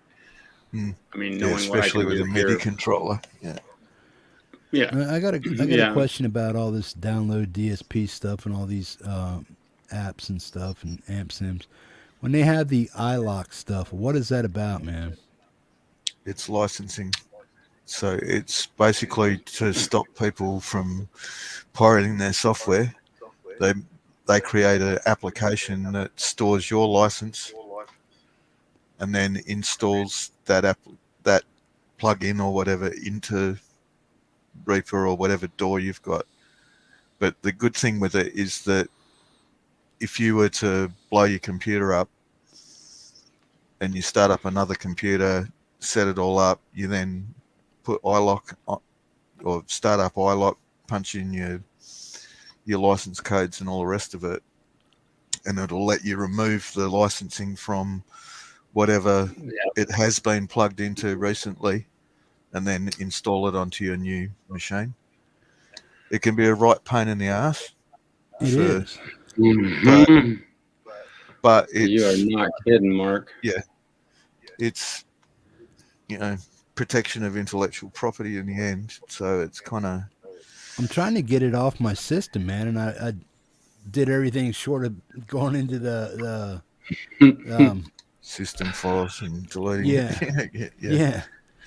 It didn't just do an uninstall from your program files? I did, but it keeps when I downloaded that amp sim that I just got last night, I went to open Reaper and stuff, and boom, their pace something from iLock whatever tried to reinstall the damn Rhino program that I thought I deleted and removed from the system. Preston.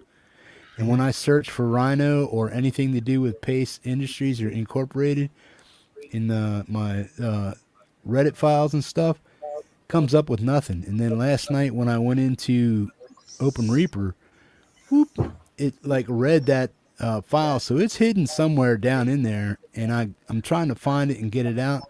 So I went into my C files and I went in to check all programs related to Pace, Rhino, and iLock, and I still came up with nothing, but I came up with a blank folder. So there's either something in that folder that's not you're not allowed to see, or it's in there because something's corrupted in the uninstaller or installer in that program. So it's That's gonna why have I'm left. telling you, It's I don't gonna think have left some junk files. Yeah, so I got to figure out. And when I opened up Reaper last night, that program ran, and I canceled it, and then I couldn't close the file. I couldn't close it. I did my Control Alt Delete, did all that other shit, and then that program locked on my screen, so I basically had to do the Control Alt Delete. I had to look at all my processes that were going on just to find that one, shut it down, and then it still wouldn't shut down. So I had to do a hard reboot of my PC, man, just to get it to come off. And then when I went back in after that, I went back into my C program files and stuff, and I went in to find that folder. I went in and deleted that folder. So I haven't had that problem yet when I opened up Reaper this time. So apparently I did something to get rid of it. One of the big things to keep in mind if you're using things like iLock, there's another one I can't think of for the isotope stuff, but use that licensing application to actually remove anything if you want to remove it. What is it? Well, what I might have to do then is go back in and re-sign up for iLock with my profile, because I still have the numbers and stuff to get it. But I may have to reinstall iLock and then try to uninstall it. Or is there a way to bail out of iLock, or once you have an account, you have an account and they just won't let you go?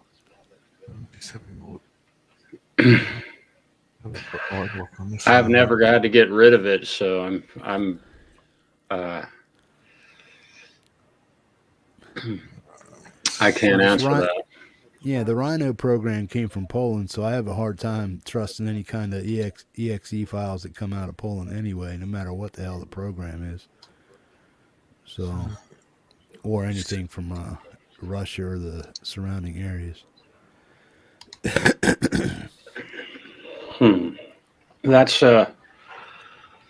That's interesting. I don't know. I'm not familiar with that software.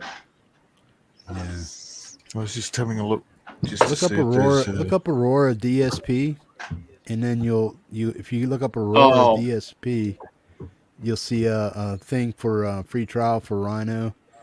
I downloaded the free Rhino app. It didn't work, and then I went and I actually paid $40. I said, "Well, it didn't work, so well, screw it. Just let me pay for the damn thing." Mm-hmm. Got it. Never worked. It did for a little while, but I had so much delay from the time I hit my string to the time the sound ever came off the damn strings or in through the PC that it just sounded like shit and it never worked right. But it's from Aurora DSP, and if you look that up, and then you'll see that they have a program called Rhino. That's the one I downloaded. Yeah, it's interesting because I've got iLock, and if I look in my apps and features, which is where you usually run around to get rid of shit off your machine, that it doesn't actually register in there. Yeah, that's what I'm saying, man. It's like they hijack your shit. It's like we're on here now, and you can't get rid of us. I'm just wondering whether there's actually an uninstaller program.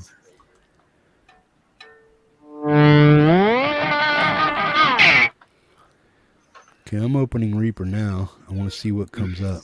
Mm-hmm. It says Reaper version notification. Oh, gosh, you're a bit hot there, mate.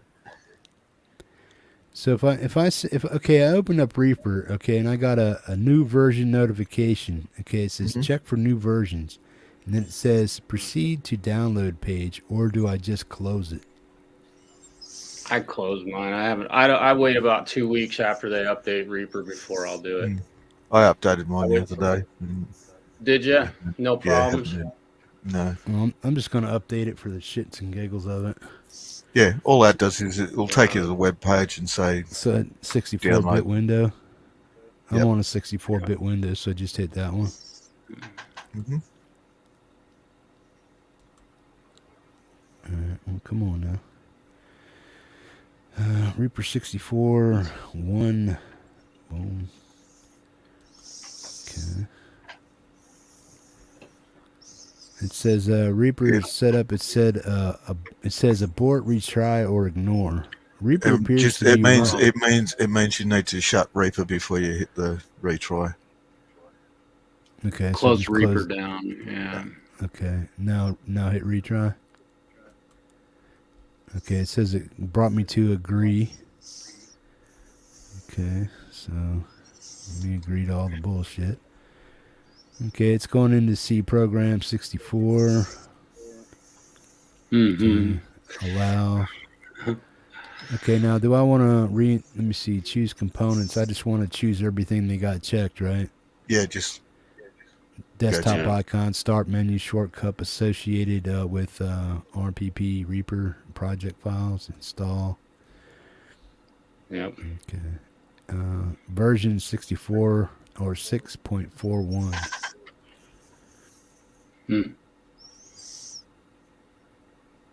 Well, I'm at version 6.38 right now on my DAW. Yeah, this version that I just did is 4.1, Marshall. Yeah. Okay. Okay, it says completed, so I just click close now. Yep. Or open Setup it. was success. It doesn't give me the option. It just says close. Okay. And I just found something with that iLock. Is that in apps and features? It's actually called Paste License Support Win64. There it is. Yeah. So. Wow. Yeah. It's Okay, not straightforward. Yeah. Okay. It opened without thing. Now, when I want to go and if I want to pay for this, the $60 for the license fee, where do I go for that? On the website? Under help in the Reaper options up the top, there should be something about. Yeah, let me look at mine here. I haven't got it open. It says purchasing information. Yep. All right. About Reaper. Okay. Reaper is not free. It is a paid software product. If you use it for more than 60 days, you are required to purchase a license. You have been evaluating a Reaper for approximately 126 days. No, I haven't. I've only gotten it. They don't. I only got Reaper about less than a month ago. It's possible that you downloaded it before that and uninstalled it or something on. Yeah. Yeah, no, this is the first time I installed it, man. It was when we only did it like a month ago. Okay, so when it says purchase Reaper license key online, so you would just click on import the license. Is that what? Yeah, as long as you got the numbers for it. Yeah, I don't. So I can't remember. Okay. I don't remember what the process was for. Once you have purchased Reaper's license, open your license email, find in the license key. Okay, so I guess you got to sign up for something, and then on the page, and then they'll send you whatever you need to do to. Yeah, it's basically on that purchase page. All I had to do was give them an email address and my name, and then use the pay. Oh, okay. Yeah, well, I was going through what I saw. I was going what I saw in the help part in the Reaper. Okay. Okay, it says buy now. It says commercial license $225. Discounted license is $60. Okay.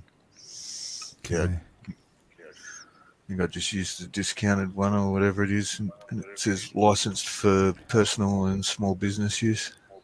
Yeah. FastSpring accepts payment of credit card via PayPal. Prices above do not include VAT. That's English. Or local taxes. I'll be right back. Oh, these guys are out of New York. That's cool. Okay, yeah. So if I wanted to buy it, I'd just click on the $60 thing, and then they send me they'll send you an email and that'll just have your key in it. And from memory, because I did it that long ago, when you open it up, you'll have an option there or something to license it. It's kind of not there on mine anymore. Do you actually pay for it at one time? Or what? Actually, if I go to help and then about Reaper, there's a box pops up that's got credits, purchase, end user license, change log. That's what I clicked on first. Yeah, and because I've got a license key, I haven't got the thing. I've got the option to actually remove my license key. Yeah. Rather than put one in, but good. I've been using Reaper for 389 days. Okay. Does that sound about right, or what? Yeah. Okay. Just over a year. Yeah. No, my knees hurt. You can use Reaper for free as long as you want. But if you want to, you'll just get a nag screen that says, yeah, you should license it or whatever, and you just go continue with trial or whatever. But I found it so good to use that, Yeah. Yeah, I'll probably eventually pay for it and stuff. I just got to wait until I get some better guitar chops under me and stuff for recording and whatnot. Yeah, you wait till it's useful. Yeah. Yeah. That's why. I can't post that key. What's he want your key for, Reaper?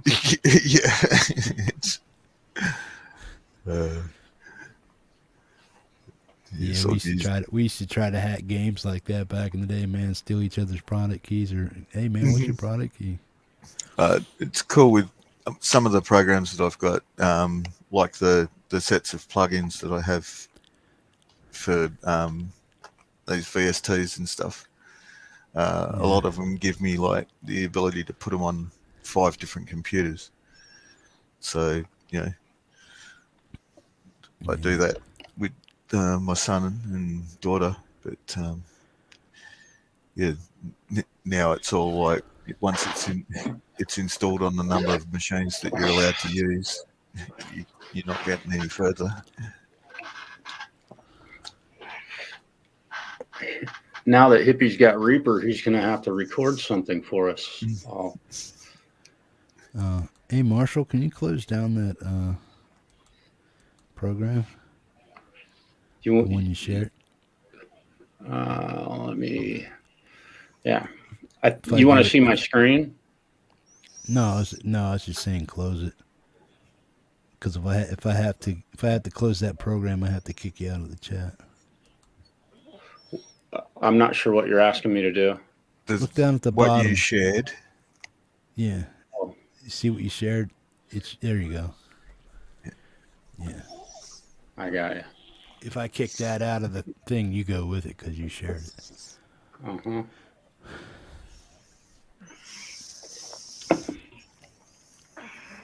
Yeah. No, I just I had like a big issue with that iLock thing. I'm like, why in the fuck do I need all this shit? No, it took me a minute to find where the uninstall was for the thing. You automatically think that it's called iLock. Yeah, what's it actually called, bro? Pace something. Yeah, I uninstalled Pace. I did all that shit, and then I Pace license support Win64. Put it under the mat. Yeah. So you're going to apps. You're going to apps, and then what? So if I go to settings to start off with, so click your window icon and then go settings, and then in that go to apps and features. Yeah, I'm there. And then scroll down the list to P.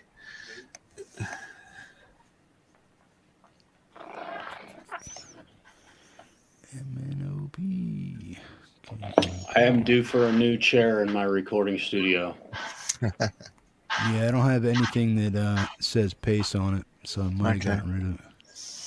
Yeah, it sounds like it's gone. I mean, a lot of applications basically are very untidy when they uninstall, and you will end up with a folder that is left with nothing in it, or Yeah, I got rid of that, and I think when I closed it out yesterday, I basically uninstalled it. Mm-hmm. When I got rid of that file and stuff. Yeah, and that's the other thing is that once you've done an uninstall of an application, that often you will have to reboot your computer before it will actually disappear, because there'll be something that's running in the background or whatever that won't let go until you've actually done a reboot. Yeah, well, that's what I do, man. When I uninstall a program, I actually do a search for the whole program on the PC, and then I actually run a security scan for it on Windows. What the hell's it called? Yeah. Windows something, whatever it is, the security and stuff. Yeah. I think Hippie just bought, I don't know how many pedals come in that head rush unit that you've got. You just bought every pedal times 10. Yeah. Sell the head rush. Yeah. No, I'll sell my G5N if somebody wants to buy it. It's a Zoom G5N. Brand new, man. I mean, when I say brand new, it's brand new. I plugged it in. It works. I tried a few patches, did this, did that, moved a few things around, put the plastic back on it, and it's been sitting under my desk for about 2 years, man. It's the head rush? No, the G5N? Zoom G5N. Oh. It's an awesome board. I bought a Zoom effect once, like in 1997 or something. I used it as a vocal effects processor for live performances, so I could put delay on my voice when I needed it, and it worked fine. Yeah. They're plasticky type, at least from my experience. They just kind of. This thing's a tank, bro. Look up the G5N, man. Zoom has come a long way since then. Man. Yeah. Again, I bought that back then. I think I even still have that someplace. Yeah. Yeah, you can add up to like 9 effects on it and stuff. It has cab simulations, emulations, all that stuff. Yeah.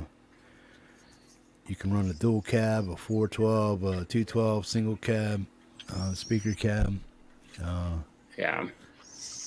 Be right back. I got it. Yeah. Sitting right there, but I got other stuff stocked on top of it. But yeah, if you look up the Zoom G5N, that's what it is. Okay. Yeah, and I have with the plugins that I'm using, I've got these cab emulations on it with microphone options to stop. Let's see, it should be, so I can move microphones around and change the phase of certain amp cab sims.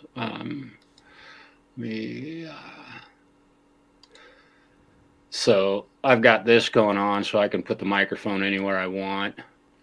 But on top of this, I can right click on this. What program is that? This is Neural DSP's plugin. This is Archetype Gojira. So if I right click on the speaker cabinet icon up here, now the speaker cab simulator is off.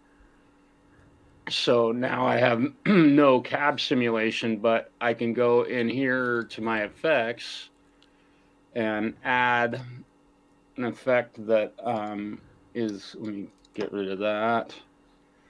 Mix IR right here. And this is by Red 5. This is fairly old cab IRs.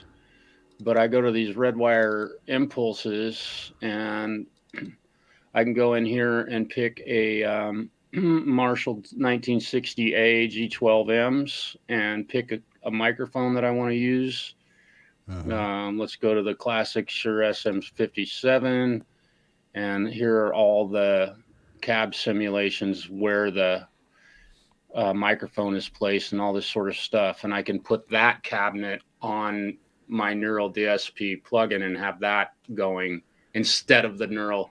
IRs are ultimately just tweaking the EQs in a lot of cases. They do make stuff sound better usually, or more real. Yeah.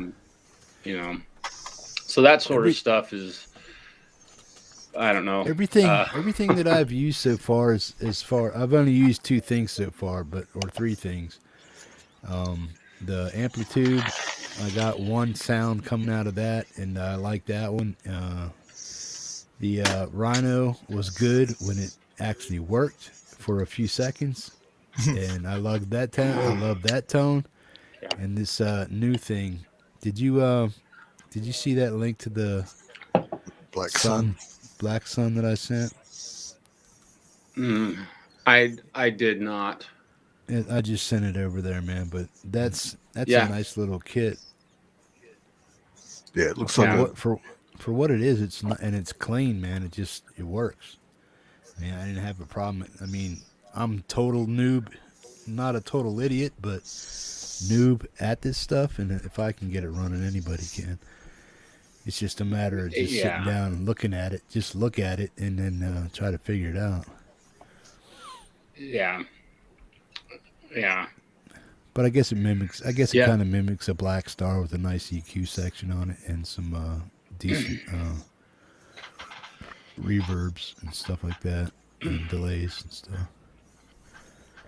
Yeah, with the amp sims, I did the Amplitude VST. It's free. It's free, Preston. Yeah. It's free until December, man. So look at it. It says $0. It was $40. Now it's free. So if you want to download it, go ahead and download it.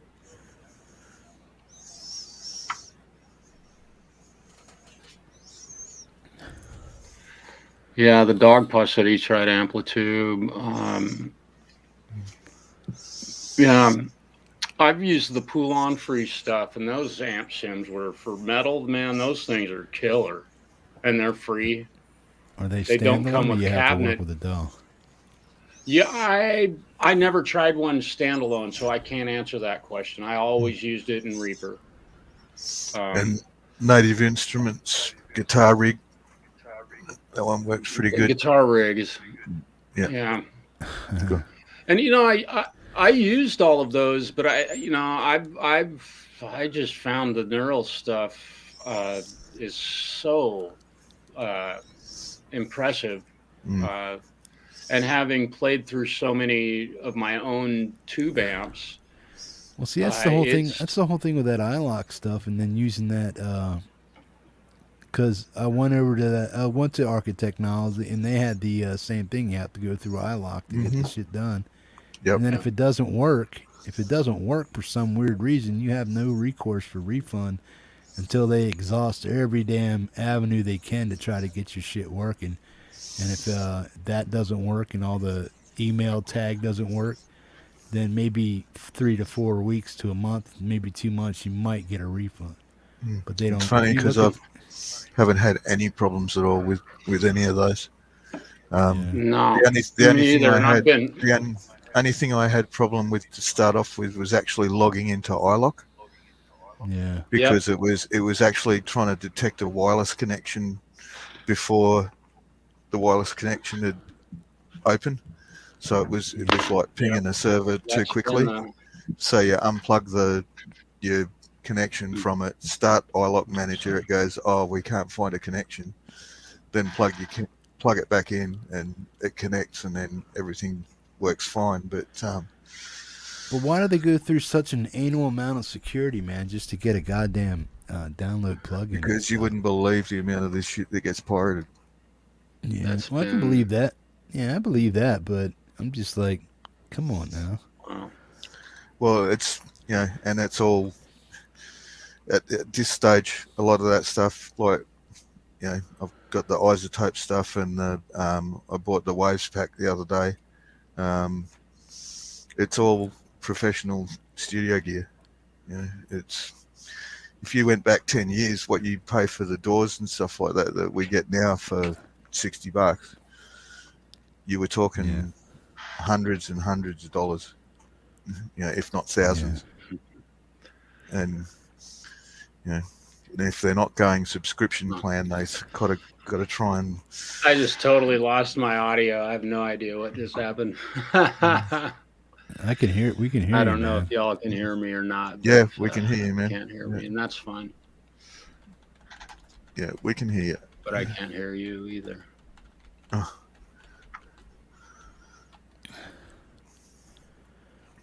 So you need the clipboard to write on it and hold it up. Yeah. Interesting.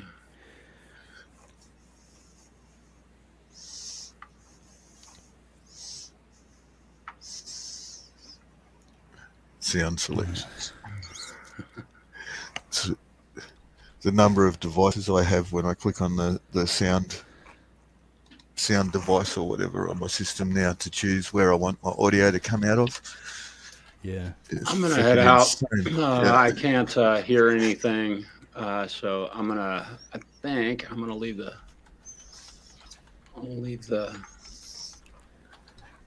getting like there too. Discussion. Yeah, just having issues. Yeah.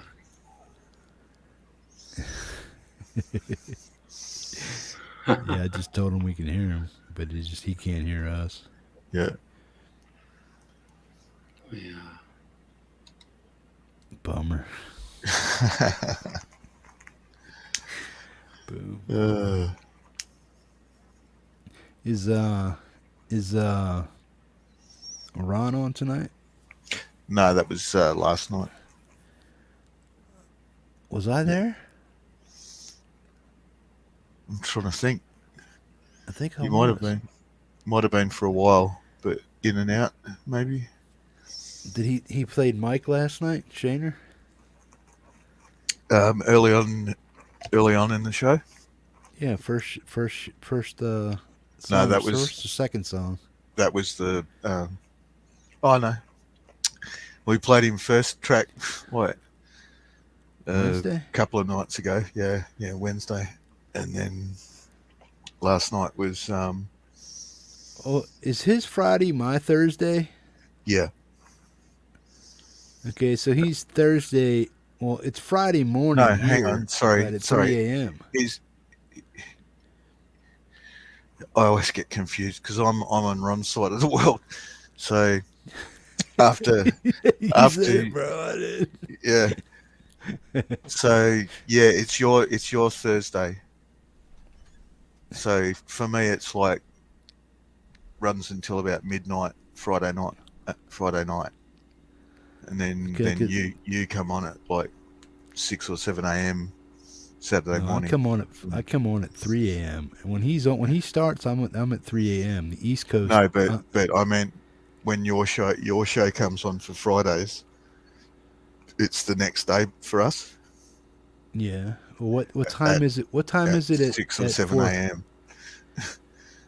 Okay, so today's show for you was what, 6 a.m.?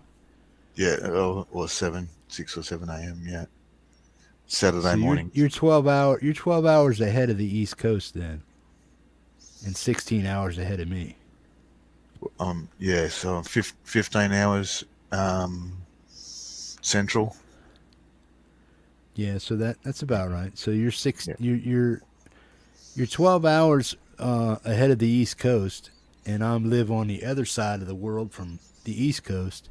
Mm-hmm. I'm closer to you than most people are, but you're still. But because I'm right here. See, here's the East Coast. Here's me, and then you're still down here. Mm-hmm. But because the date time starts before Australia, but you're like a day ahead of me. So until that day comes around, I'm actually closer, but I'm farther away from you than in time. So your Sunday and Tuesday shows for me are They start at 1 p.m. Monday and 1 p.m. Wednesday. Maybe. yeah. No, well, they do. Yeah. Okay. Yeah, I mean, you would know. I So, would not. so right now it's like just coming up to 8 p.m. at night. Can you hear us, Marshall? Oh yeah. Okay, Crystal. you're back. Yeah, we got you. Yeah, I don't know if I had something happen with my sound card or what. I just had to refire, turn it off, turn it back on. Yeah. Yeah, I think So you're they're- like 16 hours ahead of me. Well, you live on the far west side of Australia, right? Far east side, so closest to the US. Okay. So He could yeah, get a little like I further said, away from me. Central Standard Time. So we're Texas time. It's 15 hours difference. I'm 15 hours ahead. I know that because I talk to Tim every second day. But Huh. Hey, Jaden, what's up? How's So- Jade doing tonight? And Gary. Holy smokes. Gary Hubs. Boom. Now let's see what's going on here.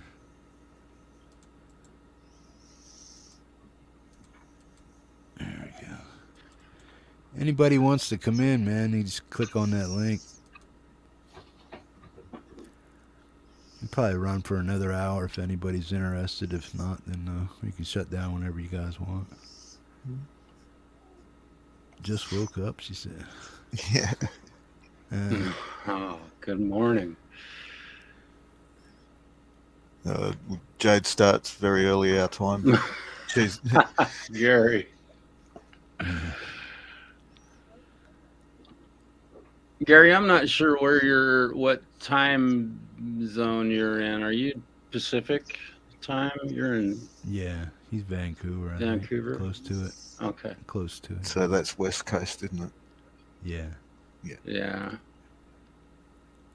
Yeah, he's right Yeah. below me. He's between me and Marshall. Yeah. Hugh, it's actually closer for me to fly to New Zealand than it is for me to fly to the other side of the country. Yeah.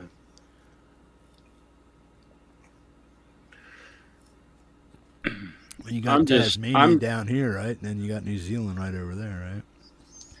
Yeah, New Zealand from me is, I don't know, 1,500 miles east. Yeah. But everybody thinks it's south. It's actually like directly across from me.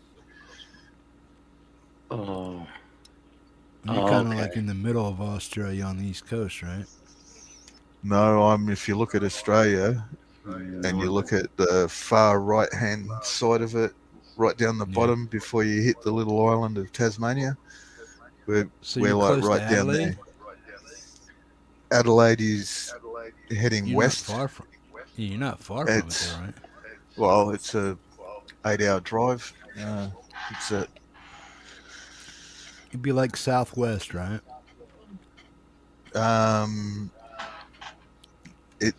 it's almost south northwest because Adelaide's in the bight. Okay. So, And you're way down here, right? yeah, we're at the on the east coast, the southernmost we're the southernmost city, Yeah. apart from Tasmania, which is that island that hangs off the bottom of Australia. The turd.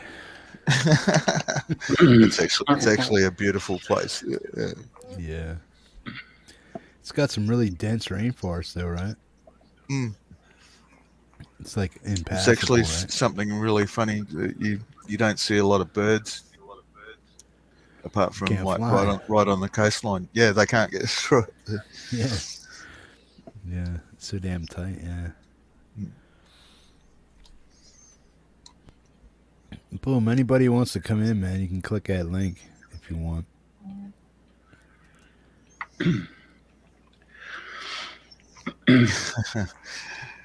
It's Right. going it's 4 a.m. here and I want to play with Reaper. Yeah. Been there, buddy. Been there. All right. Well, something. Oops. I didn't want to add that.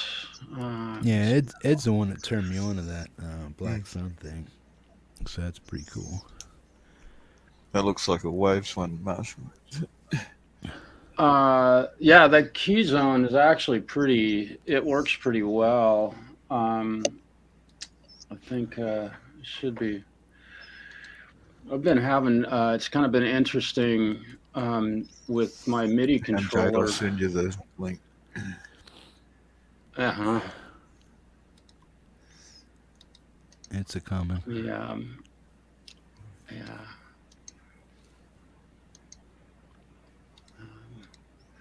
No. Interesting. I just inserted two instances of Easy Drummer, but what's a good? Yeah, it's been interesting. What's a good free drum kit? What's a good free drum kit? Couldn't answer that. How much does Easy Drummer cost? It's $180. MT Power Drums. It's called. It's the one. Yeah, I think Francis was trying to get me to download something like that. That's the one. That's the one, I think, because I think that was where I learned of it. Okay, yeah, that's probably it then. I'll tell you in a second. The thing with that is really cool about, just while we're talking about drum programs here, and that is, I've been using Easy Drummer for a long time. They have really wonderful sounding drums, but also to compose a piece of music using it. You can go into this browser window that you're seeing on my screen right now and, go to, and find that.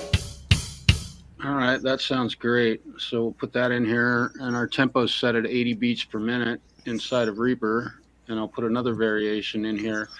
And so let's just say you're, feeling, that. You can loop this, grab a guitar, push play.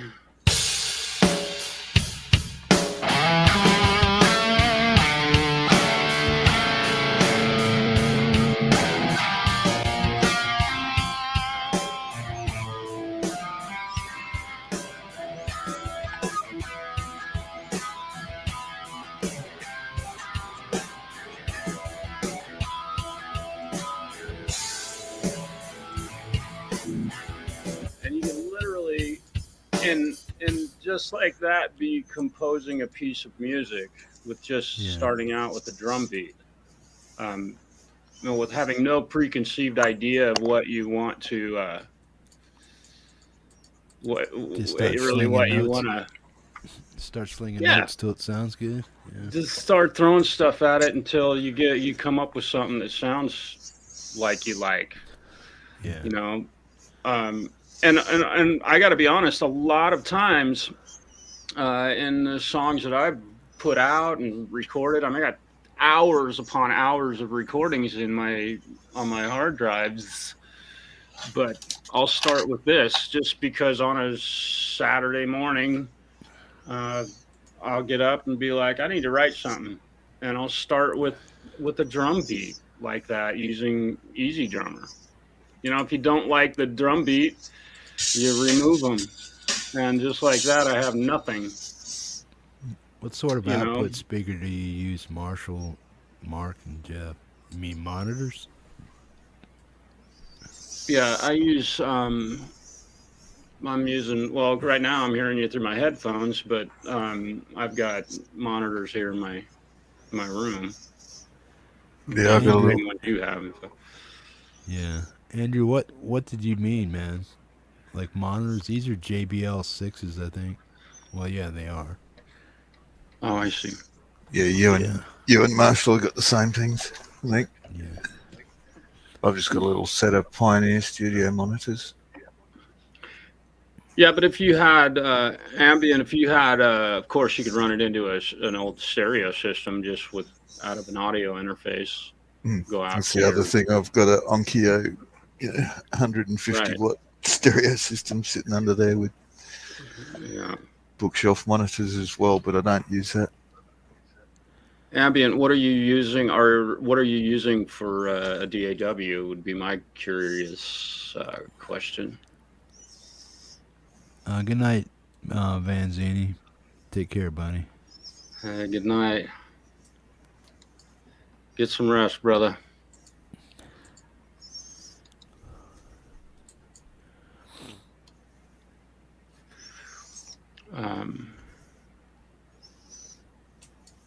Monitors use. Yeah, thanks, Zach.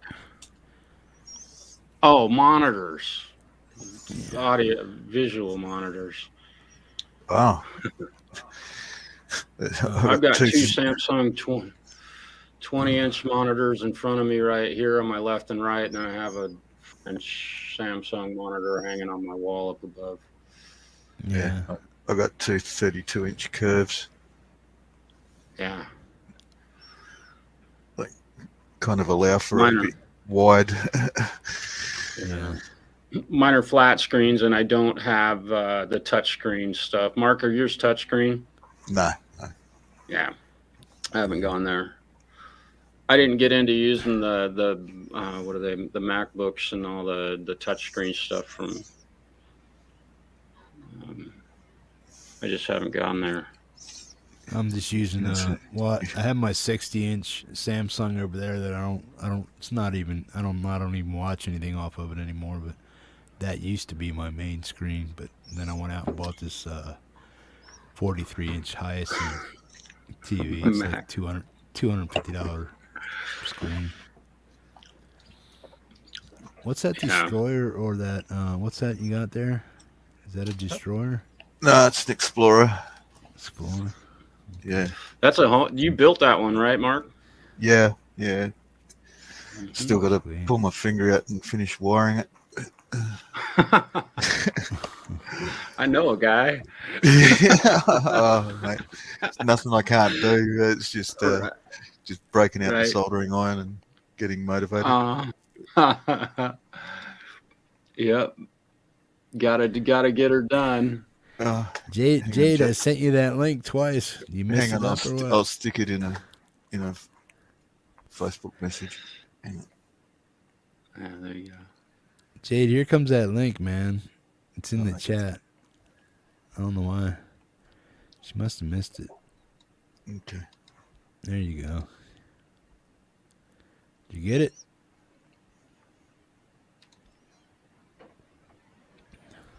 Interesting. Looking for some decent monitors for my synths. Yeah, even any cheap TV today, man, would work, man. I would stay at least 27 inches or bigger. Probably 32 would be best, like Mark's got, for home PC monitors. Yeah, the difference with the curves is the amount of sideways that I've got. And I just messaged you that link as well, Jade, if you missed it.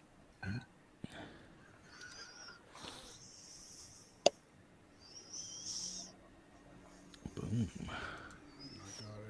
Hey. What up? Hey. What's happening? You awake, man? Yeah, just. Hey, your studio's looking mighty spiffy these days. Yeah, no, I've updated. It's a nice studio you got there, bro. Yeah, it's fucking nice, isn't it? Why have I've got heaps of echo. Why is that? Have I done something wrong? You got Facebook on still? Oh, I know why. Yeah, I do. Sorry. Boom. Oh. Fixed it. There we go. Yeah, I just painted this all myself with one brush. Like that. Nice. Actually, I just have updated a bunch of my studio. Actually, Yeah, I've seen some you photos got the- recently. Yeah. I got some new You got monitor some good stands. gadgets, man. Yeah, Oh, got those new are monitor stands. great. They're nice. What'd you get? The monitor stands there. Yeah. Now, That's how it. are they held on the bottom? Do they have like? Is there like screws on the bottom that you like where the feet go that you screw into that Bolted. plate? A hole. No, I can just move it wherever I want. They're just Got- sitting on top. It's got a hole in the bottom of it, hasn't it? The speaker that the pulse pokes into, or is it? No, just sitting on top. Oh wow. Okay. Yeah. And that's mounted to your desktop there, right?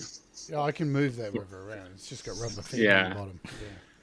Yeah. See, I couldn't do that here in Alaska, Jay. We have too many shakers, man. If I put them up, We only had one earthquake, like our first earthquake in 200 years. yeah. And I put this new board up, this board here, and I'm going to put some LEDs under here. I'm going to paint Yeah. this Oh, board and nice. put some LEDs under here, have some LEDs down the back and over the top of the TV, up the top there. Sweet. Yeah. And, and then I'll set That's up all this nice. stuff over here, because I've got this other computer here. I've got a Mac over here. So then I'll set that up. And we're good. We've got double studio, two desks. Yeah, man. The way you stream and Two stuff, computers. the way you stream and the way it looks good, the way it looks, man, is awesome, man. The way you get things to look all spiffy and shit. I like that. Nice shirt. See you next Tuesday. It's a good band. It's an Australian band, actually, this shirt. It's a band called Blood Duster. It's called what? Blood Duster. Blood Duster. Yeah. Think about it. Think about it. They're a really cool grindcore band in Australia. Yeah.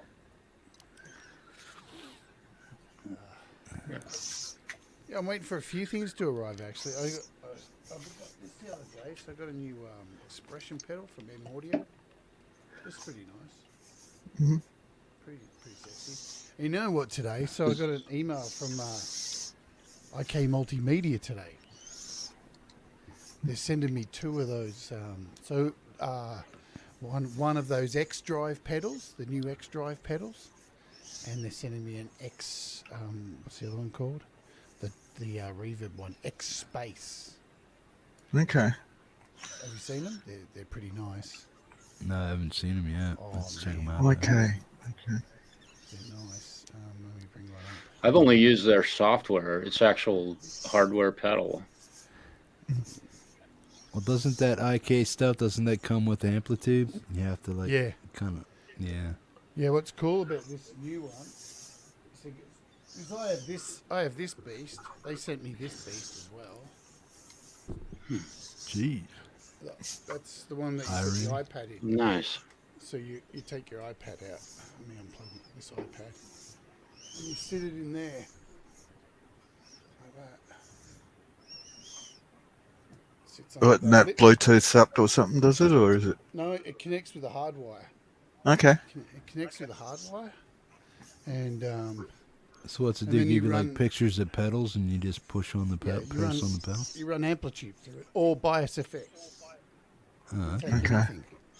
So it's like Marshall's MIDI control of set up for iPad. Yeah, and Mhm. so, but I spoke to them yesterday, and they're going to send me. I'll see if I can find it. Here's products, pedals. Where are these things? They're pretty good, man. I took my time actually to decide what I wanted. I definitely want this space one. I think go full screen. Where's my full screen? There you go. So that's the space. There. Yeah, that's the space one. And so it's all reverbs. And then there's a, if I go back. You showed these on your channel the other day, though, right? I think. I don't think so. I think. No, 'cause Well, I I- think you mentioned it. Yeah. I've been keeping it under my lid that I'm getting them. No, you haven't.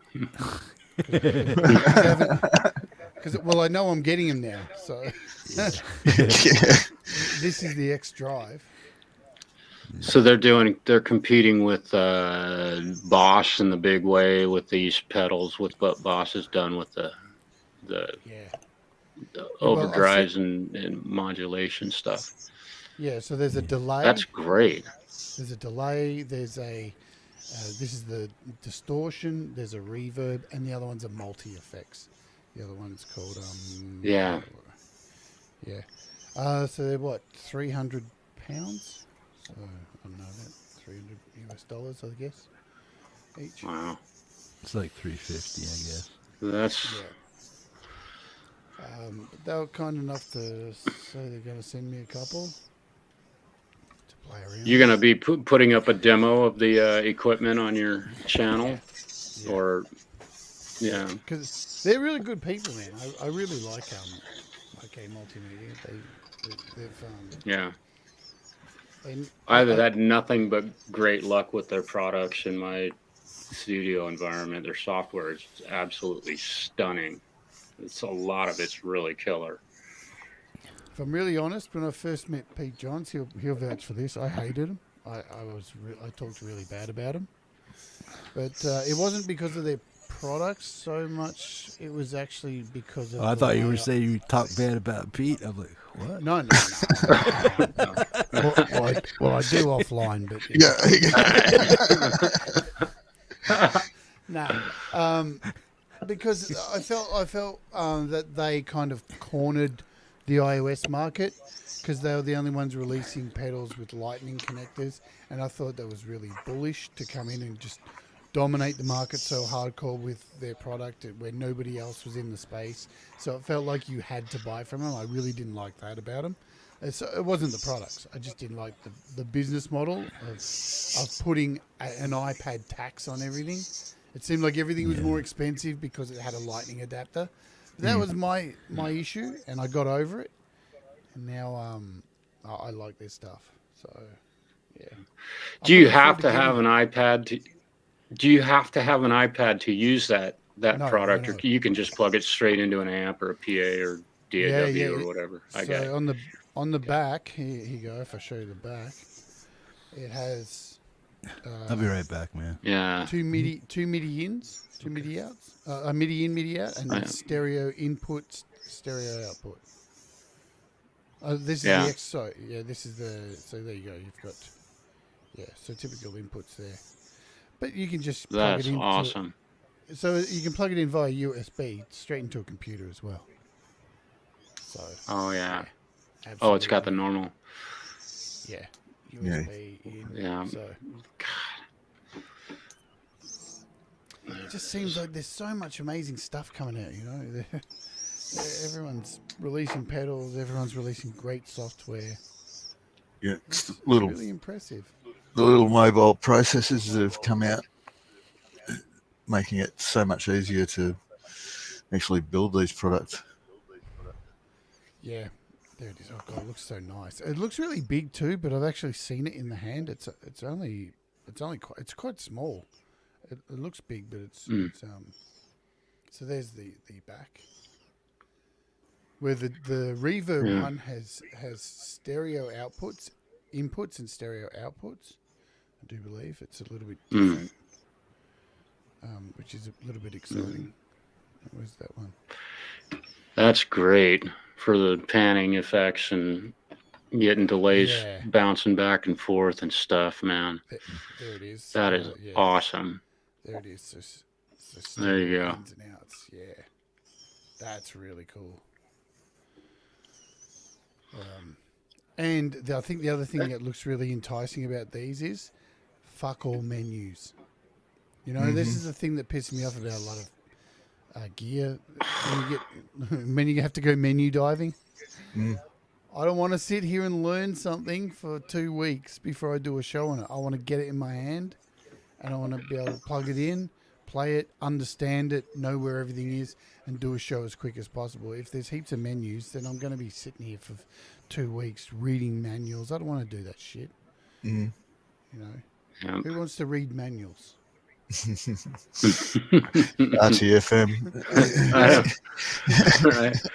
That's like this sucker here, this thing here. I'm about to do a show on this soon. If I go back to 4. Well, those come inside the pedal. So I was going to do. Oh yeah. Going to do this thing. So it's a vocal harmonizer. Mm. But man, the amount of menus in it. Holy shit. It's like 200,000 menus. It's fucked up. Yeah, I ordered the Quad Cortex from Neural DSP and deleted that.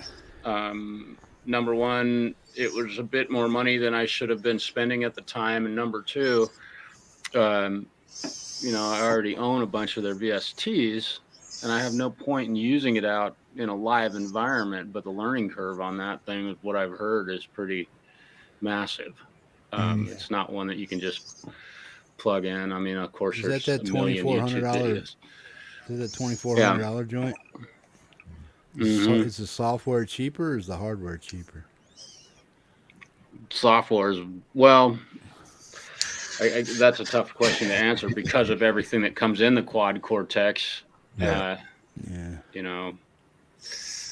I just opted against it. I've got enough going on. And obviously now I can see that I'm able to use my software on a live stream like this and have my guitar tone come across like it does in my studio here. So that's nice. Yeah, I watched the demo that Ola did on that thing, man, and it's like, wow, $2,400. And he said he wasn't really all that impressed with it. Yeah. I mean, I don't know. I value Ola's opinion on stuff. I mean, he is got his shit pretty much together, very knowledgeable and stuff with what he does. But yeah, I couldn't see paying $2,400 for any pedal, man. I wouldn't care what it. You know what I mean? Well, I bought. A lot of guys are dropping $2,400 on a guitar head. Yeah. You get 2 channels. What? Who would do that anymore? That would be such a. I guess doctors and lawyers, I suppose, are still doing their thing. Dentists. No point in that.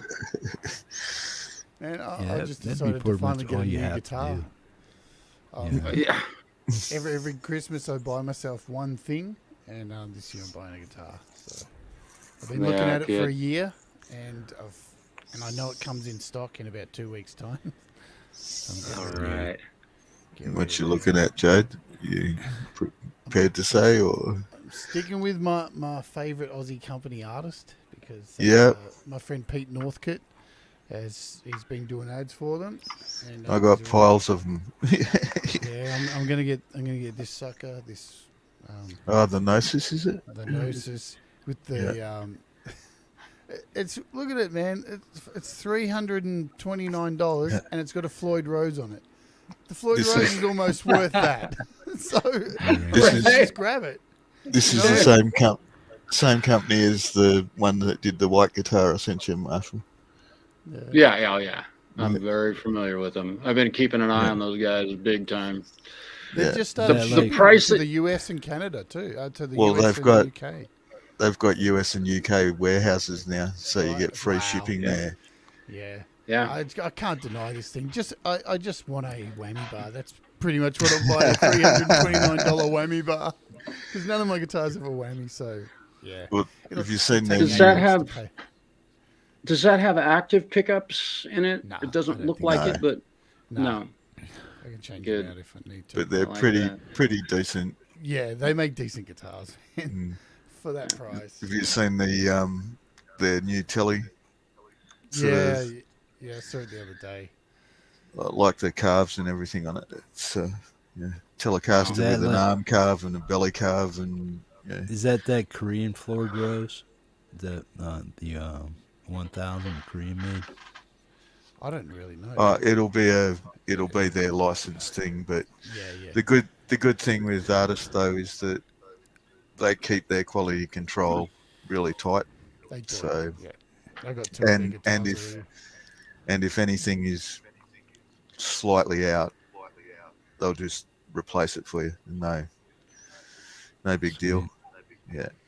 Yeah, I've just looks like there's a do you know the company here, Mark, called Swamp?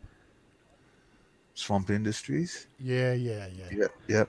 So I think they distribute artists as well. I'm pretty sure they distribute them as well. I've just Okay. gone in. They're sending me a mic. I think this week. Or this one, it's hopefully coming this week. Who knows? Australia Post. So it looks like I'm going to start reviewing some of their stuff as well.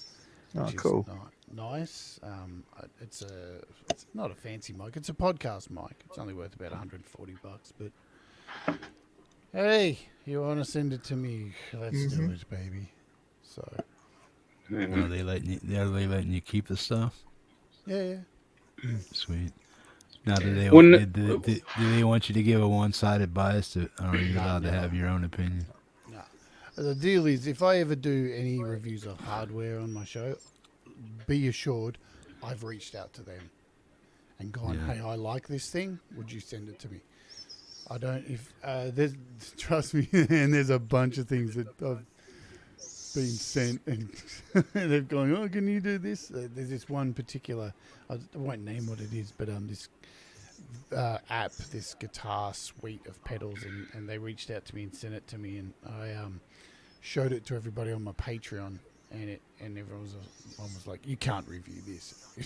I'm like, there's no way I can recommend this to anybody. But they sent me all the unlocks and everything, and they're worth $150. But I'm not going to use them ever because it's shit. It's horrible. It's horrible. But yeah, I always reach out. I shop around and try and find things that I think will be good, and then I send an email. And if they tell me to get stuff, they tell me to get stuff. I don't care, because you never know if you don't ask. I have a question for you, and that is podcast mic. What qualifies it as a podcast mic? Is it why would they USB. why would they call it that? It's only got a USB output. Is that No. just curious? This is a podcast mic. So Okay. I think with a podcast mic, they tend to have a longer capsule. Yeah. So they're basically all They're basically all 58s. Let's be honest, they're all 58s, but with a long Right. capsule on them, so you've got plenty of ability to pop, and because most of them all need cloud lifters, and so does a 58. Yeah. Okay. I think it's just the new buzzword of the day. Right, I got you. This is a Rode podcast pod mic. This is here. If I take off the top, this is They're like them little gold 99 jobbers or whatever. yeah, man. These by Rode, yeah. Yeah. It's beautiful. Yeah. Another great Australian company. How long that capsule is huge. So you don't even really get too many pops with this either. But I just No, that sounds fine. But this has been EQ'd to the max. Yeah. Yeah. And yeah, now you you're have those things. Those SM. What's it take to push that thing? I mean, it doesn't take half the power that it takes to push this 7, right? It takes way less than what you've got, Hippie. Yeah. Yeah, because it's just dynamic, isn't it? Yeah. Oh, it's still. If I wasn't running a mixer, I would still need a cloud lifter for it. If I was putting it into an audio interface, I'd need a cloud lifter.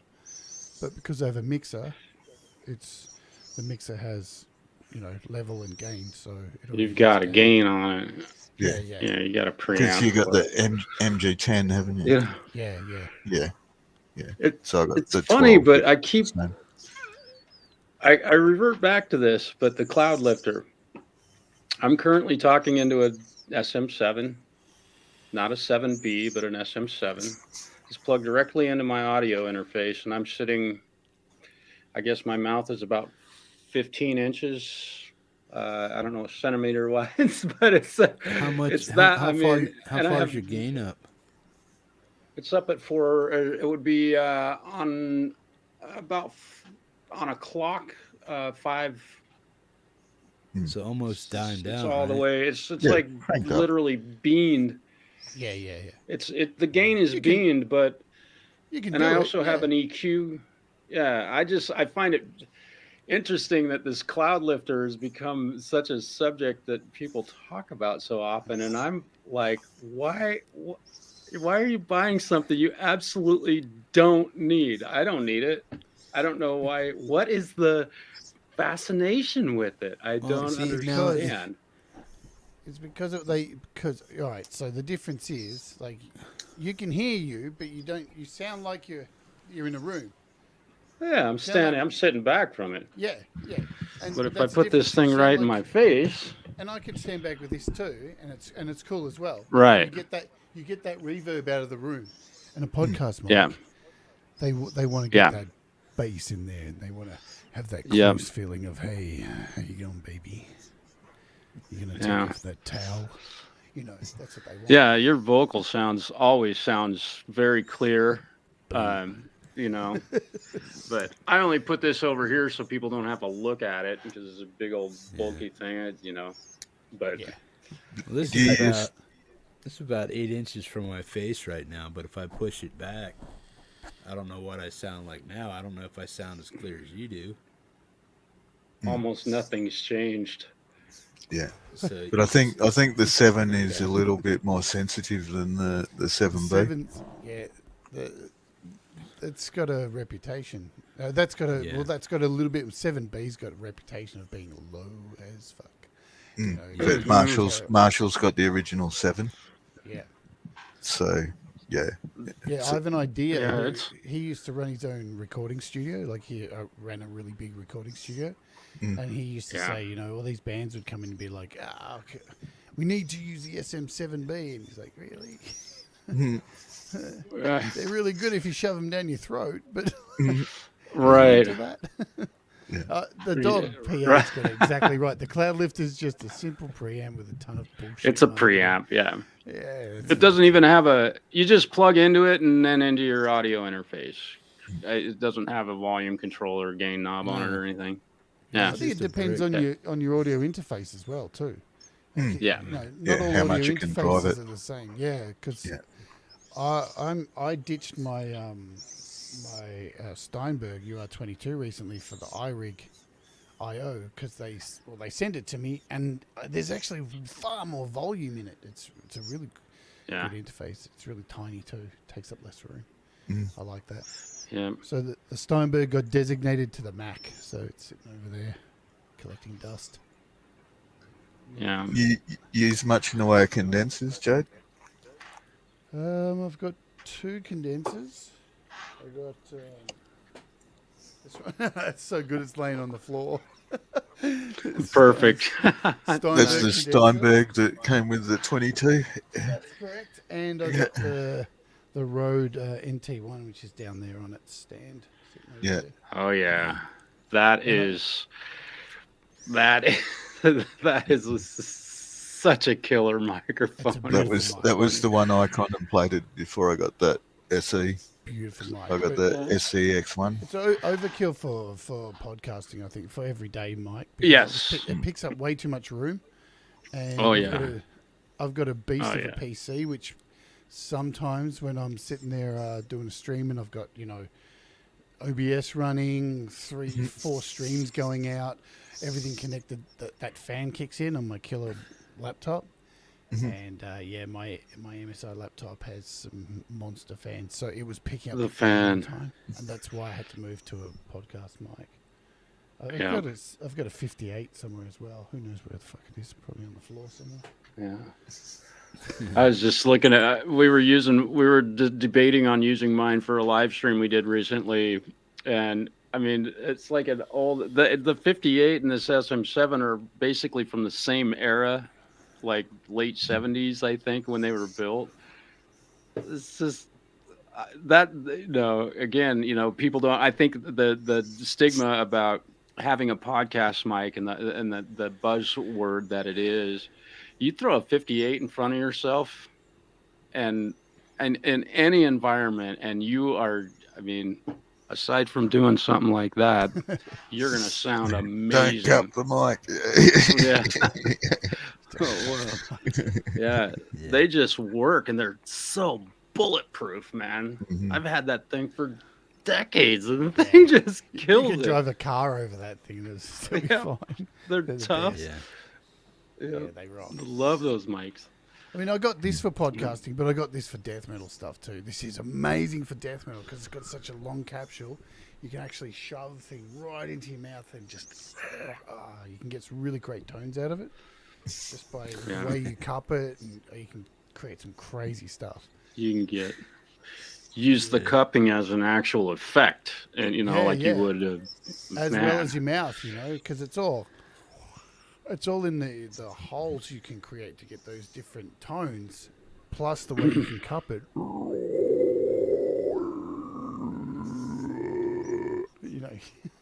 It's crazy shit. Right. Sounding hungry there, isn't it? That's awesome.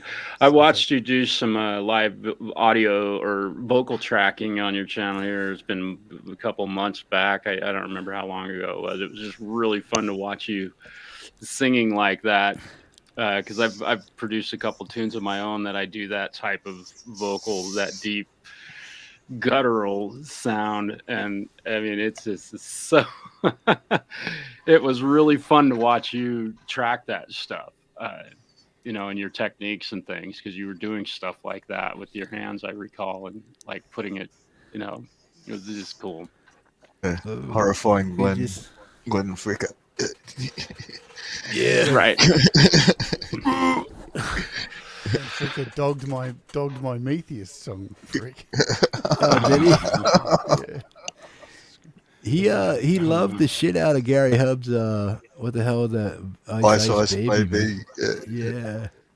He was like, oh, on that. Yeah. He just took a shit. He just took a shit all over you, didn't he? I sent him a video of my track, and I sent him the wrong one. It was in mono, and he just went, "What the fuck? It's in mono." What is mono? It was too late. It was done. But I like getting roasted, man. It's cool. You can't always be told you're fucking good. Yeah. Well, Glenn will tell you that. That's why me and Russ are going to start a show. Well, I wanted to call it "Your Music Sucks," but Russ said, "Let's call it the Sunday Roast." We're going to get people to send in their songs, and we're going to pile shit on all their music. You showed Russ the other day was good. I enjoyed that too. But it's all going to be tongue in cheek, and you have to realize, we'll put up a disclaimer. Hey, realize this is not serious. We're just trying to come up with funny things to say, and I think it's good luck with that one, man. Well, the first two songs we're doing are our own. Trust me. Yeah. We're going to take the shit out of our own songs first. So. We'll make mine the third, please. I put out a lot of shit. We've already got a whole lot of comebacks and things we're going to do. We've been talking about. So it's not even going to reflect the song. It's just stuff we're already, just snappy comebacks and stuff. Mm-hmm. The first 15 minutes of your show the other day I was rolling around the floor laughing. You and Russ. Legend, man. Russ he's a legend. Yeah. He's always got amazing advice for people. And plus, trust me, have him on your show. People watch. It gets your numbers. I don't have an opportunity to watch your show very often because of my work schedule, but it really, man, I've really had a good time. I got to watch a bit of Russ yesterday. It was yesterday, I think. Yeah, and, it was a good show, man. Really, I've always enjoyed his music when I've heard him on the Hippies show. It was fun to get to actually hear him speak and get to he's see an him. amazing Really human cool. being, man. He's faced a lot of adversity. He creates a lot of amazing music. I think more than anything, he really supports people a lot. He makes sure he goes over to people's videos and comments. I wish I had the time to do as much as what he does in that regard. It's an absolute credit to him. He's an amazing friend. Love him to death. I mean, me and him chat every day. Do you guys live in the same area in that? No, you guys are across. Yeah, he's in We the chat on UK, Clubhouse every day. We chat on this thing called Clubhouse, Okay. where you'll know when we're on Clubhouse. Gary always picks it out on this show. He's always like, "Oh, Clubhouse is going on," because we'll all be sitting over there and kind of watch. We watch everyone's show on Clubhouse. We do like a Clubhouse. Were you live taking stream. bets when I would shut up and start the show? Yeah. And stuff like that? Yeah. We all had how many- each show. You had to pick a number when the first song would be played by, and I was the winner for four shows in a row. One of them I picked 31 minutes. 31 minutes. And everyone's going, nah. I'm like, yeah, man, I feel it today. Come on, Hippie, 31 minutes. Let's go. And you were right on 31 minutes. It was brilliant. Holy shit! What show was that? You had to remember that one. I need to go back and check the stats Yeah, on that. it was a few months ago, actually. It was a few months ago. Because we stopped doing it because, Brad always lost and he always got upset. I'm going 25 minutes this week.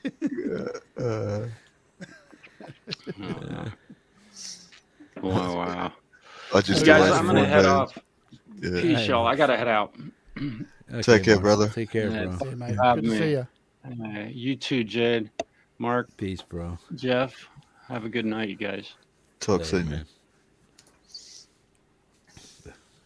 No, I remember Lindsay being horrified that you busted her in Clubhouse with the office. Oh, yeah. The Office. Yeah. Yeah, Clubhouse is a thing. It's kind of, we use it as a social thing, just to catch up and talk shit pretty much. But we also use it to put together ideas for shows. And, Russ will tell me about an app, and then I'll go search for the app. And yeah, hey, Dwight Bailey's on the show this week. It's very exciting. Oh, Yeah, cool. the 18th. You said the 18th, right? Yeah. So this week. Sweet. Poor guy had to get the day off work for it. Did he? Yep. Well, the afternoon That's off. special, man. I know. I feel very privileged. The last message I had for him just says 10-4. Yeah. Dwight's Dwight, good man. people. Yeah, I can't wait. I think he's going to have some awesome stories to tell. I think everyone who hopefully comes on gets something out of it. Oh yeah, man.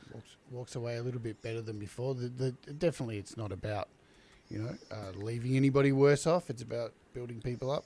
I think the week after we got Night Train on the show, and then I had to put Nikki Tedesco back a little bit because she had a conflicting thing. So I think she's on something like the 17th or something of December. Only discovered Night Train last night. That's great artist. Excuse me. Yeah, and then we got I think the week after, I've got a developer coming on the show. Somebody who develops apps, just to talk about his experience with Apple and with the way people react to updates of the apps and all that kind of thing. It'll Be interesting. Yeah, because I want to get more developers on to hear their point of view, and I think remind people how much effort it takes to make these things. Because I think that's why we did that show on Friday, was to remind people these people are human beings. They put time in, they put money in, and a lot of them they get fuck all back. And the constant stream of people going, I want more. Why don't you update it? I paid $1 for this. Yeah, that's what Clubhouse is where we first heard the story about Brad's brother being stuffed inside. Yeah, I was there for that interview. That was fun, man. Well, that's where a lot of the interesting stories. Oh man, you should hear some of this. When Brad's on Clubhouse, it's never boring. Pete will tell you. Today he was celebrating Britney Spears getting free of her custodianship or whatever it was. Cause she's going to be on Instagram now, getting naked. Yeah. Bless Brad. He's a funny bastard. Oh man, he is. He's awesome. Can't believe I've just woken up and stumbled onto the Hippie Show. What's your excuse, Pete Johns? I just woke up. I'm always here, man. I think that's why.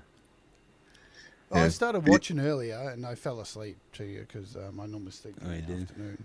It's my soothing voice, kind of like. Sure is. No, it's just that time of the day when I normally sleep.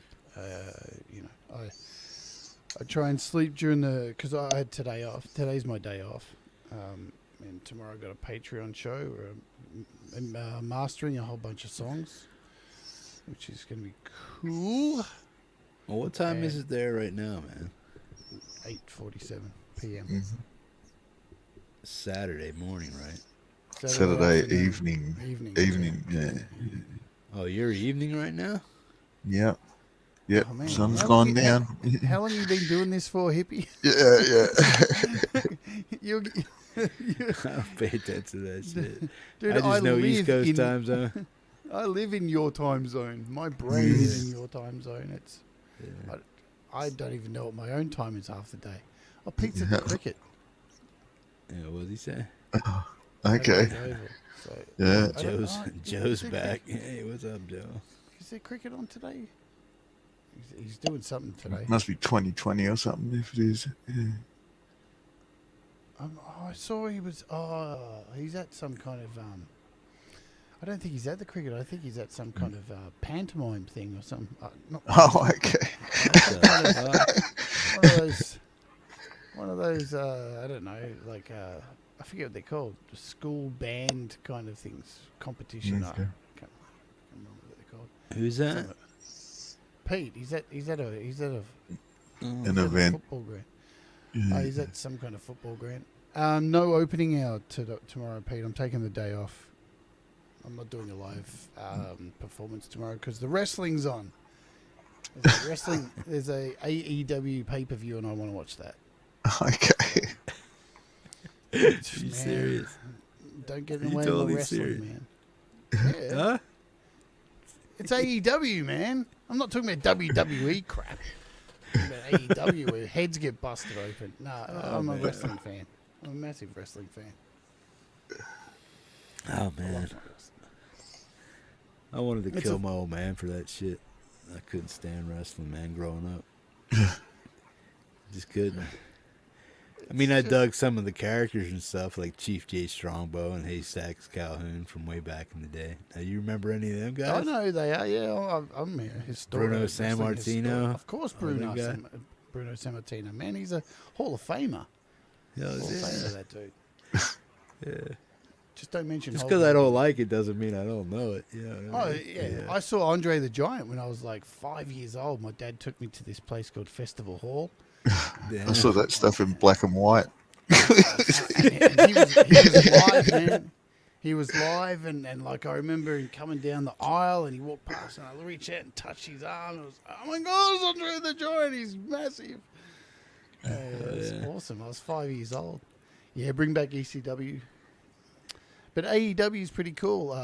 Electra Omega. I don't know if you follow AEW. It's pretty cool. Lots of blood, lots of violence, lots of good storylines too. Yeah. WWE crap, where everyone's like a model and it's all wank, scripted. And WWE's so bad. They have a team of like 35 writers, and most of them these days have been hired from things like Dawson's Creek and shit like that. What the hell is going on, man? Soap opera. Yeah. Like, Vince McMahon's had way too much plastic surgery. I think it's melted into his brain. He's lost the plot.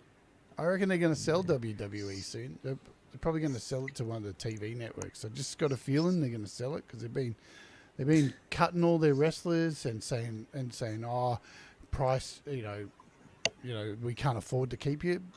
And in the same day they posted a earnings of $235 million, But they're like, then they fired 17 wrestlers saying, "Oh, we can't afford you." It's like you just made $250 million almost.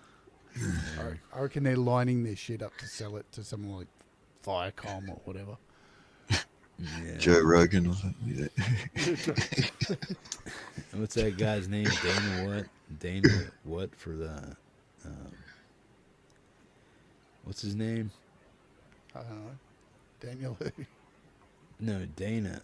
The guy from the cage fights and shit. I nearly said Dana Carvey. What the hell? Dana White. It's on the name. Yeah, Dana White. Yeah. Is he still running that Fight Island? That was ambitious. I don't know. He's like, hey, COVID's here. Let's start a leprosy colony and we'll just punch each other on it. Yeah. Yeah. Well, since Ronda Rousey got her ass kicked by that tall blonde boxer chick, I kind of like I haven't watched any of that shit since then. Well, she went to WWE. Yeah. Yeah, but now she's got a kid now. So she went there. She did a year at WWE. Then she got pregnant. Now she's got a video game channel on Facebook where she plays video games. Oh, yeah. Like everyone these days. Everyone's got a video game channel. With a Twitch one associated. Yeah, I think she's on Facebook. I don't think she's got a Twitch. Okay. I don't think she's got a Twitch. That seems to be the big one for the gamers. Yeah, it's becoming more diverse, thankfully. You know? No, but Yeah, it is. I mean, if you want to generate income. Oh yeah. My boy watches. There's a lot of people that don't generate income on there. Like I think, you know, it's really hard. Twitch is really hard. I mean, I've been trying to set up my show and all the look of my show to eventually be able to do a separate Twitch stream, kind of what Nikki does. But because I have the stream deck, I can bounce around and, you know, change camera angles and do all that kind of shit. And I'd like to do that in the future, but I'm not sure. Maybe do video games and music, and I'm not sure what I want to do there, but I want to do something there that's different. Like I was going to do how to app on iOS gaming, and just use my iPad to game, because people are doing that. Yeah. So, You should just do your live Cookie Monster stuff, man, and just get on there and just cookie. Yeah, just fucking go nuts, man. Speak of the devil, he just popped in as well. that's right. Russ, what's up, buddy? You going, Russ, you dickhead? Hey, no dicks allowed, man. You can't say anything in the chat. Yeah. I've got to learn a bunch of apps for this week's show too. Just got a whole bunch of apps today. I've got to learn how to use. So explain Mac and iOS to me, man, because I'm like totally like not really illiterate on it and stuff. But it's like if I wanted to go out and buy myself like an equivalent to any mid-ranged $1,500 PC. What does is it all laptop? Is it like No. PC? What is it? You can Because get I know some of the towers I looked at last night was like $5,000, $6,000. I'm like, what the? And then I looked at the MacBook expensive. Pro, and that was $1,500, 15-inch, 16-inch screen. Is that the price for those things? They're expensive. Yeah. I have a Mac Mini. That's what I have. So it's a desktop. Here you go. I'll show it to you. So there it is. It's this tiny little box. Yeah. It's flat. It's just say about that big kind of thing. Jamming Yeah. And this thing. So it's got an M1 chip. It's got 8 gig of RAM, and they're fast as hell. They're really good. It cost me Australian, so they're about $800 to $1,000. Doesn't come with a monitor or anything. Got to have. Your I'd own probably monitor. want something twice as powerful as that, or twice as about That's the most- $1,600. The most powerful thing they have at the moment is the Mac Mini and 16 gig of RAM. But you've got to understand, Hippie, these are far superior than Intel chips. Like these are a whole new chip system. They've actually started designing their own chips. So the chipset is made in their premises, and they're running they're running dedicated apps. Well, it's not even that. It's the way the chips are built. See, in a normal Intel computer, you have the main chipset, but it has to send info out to other chips, and then that all has to travel back. But in the new M1 chips, everything's in one chip, so you've got this distance of nothing. If you look at like high end HP workstations and stuff that I was like one of the top level consultants for.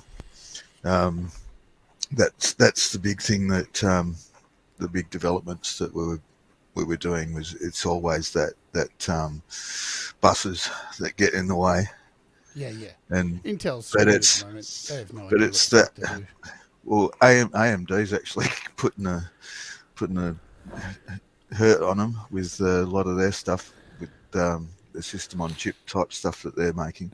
But but a big thing that I notice as a super high performance computer system designer and architect is that the Apple stuff, the way the applications are written to go on Apple is another really big part of why Apple runs so well.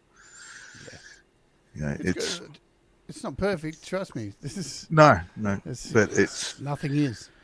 But the way that their apps work, and I mean, this will be an interesting thing when you talk to the developers, and it's something that I dealt with a lot with the development of Windows 10 and stuff in the Windows Store, is the way that developers can get applications onto the iOS, what's it, Apple Store or whatever your portal is to download applications from, to get Apple to publish it.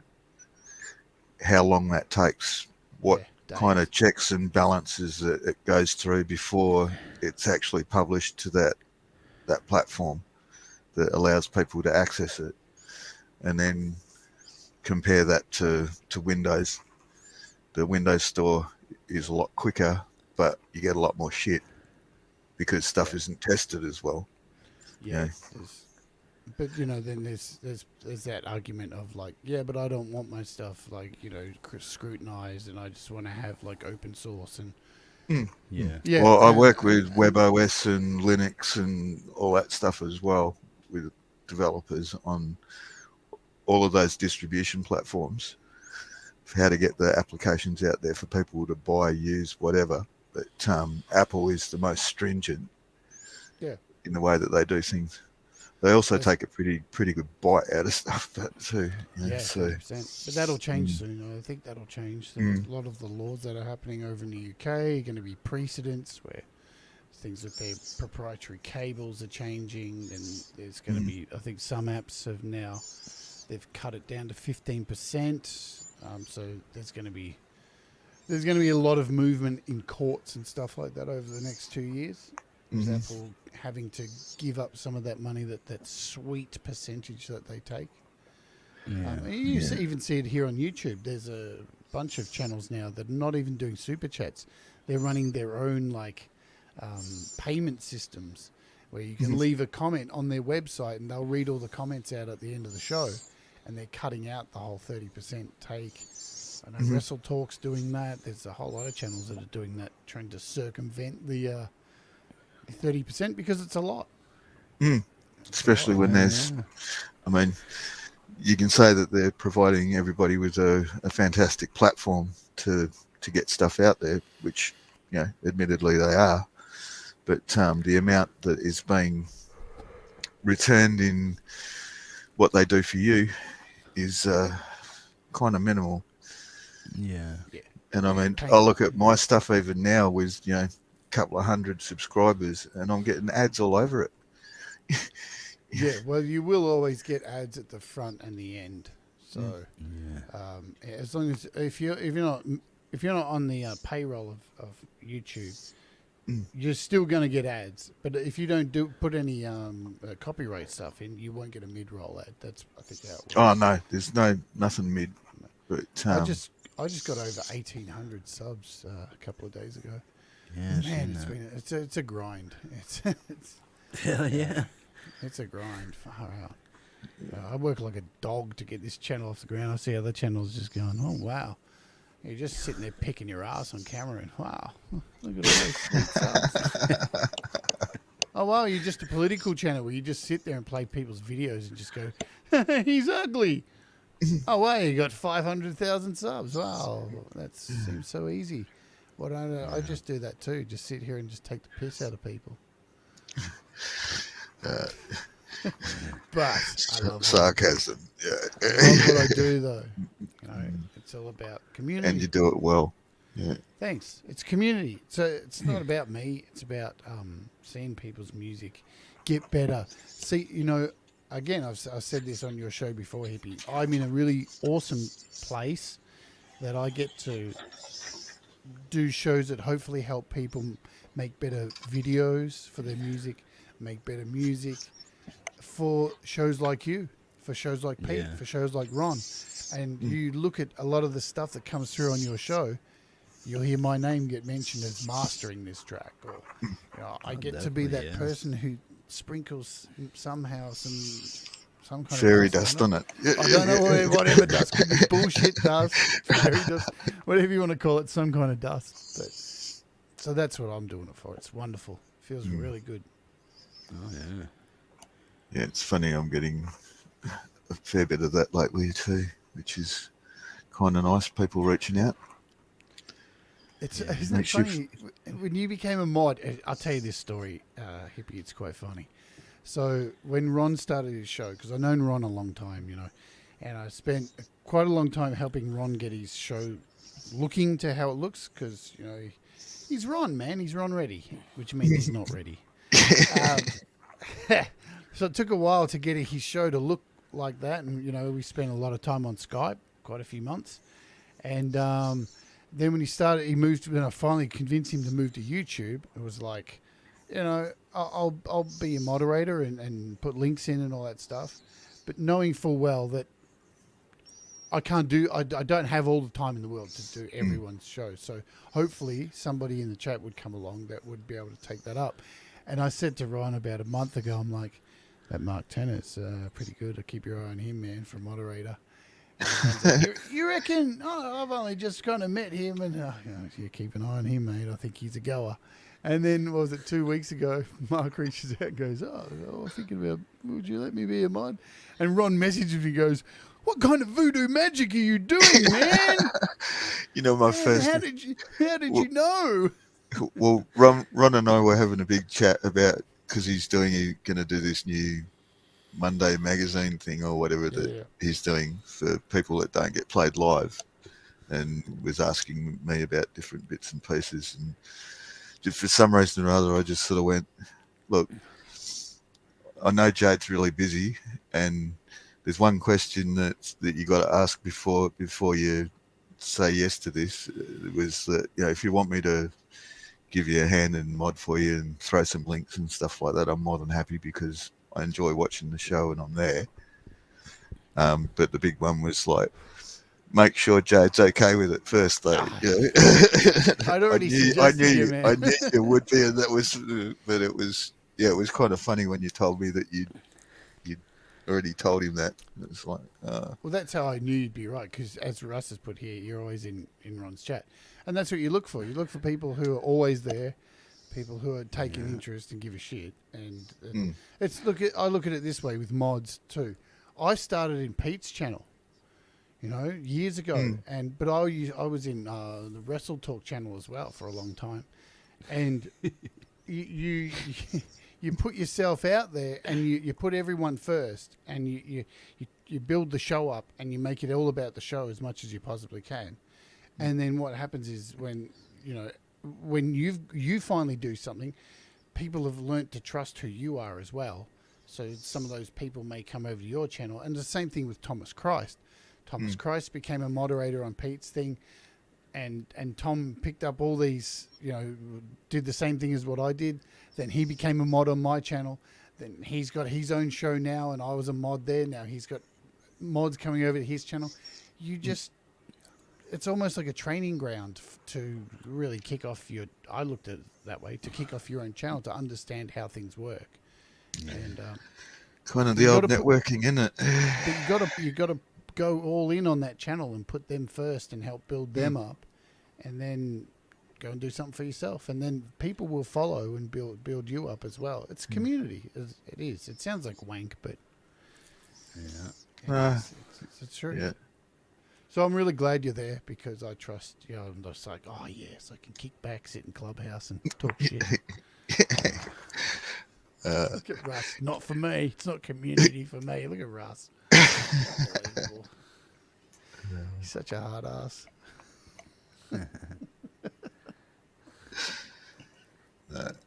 It's all lots of fun, and the thing that is, because I've been involved in a lot of YouTube channels over the last 10 years, watching things, and the music stuff has just been a breath of fresh air. The amount of support and good people has just been crazy. It's not something you see everywhere, I can tell you. Yeah. I can't wait to have more people on my interview show from here. I'm starting to slowly there's a lot of people to try and get on your show. And only one day a week. I've considered, I really enjoy doing the interviews. I love doing them. They're so much fun. I stress out before I do them each week, but then after it's over, go, holy shit, where did the time go? That was so quick.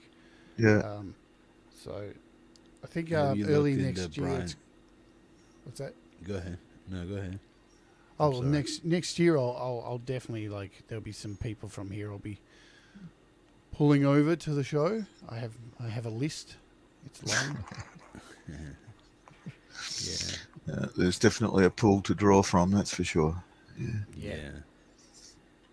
The development here has been amazing over the last 2 years, watching the growth of not just growth in numbers, but the growth in development of the different artists on the thing. Oh yeah. Yeah. Look, you look back, you just go through any of these shows that play music, and look at the quality of just the video on the clips from last year to now. It's astoundingly different. It's blinding. You don't see it every week, because you're living in the moment. You're living week to week, and you don't see the changes in the videos that everyone's putting out. But you go back and watch one of your shows, Hippie, from a year ago, and just go, whoa, everything looks so bad compared to now. And that's not taking anything away, but it's a little tips that people are picking up each week and just getting better and better. It's just really, really cool to be a part of. Yeah. Well, I think when I started the show, everybody was doing videos just for themselves, man, and they were only there to please themselves and make the best thing that they were satisfied with. But then when you come into a place like that was developed here, man, and people just start seeing what other people are doing or what other people are capable of, and the amount of help that's in the community to help people grow, and from all the diversity that comes in through the rooms, everybody's channel, and I mean, hell, when Mark came in with one video, you Caldwell. Well, I came in with 0 to be accurate. It was only because I donated to your bloody show that everyone started hassling me. So. Yeah. And then you Caldwell's the same way. He just he just had that one song, Zampa Petit, man. I was like, whoa. I played that for months, man. It's like, come on, you. Look at him now, man. You can't stop him. He's a monster. It does help that so many people don't work. Yeah. That was a... You can say a lot about the thing that happened last year, but a lot of creativity happened. Definitely amongst all of us. Yeah. So, Hippie, you going to play the new FMC clip that I'm working on? That might have to be something for Ron Reddy. It's a good one. This one. It's mostly old people dancing and stuff. It's a little bit different. Yeah. Did you see my video on the start of it from last week? No. It's there's a lot of poo in it. I know Pete won't play it. He's got an aversion to pure poo. You like pushing the borders. It's not that. It's not that. It's just, I think it's incredibly stupid and funny. You know, it's it just, probably is, yeah. and at least the first three songs I've picked aren't like got swearing in them or anything, you know. So, I think not tomorrow, the day after, I'm going to try and finish it because I think Pete's got his 100th episode of GarageBand Weekly this week. Okay. He's doing some fancy pants. I don't know how long he's doing. I think he's doing an hour and a half or something. So I have to change my time slot. And I think I'm just going to do a late show and just do some more FMC stuff. make people laugh. We need more Gladys. There you go. Yeah. You're going to get a Gladys show around Christmas. Cool. So I'm going to do a Gladys Worthington Christmas spectacular. Sounds there you good. go. You've got a scoop, Hippie. That's the first time I've mentioned it. I'm doing a Gladys Worthington Christmas spectacular, or I sing Christmas carols and get drunk. And, Oh, yeah. it's going to be a disaster. Sounds like fun. Yeah. I've always got the Gaviscon ready.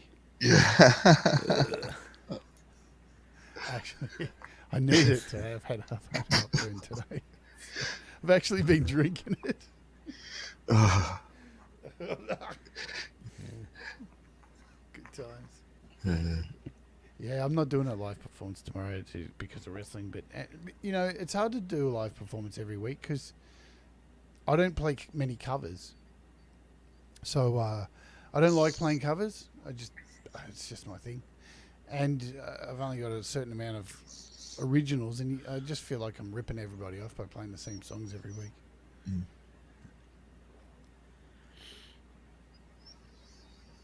It depends how many new people you bring in your show per week. Yeah, not man. many. You know, that's the other thing. These communities are pretty small too. Mm. Yeah. It is hard to grow outside of, at least getting people involved in the chat, and you know, you are always growing, but not all those people want to have the time to sit in the chat and become a part of a community. You know. Yeah. Well, it's like the people that came over from your and Pete's channel. They're loosely associated with this channel, and the same thing with my people that came over to your guys' channel.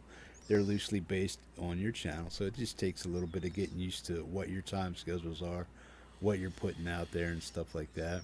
And yeah, I mean, because Dwight, he's coming over. I mean, he's trying to get his stuff together with the dolls and stuff like that. He's learning a lot about mixing music and making music and stuff like that. I kept telling him that, hey, you're pulling to the right, man, and that's all I can really hear out of your music is you're coming to the right. And I've been trying to get somebody over there to help him get his music so he can get a good stereo effect, because he's always pulling to the right. And he was kind of proud of himself. He just put out a song the other day, man. So I know he's taking good advice, and he's not taking it as criticism or anything. He's taking it as advice. Hey, Dwight, I can't hear it. See, I'm too honest with people. It's like you're right to say that though. I Yeah. know what it is, why it's happening, why that's happening. Yeah. I've been trying to get him to do that. Yeah. Well, when we were talking to him about, like, you know, wanting to record music, of course, my first thing was to say, get an audio interface, because then you can record music into a DAW, right? But the way he's doing those live recordings and actually standing there and playing and recording it on a phone, it's going through a audio interface, and they split the channel left and right. So each input is either left or right. So you can't make those single, because that's how an interface works. It splits the channels. If he wants to do live into a phone, the only way to do that is through a stereo mixer. But if he wants to record stuff into GarageBand or into Reaper or any of those, the interface is going to be fine. It's going to record those as a, into a track. When you record into a track, it records it as a stereo. And he actually has all the equipment there to be able to do it. He's got the mics and he's got a decent computer and all the rest of it. So what he needs to do is, record. I guess record the video, set up the camera, record the video, and plug his interface into his computer. And while he's recording the video, at the same time, record into a DAW, into Reaper, and then edit the audio with the video together. Yep. In a video editor. It's probably going to be the only way to do it if he's recording into a phone using an audio interface, because it will continue to split the channels. It will put the guitar on the left and the vocal on the right. It's if he's recording into a phone, because that's how an interface works. It splits channels. But hopefully, we'll talk about this on the show. This is another reason why I want him on the show, because not only can we talk about, I want to hear all about him and all of his stories, because I'm sure he's got a fuck ton of interesting stories, especially that bullet hole in the guitar. That's going to be a thing. But at the same time, we can talk about how he's recording music and all that kind of stuff. And so again, that's one of the reasons I want him on. So he walks away better, and not just, you know what I mean? I'm not slagging this whole situation, but sometimes when there's a lot of people offering help all at once, it can get a bit overwhelming. So maybe during that interview too, just talking about how he's doing things, and then, so I think it'd be a cool question. Be in stereo when you run through a Yamaha mixer. Yeah, is your show in your show's in stereo when you run through a Yamaha mixer? Yeah.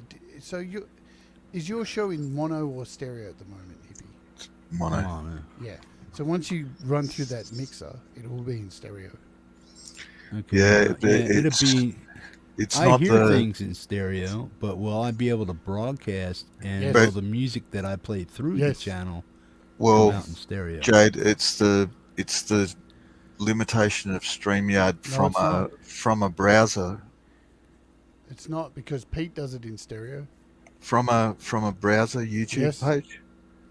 Okay, because Pete goes through StreamYard and does YML and gets it in stereo. Not using OBS at any point in there. He uses a mixer. Okay, because when I spoke to the StreamYard teams, and they were telling me that I couldn't get, apart from a local file, that I couldn't take a YouTube tab or YouTube video and play it from a web browser into StreamYards and get it out stereo. And from anything that I've experimented with, I haven't been able to actually get it to work. I can in OBS, but not through StreamYard. I'm pretty sure Pete's music comes out in stereo, but the mixer shouldn't be getting into that situation at all, because it's only taking your microphone input. And is Pete using a second PC? No. Because that might be the difference. If I stick a second PC there and then plug that in via stereo into the mixer and feed that into StreamYard, I could get that into stereo. But don't know. Yeah, if I wanted to use OBS and stuff to run stereo in here, I could do it, but I'm gonna have to I'd have to reformat my whole show the way I do things. You'd have to set up scenes and get it all. I'd have to redo everything. So I mean, I could do it, but could I do it the volume I do and the quickness I do just to get stereo without a lot of the extra headaches of switching through things and making it work? Yeah, I could probably do it, but I Don't don't see know. why not. Because I mean, I did that 9.5-hour stream or whatever where I was just playing stuff off YouTube in OBS, but I was interacting with the browser from within OBS, not like sending stuff to it. But it would take It's probably some the reason I've never scripting used and StreamYard. What's Yeah. that? It's probably What's the reason that, I've Jim? never used StreamYard before. Yeah. But then so I go through OBS, then into Restream. And Restream carries my OBS stream. But I mean, are you using Restream to rebroadcast to multiple places at one time, or Yeah. just for one Yeah. show?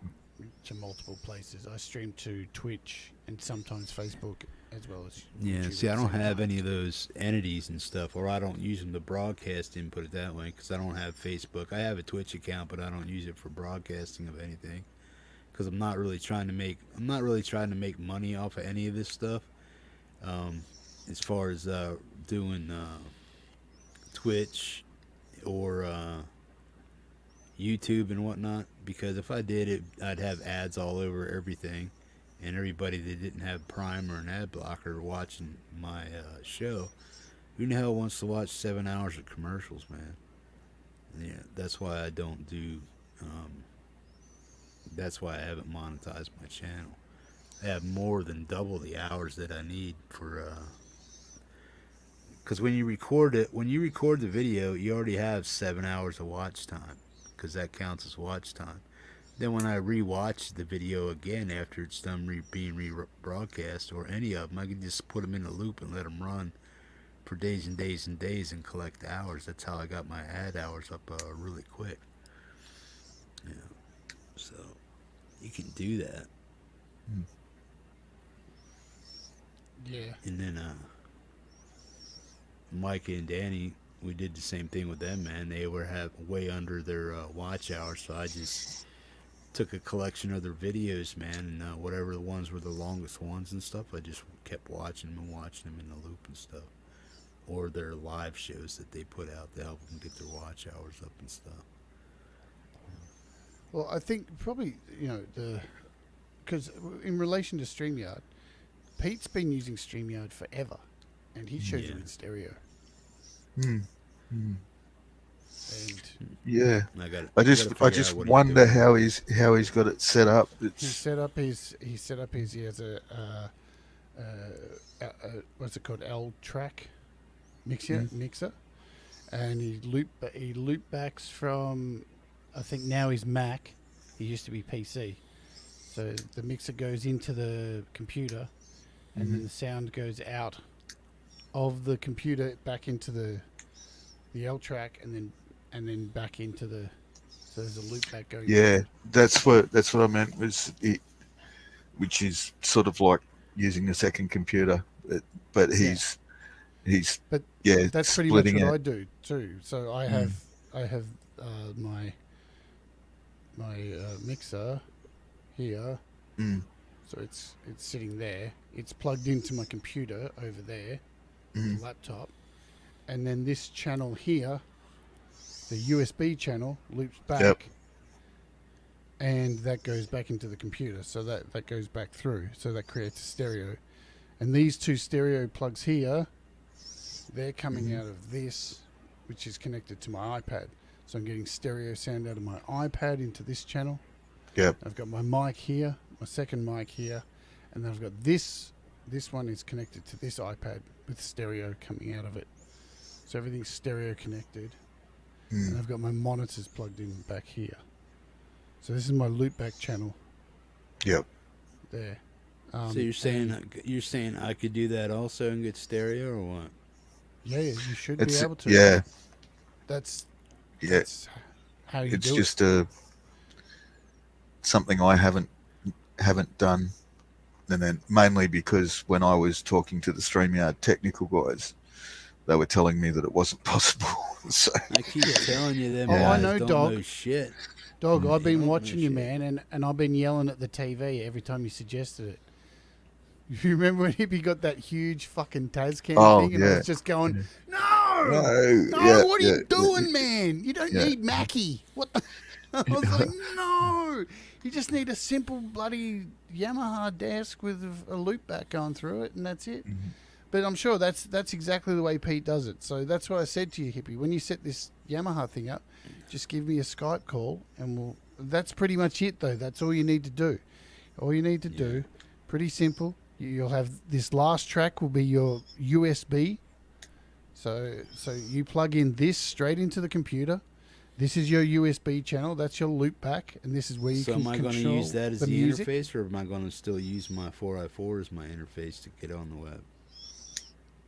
You can directly use this. You can just use this.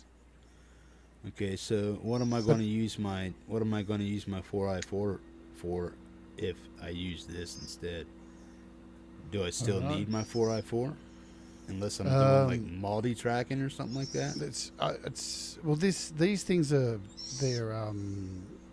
they're also audio interfaces as well. Yeah. That's what's good about these Yamahas. Ain't that great? Well, they're not. I wouldn't. I've used it as an audio interface. It's fine. Like the preamps are really good in it. Preamps are they're Yamaha preamps, man. They're really cool. preamps are excellent. You know, of course, they're Yamaha. So you can use it as an audio interface as well. I mean, the difference is once again, the problem is with using an audio interface for streaming. Again, it splits left and right channel. That's the first thing. B, it doesn't have your gain up the top, so you won't need a cloud lifter with this because you've got this extra gain up here. Turn that up. Plenty of room for gain. You've got compressors built in as well, so you've got a compressor to really, make your voice sound nice.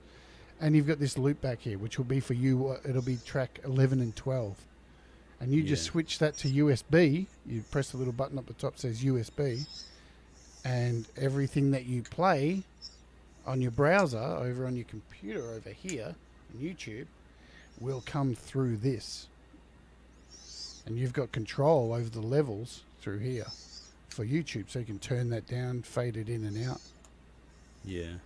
So but you've got sliders compared to me, so that's pretty much it. And then you just have your microphone in either one of the first two ports there. And you got the only reason why I settled on that Tascam the first time because it was the only one that was available at the time. And I get that too. Came recommended from a few people. Yeah. Oh, look, I'm not saying that that's a sick desk, man. That is a sick desk, but not. It's overkill for. Yeah. You only need something small like a little Yamaha, and you're ready to go. Yeah, I'm sure this was. This was my first choice, but it wasn't available. Then I talked to Lewis, the Tone King. I said, "Well, what do you use and stuff?" He says, "Well, I really don't use it much, but if I was going to do what you're doing, this is what I would use." But I wouldn't use the one he had because he has a 24-channel one, and I was like, "Well, let me try this." But then that one wasn't available either, and I just happened to get it from American Music Supply because it came in stock. And this one wasn't in stock, and this is the one I actually wanted. So I ended up getting that anyway, and the damn thing didn't work as well as I thought it would as an interface. It didn't work as an interface for my PC. I don't know if it was because I had the other Tascam interface hooked up and I needed to get rid of that extra Tascam stuff, if it was conflicting or There's a lot of setup for that particular unit. Because of the control surface software and everything like that it uses, so it was ridiculous, man. I mean, all the parameters you had to learn and go through and stuff just to get it set up. It was nuts, man. But that's a semi-pro level piece of equipment. Well, it's Jay, designed for a studio. Whenever you have time, man, just let me know. We can set some time apart to go ahead and do this. Yeah, I look after my show each morning. I'm good because I'm normally here at my desk. Yeah, what's your morning time? I mean, what's my time in your morning time? Because we are a 16-hour difference. What are they? 1 like p.m. 1 12 p.m. o'clock. midday hippie time or something, I think. So midday sets about 1. So, I normally finish up and then I'm in front of my desk. And then I normally jump on Clubhouse and chat shit for a while and then go to sleep. So I've got time after my show each day. But, it should be super easy for you. That's early morning for me. That's 9 a.m. But that's cool because that's... Yeah, I'm not a total goof when it comes to this stuff, but it's like as far as the routing everything and figuring everything out and what... Once you tell me one time what the thing stands for and what it does, I pretty much got all that stuff in my head. The only things you're going to need to know, absolutely, are, as I said here, so your mic's either going to go in 1 or 2. Yeah. Because you've got a compressor in both of those. That's it. Yeah, and and all you're really going to need is track 1112, which you click USB, you plug the USB into the computer. That's pretty much it. If you want to plug a guitar in, you can plug that into any of these tracks as well and play direct if you want. I mean, I don't think for your setup, I don't think there's much else you got running. So you just basically got your mic and your loop back, which will be 11 and 12. Your headphone knob here, main volume, and your effects if you want to add effects. Yeah. So that's it. Well, I think that has the same 24 effects mine has, right? The 12. Exactly. Yeah. Yeah, it's exactly the same, mate. Yeah. Pitch shifter, you got everything on there. Heaps of stuff. You can do your Hitriani yes. Yeah. Just turn it to 24. 24, is that right? Yeah. Hey, baby. Yeah. Hey, oh yeah. So you got all that stuff. Oh, is it working? Yeah. Too easy. Yeah, that's cool. I think. The only thing I want to do is I want to be able to. So where does my interface come in? My 4i4 with this, working it with it. How do I do that, and why do I need my interface, or why don't I need an interface? You won't need it. You can have it plugged in. See, I have mine plugged in. See, mine's back there, and I just have the stereo outs, left and right, going straight into there. So I'm only using my interface really to just like get into my DAW and do multi-track recordings and stuff like that. Not the Yamaha, right? Yeah, you don't need it in there. It doesn't need it. It's a mixer. Yeah. Yeah, but that's what I mean. That's what I would use my interface for, is if I was only going to actually do like multi-tracking stuff in a DAW, because the interface that thing couldn't do it, right? Yeah. So you definitely do that, because as I said, it's an interface as well. So if you plug it into a computer, it's a mixer and an interface. So yeah, you can do multi-tracking as well. Okay, now say I have conflicts with the Yamaha being an interface with what I got going on with my 4i4. How do I solve that problem? It shouldn't. No, you shouldn't have any issues. Okay. The 4i4 is plug and play. Yeah. Anyway. Well, that's the whole thing. If I unbox this, like, you just all you should need is just the Yamaha. Like, really, you can just, You will find that it'll probably pull down the driver for it. You're going to need the Yamaha ASIO driver. Yeah, it comes with the DAW. What the hell is it? Yeah, it comes with Ableton. Everything comes with It Ableton. comes with half a dozen things, doesn't it? Cubase LE. It's and Wavetable and half a dozen others, I think. Yeah, you can bin it. Yeah, just get rid of that shit. How many copies of Cubase LE have I got? and Ableton. Bin. We've got a folder through it full of license keys. Bin. Yeah, you got. So what do you Reaper. do? What do you do with that shit? Today? Huh? Didn't you get Reaper today or something? Didn't you pay for Reaper today? Who, me? No. I thought I woke up and saw you fucking. No, he was just looking at it and how to. You went through it. I didn't know if you went through it or not. Got the program, but he hasn't licensed it. Yeah. Still on the freebie. Mm-hmm. Yeah. It's all right. Half the world is. Mm-hmm. No, you would just need. You ultimately will just need the Yamaha. Really, it'll do everything you need. Subaru. Yeah. Yeah. And you'll be able to get that balance between your voice and the sound of the videos. Schmick. Yeah. I won't have to keep riding the volume of your show. Oh yeah. Yeah. Well, I gotta crank it. I mean, the one time when you said, "Hey, yeah, you sound right. You sound fine, man." And oh man, when I listened to the playback of that, I was like booming, man. I'm like, holy fuck! I had to turn my shit down to like 2. When I was on the playback of the recorded video, I'm like, holy fuck! Is that what you were actually hearing?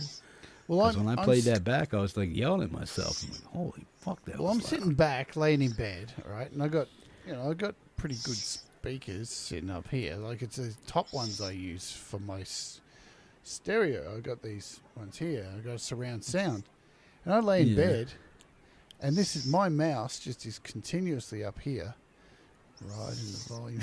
The song comes on, you're like, boom, and then the song comes on, I'm just like, what the fuck? Turn it down. No, but I think that'll all be sorted. Oh, I just broke part of my camera. Good stuff. That should be sorted. It should be That's cool. Awesome stuff. Well, yeah. My best days are Wednesdays or Tuesdays or Wednesdays and Thursdays. Those are my only 2 days off, man. And every day in between, I'm actually putting together a show, and that's like an all-day affair, man. So it really shouldn't take that long. I actually think you'll figure it out pretty easy. So yeah, I'll plug it in and get it all set up and ready to go. And all you got to do is tell me what to plug in where, what hole, and what to turn on and what not to turn on, and what it's for and what it's not for. Track 1 vocals, track 11, 12 loop back, turn on the USB. You're done. That's pretty much it. Cool. It's that simple. That's how easy it was for me to set up. Yeah. Cool. And yeah, you should get stereo because Pete's been getting it forever. Sweet. Look who's popped in, man. Brian Spalding. Do you know Brian, Jade? Yes. Yeah. There's an interview for you right there, man. Yep. I think he's on my list. Sweet. It's a big list. It's a big list. He's played with a lot of primo acts, man. Boom. Ben Woods, he was on the show today. I don't know if you've seen that from Flametal. Brian's in that with Ben Woods. Right. I didn't catch all the show today. I fell asleep. And wrestling was on. Huh? Sorry. Oh, you're wrestling? Yeah, wrestling always wins. Yeah. Boom. Good And stuff, I reached out to Dave Simpson. No bananas. He doesn't answer his emails. He doesn't? Nah. It's good. I can shoot him a message, man. He responds to me sometimes. I'll see what I can do if you want. Yeah. Yeah. I just he answers my email. He doesn't do many interviews. I know that. So yeah.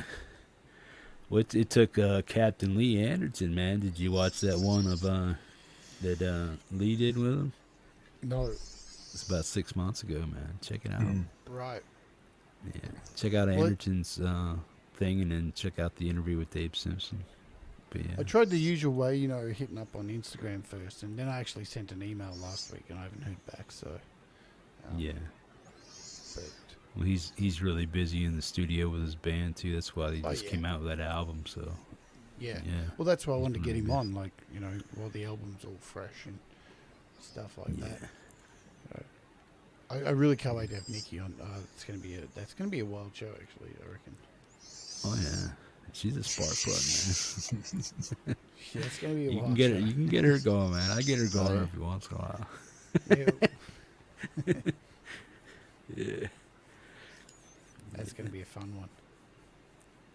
Yeah. So what's the next closest 3 interviews you have? What are the next 3 that you have actually coming up? Dwight on the 18th, and then who's after that? And who's after that? Night Train 1988, and then a developer who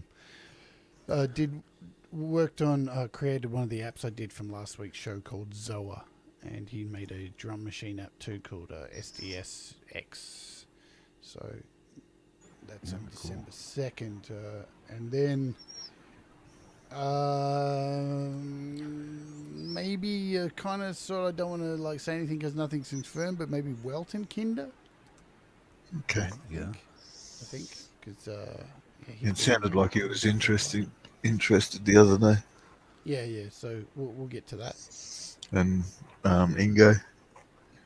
Yeah. Ingo to hopefully towards the end of the year because there's a project kind of happening that I don't know. I know some people involved. Yep. I know some people involved. You might be involved in it as well. Yeah. Yep.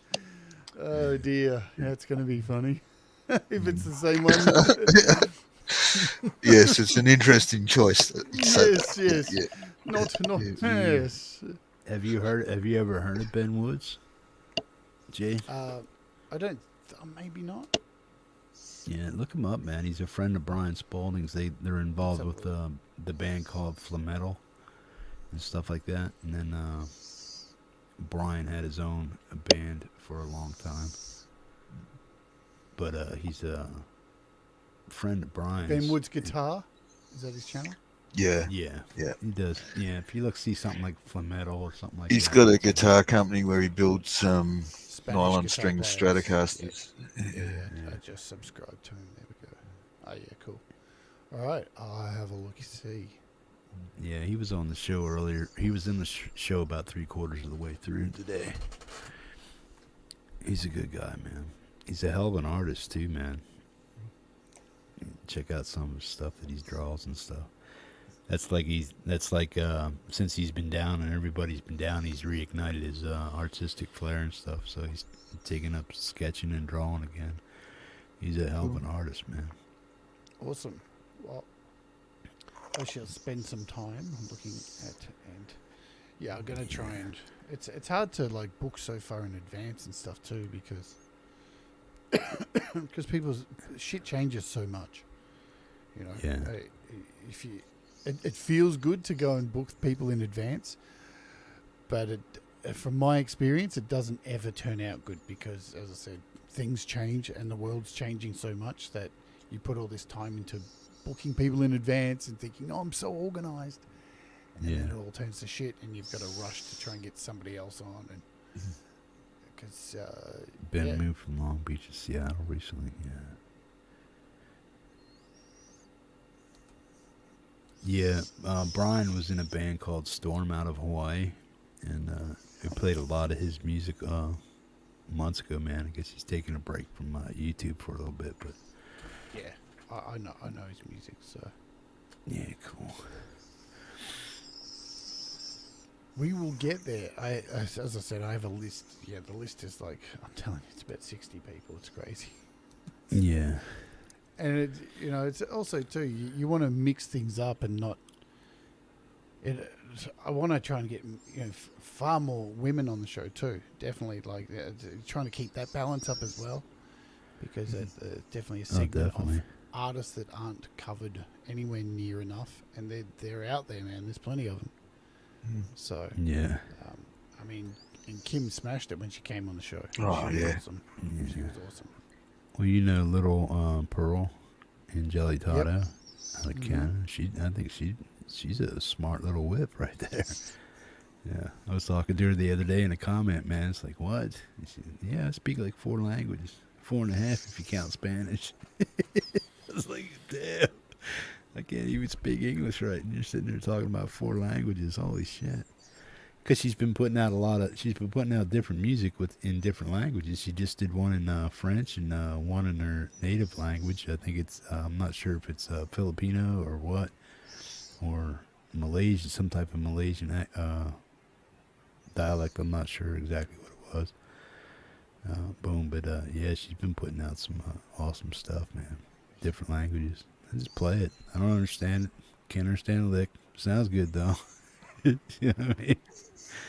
She's singing in French. It's like, okay, oui. Good point, Yeah. Russ.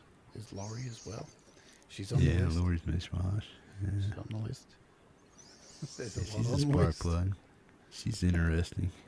Yeah, I'll get her to come on and cook me some food that I can't eat. Yeah, snacking tracks. Yeah. I sit here and virtually eat that food. Yeah. We could come up with something beforehand where she cooks something that I can actually go out and buy. So when she cooks it, then I can go, oh, Thank you. Yeah. yeah, that would be fun. Ron already thinks I'm a wizard, so that would blow poor Ron's brain would explode if he saw that. He wouldn't be too Ron ready after that. It's really good to see Ron's thing take off and you guys like mixing it up as well too. I think that's really awesome. Yeah. 'Cause Ron's a really awesome guy. You know, he blabs on a little bit. I can say that because he's my mate. Yeah. Likes his wigs. Yeah. Oh my god, man! You should see the messages he sends me. Oh, I've got 3 new wigs this week. I get to see them before anyone else. I'm like, what the hell, man? See, that's what you need, Hippie. You need some wigs. I got one wig I can barely manage as it is, man. Oh man. And he's got the master list.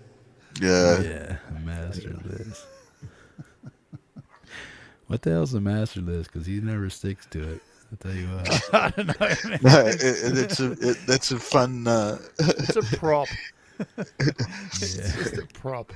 It's fun keeping up. Wishful thinking, talking shit. Wishful thinking, talking shit. Yeah. No, when I'm trying to post links and stuff like that. Yeah. Yeah. I said to him first up was like, "Don't worry, play whatever you like, mate. I'll keep up with you as long as it's somewhere there on the list. Yeah. I'll find it." I had a chat with him last week in Clubhouse. I was saying, dude, can you keep it to 2 hours, please? When he did that 3-hour one, I was like, oh, man, Yeah. it's like 1 a.m., dude. I've got to go to sleep. Show in the morning. Like, everyone's turning into hippie. I think that week Pete did a 3-hour one. I think Ron did a 3-hour one. I'm like, Wasn't it the Halloween week or something? it was the week after it, I think. I think he did 2 weeks in a row, 3-hour shows. Yeah. Like, wow, Yeah. man. I don't know how you guys do it. I want to get in now. Well, Well, that's where the Tuesday one's interesting because Hippie's show runs all the way through, and then I get an hour. Oh yeah. Yeah, you're like sitting there going, Ron's up next. 45 minutes. Sometimes I'm sitting there wanting to type 2-hour countdown, Hippie. Yeah, no. I always tell Mark these get some guys, food. man, they can take off when they need to take off, man. So, Oh you no, know. it's fine. Man. You always finish beforehand. Yeah. The master guideline. Yeah. I just call it the masturbation. That's what it It's seems Ron like all the wanking on. time. Same thing over and over and over again, man. It never changes. It's good. That's Thomas has his show too. His show's pretty cool as well. He's I Who's need that, to man? check that one out because I haven't He's seen that young Tom. kid. He's that young kid you guys had on that multi-channel thing with Pete that one time. yeah. Well, he's I don't know if he's that young. He would take that. He would definitely take that and say thank you very much. But yeah. So he does live streams after YML each week. He did one today. Is he over 40? I think he's close. Well, that's a kid to me, man. I'm sorry. Anyone under 40 to 40 years old, they're just like a kid to me, man. They're like, what? But he's got a good show too. Like And he's a really, really good guy too. Like, you know, he's been a moderator on my channel since day one.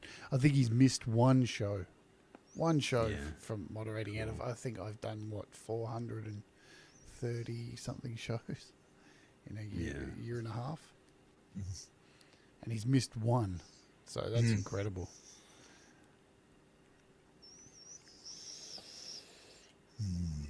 Speaking of which, I got an early show in the morning. Got my it's breakfast getting in the morning. towards time where I need to go and eat something. Yeah, and Russ will probably send me 100 songs to master in the morning, like he usually does.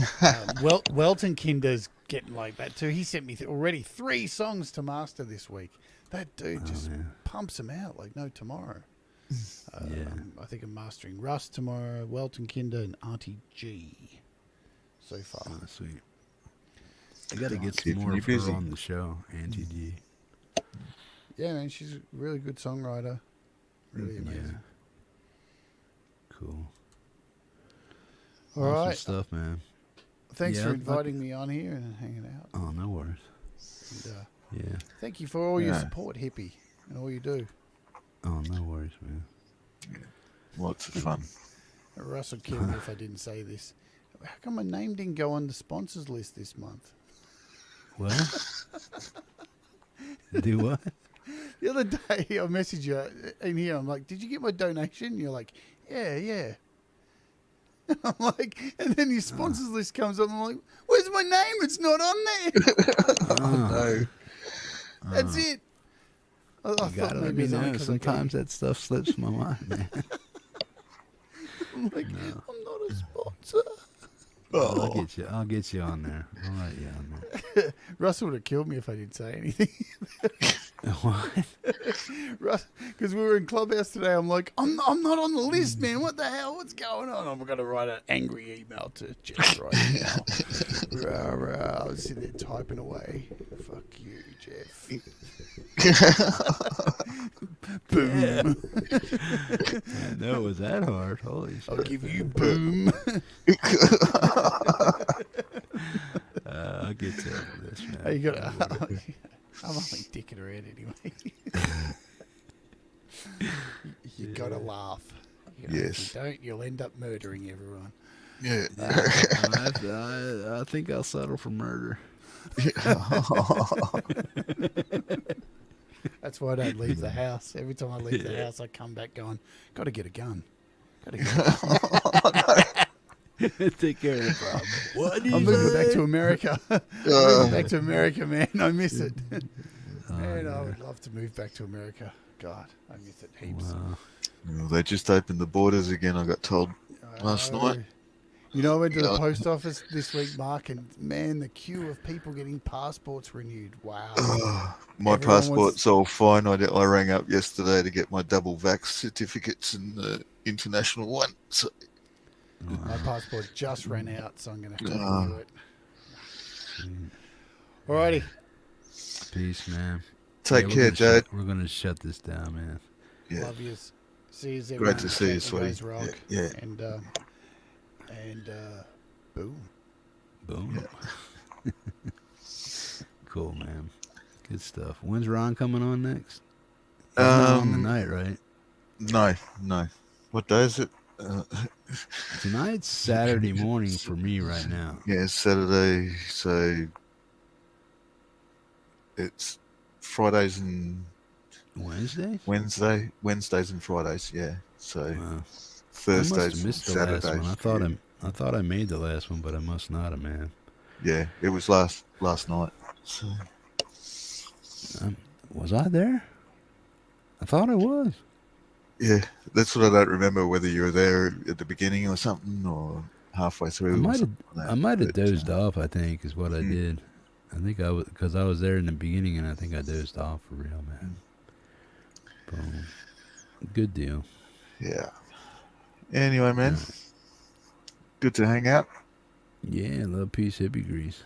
Yeah, got a lot of weird information out tonight, man. I hope people learned a little bit about something, you know. Sure they did. Yeah. Yeah, it's just a hang, man. Yeah. Always good fun to chat. Yeah. Oh yeah, definitely, bro. Boom. Okay, my brother. You take care. Peace. I'm gonna shut this mother down, man. Okay, man. We'll catch you Good soon. deal. All See right, ya. take care, Mark. Thanks, man. Boom. Well, people, we did another one, man. Fridays are cool, man. Anytime you guys want to do stuff, I'll be doing a lot of new stuff. As far as hooking up stuff, trying to learn new stuff, new equipment, getting it put together and making it work right. Boom. I'm not a total dope when it comes to this stuff, but yeah, I take directions pretty well and I understand things how they're supposed to work and stuff. It's just never having worked with a lot of this stuff, it's a novelty to me, but I understand how it's supposed to work. And you know, once you learn the mechanics of something and figure it out, it becomes second nature to you, man. So boom, just takes a little bit of effort and learning and stuff, and we can all learn this stuff, and we got enough people here to help teach each one of us to learn how to do certain things, man. There's enough knowledge in this community right here. There's enough knowledge in the people in the chat right now, the 16 people that are in here, to help anybody get up and running, doing most things on the internet and shows and stuff like that, and how to run certain programs and whatnot, amp sims and programs and everything like that, man. So always stay tuned. Anybody's always welcome to come on the live chats, man. All you have to do is have good audio and stuff, and boom, you're more than welcome to come on and shoot the shit and meet new friends, make new friends, whatnot, and share your expertise or your knowledge of any certain issue that we have going on that has to do with music, man. Brian, it's good to see you again, too, man. Always, bro. If you have something you want played, all you have to do is ask. You know that, man. We'll get you on the show. So no worries there, man. Let me say goodnight to the folks that are in here, man. You got Dog Pile, Jammer Man, Mike Shaner Music. Mike, I hope you start feeling better. Electra Omega, Joe. Good deal. Russ 8889. What else we got in here? Hugh Caldwell, Marshall, thanks for hanging out, bro. Appreciate it. Mark Tanner, thanks for hanging out. Jade, good stuff, man. Francis, Ian, good deal. Boom. You guys take care, man. And what's today? Saturday. We'll see you Sunday night, man. If you have a song you want played, all you have to do is ask. You know that, man. Leave it in Friday night's 907 Global Music Co-op show. And we'll get that on there as soon as we possibly can. Or drop me an email with the link, and we'll get that stuff sorted out, man. But we're going to get out of here, man. Again, it's been fun. Learned a lot. Hope you guys did too, man. So, yeah. Love, peace. Hippie grease. Good night, man. Take care.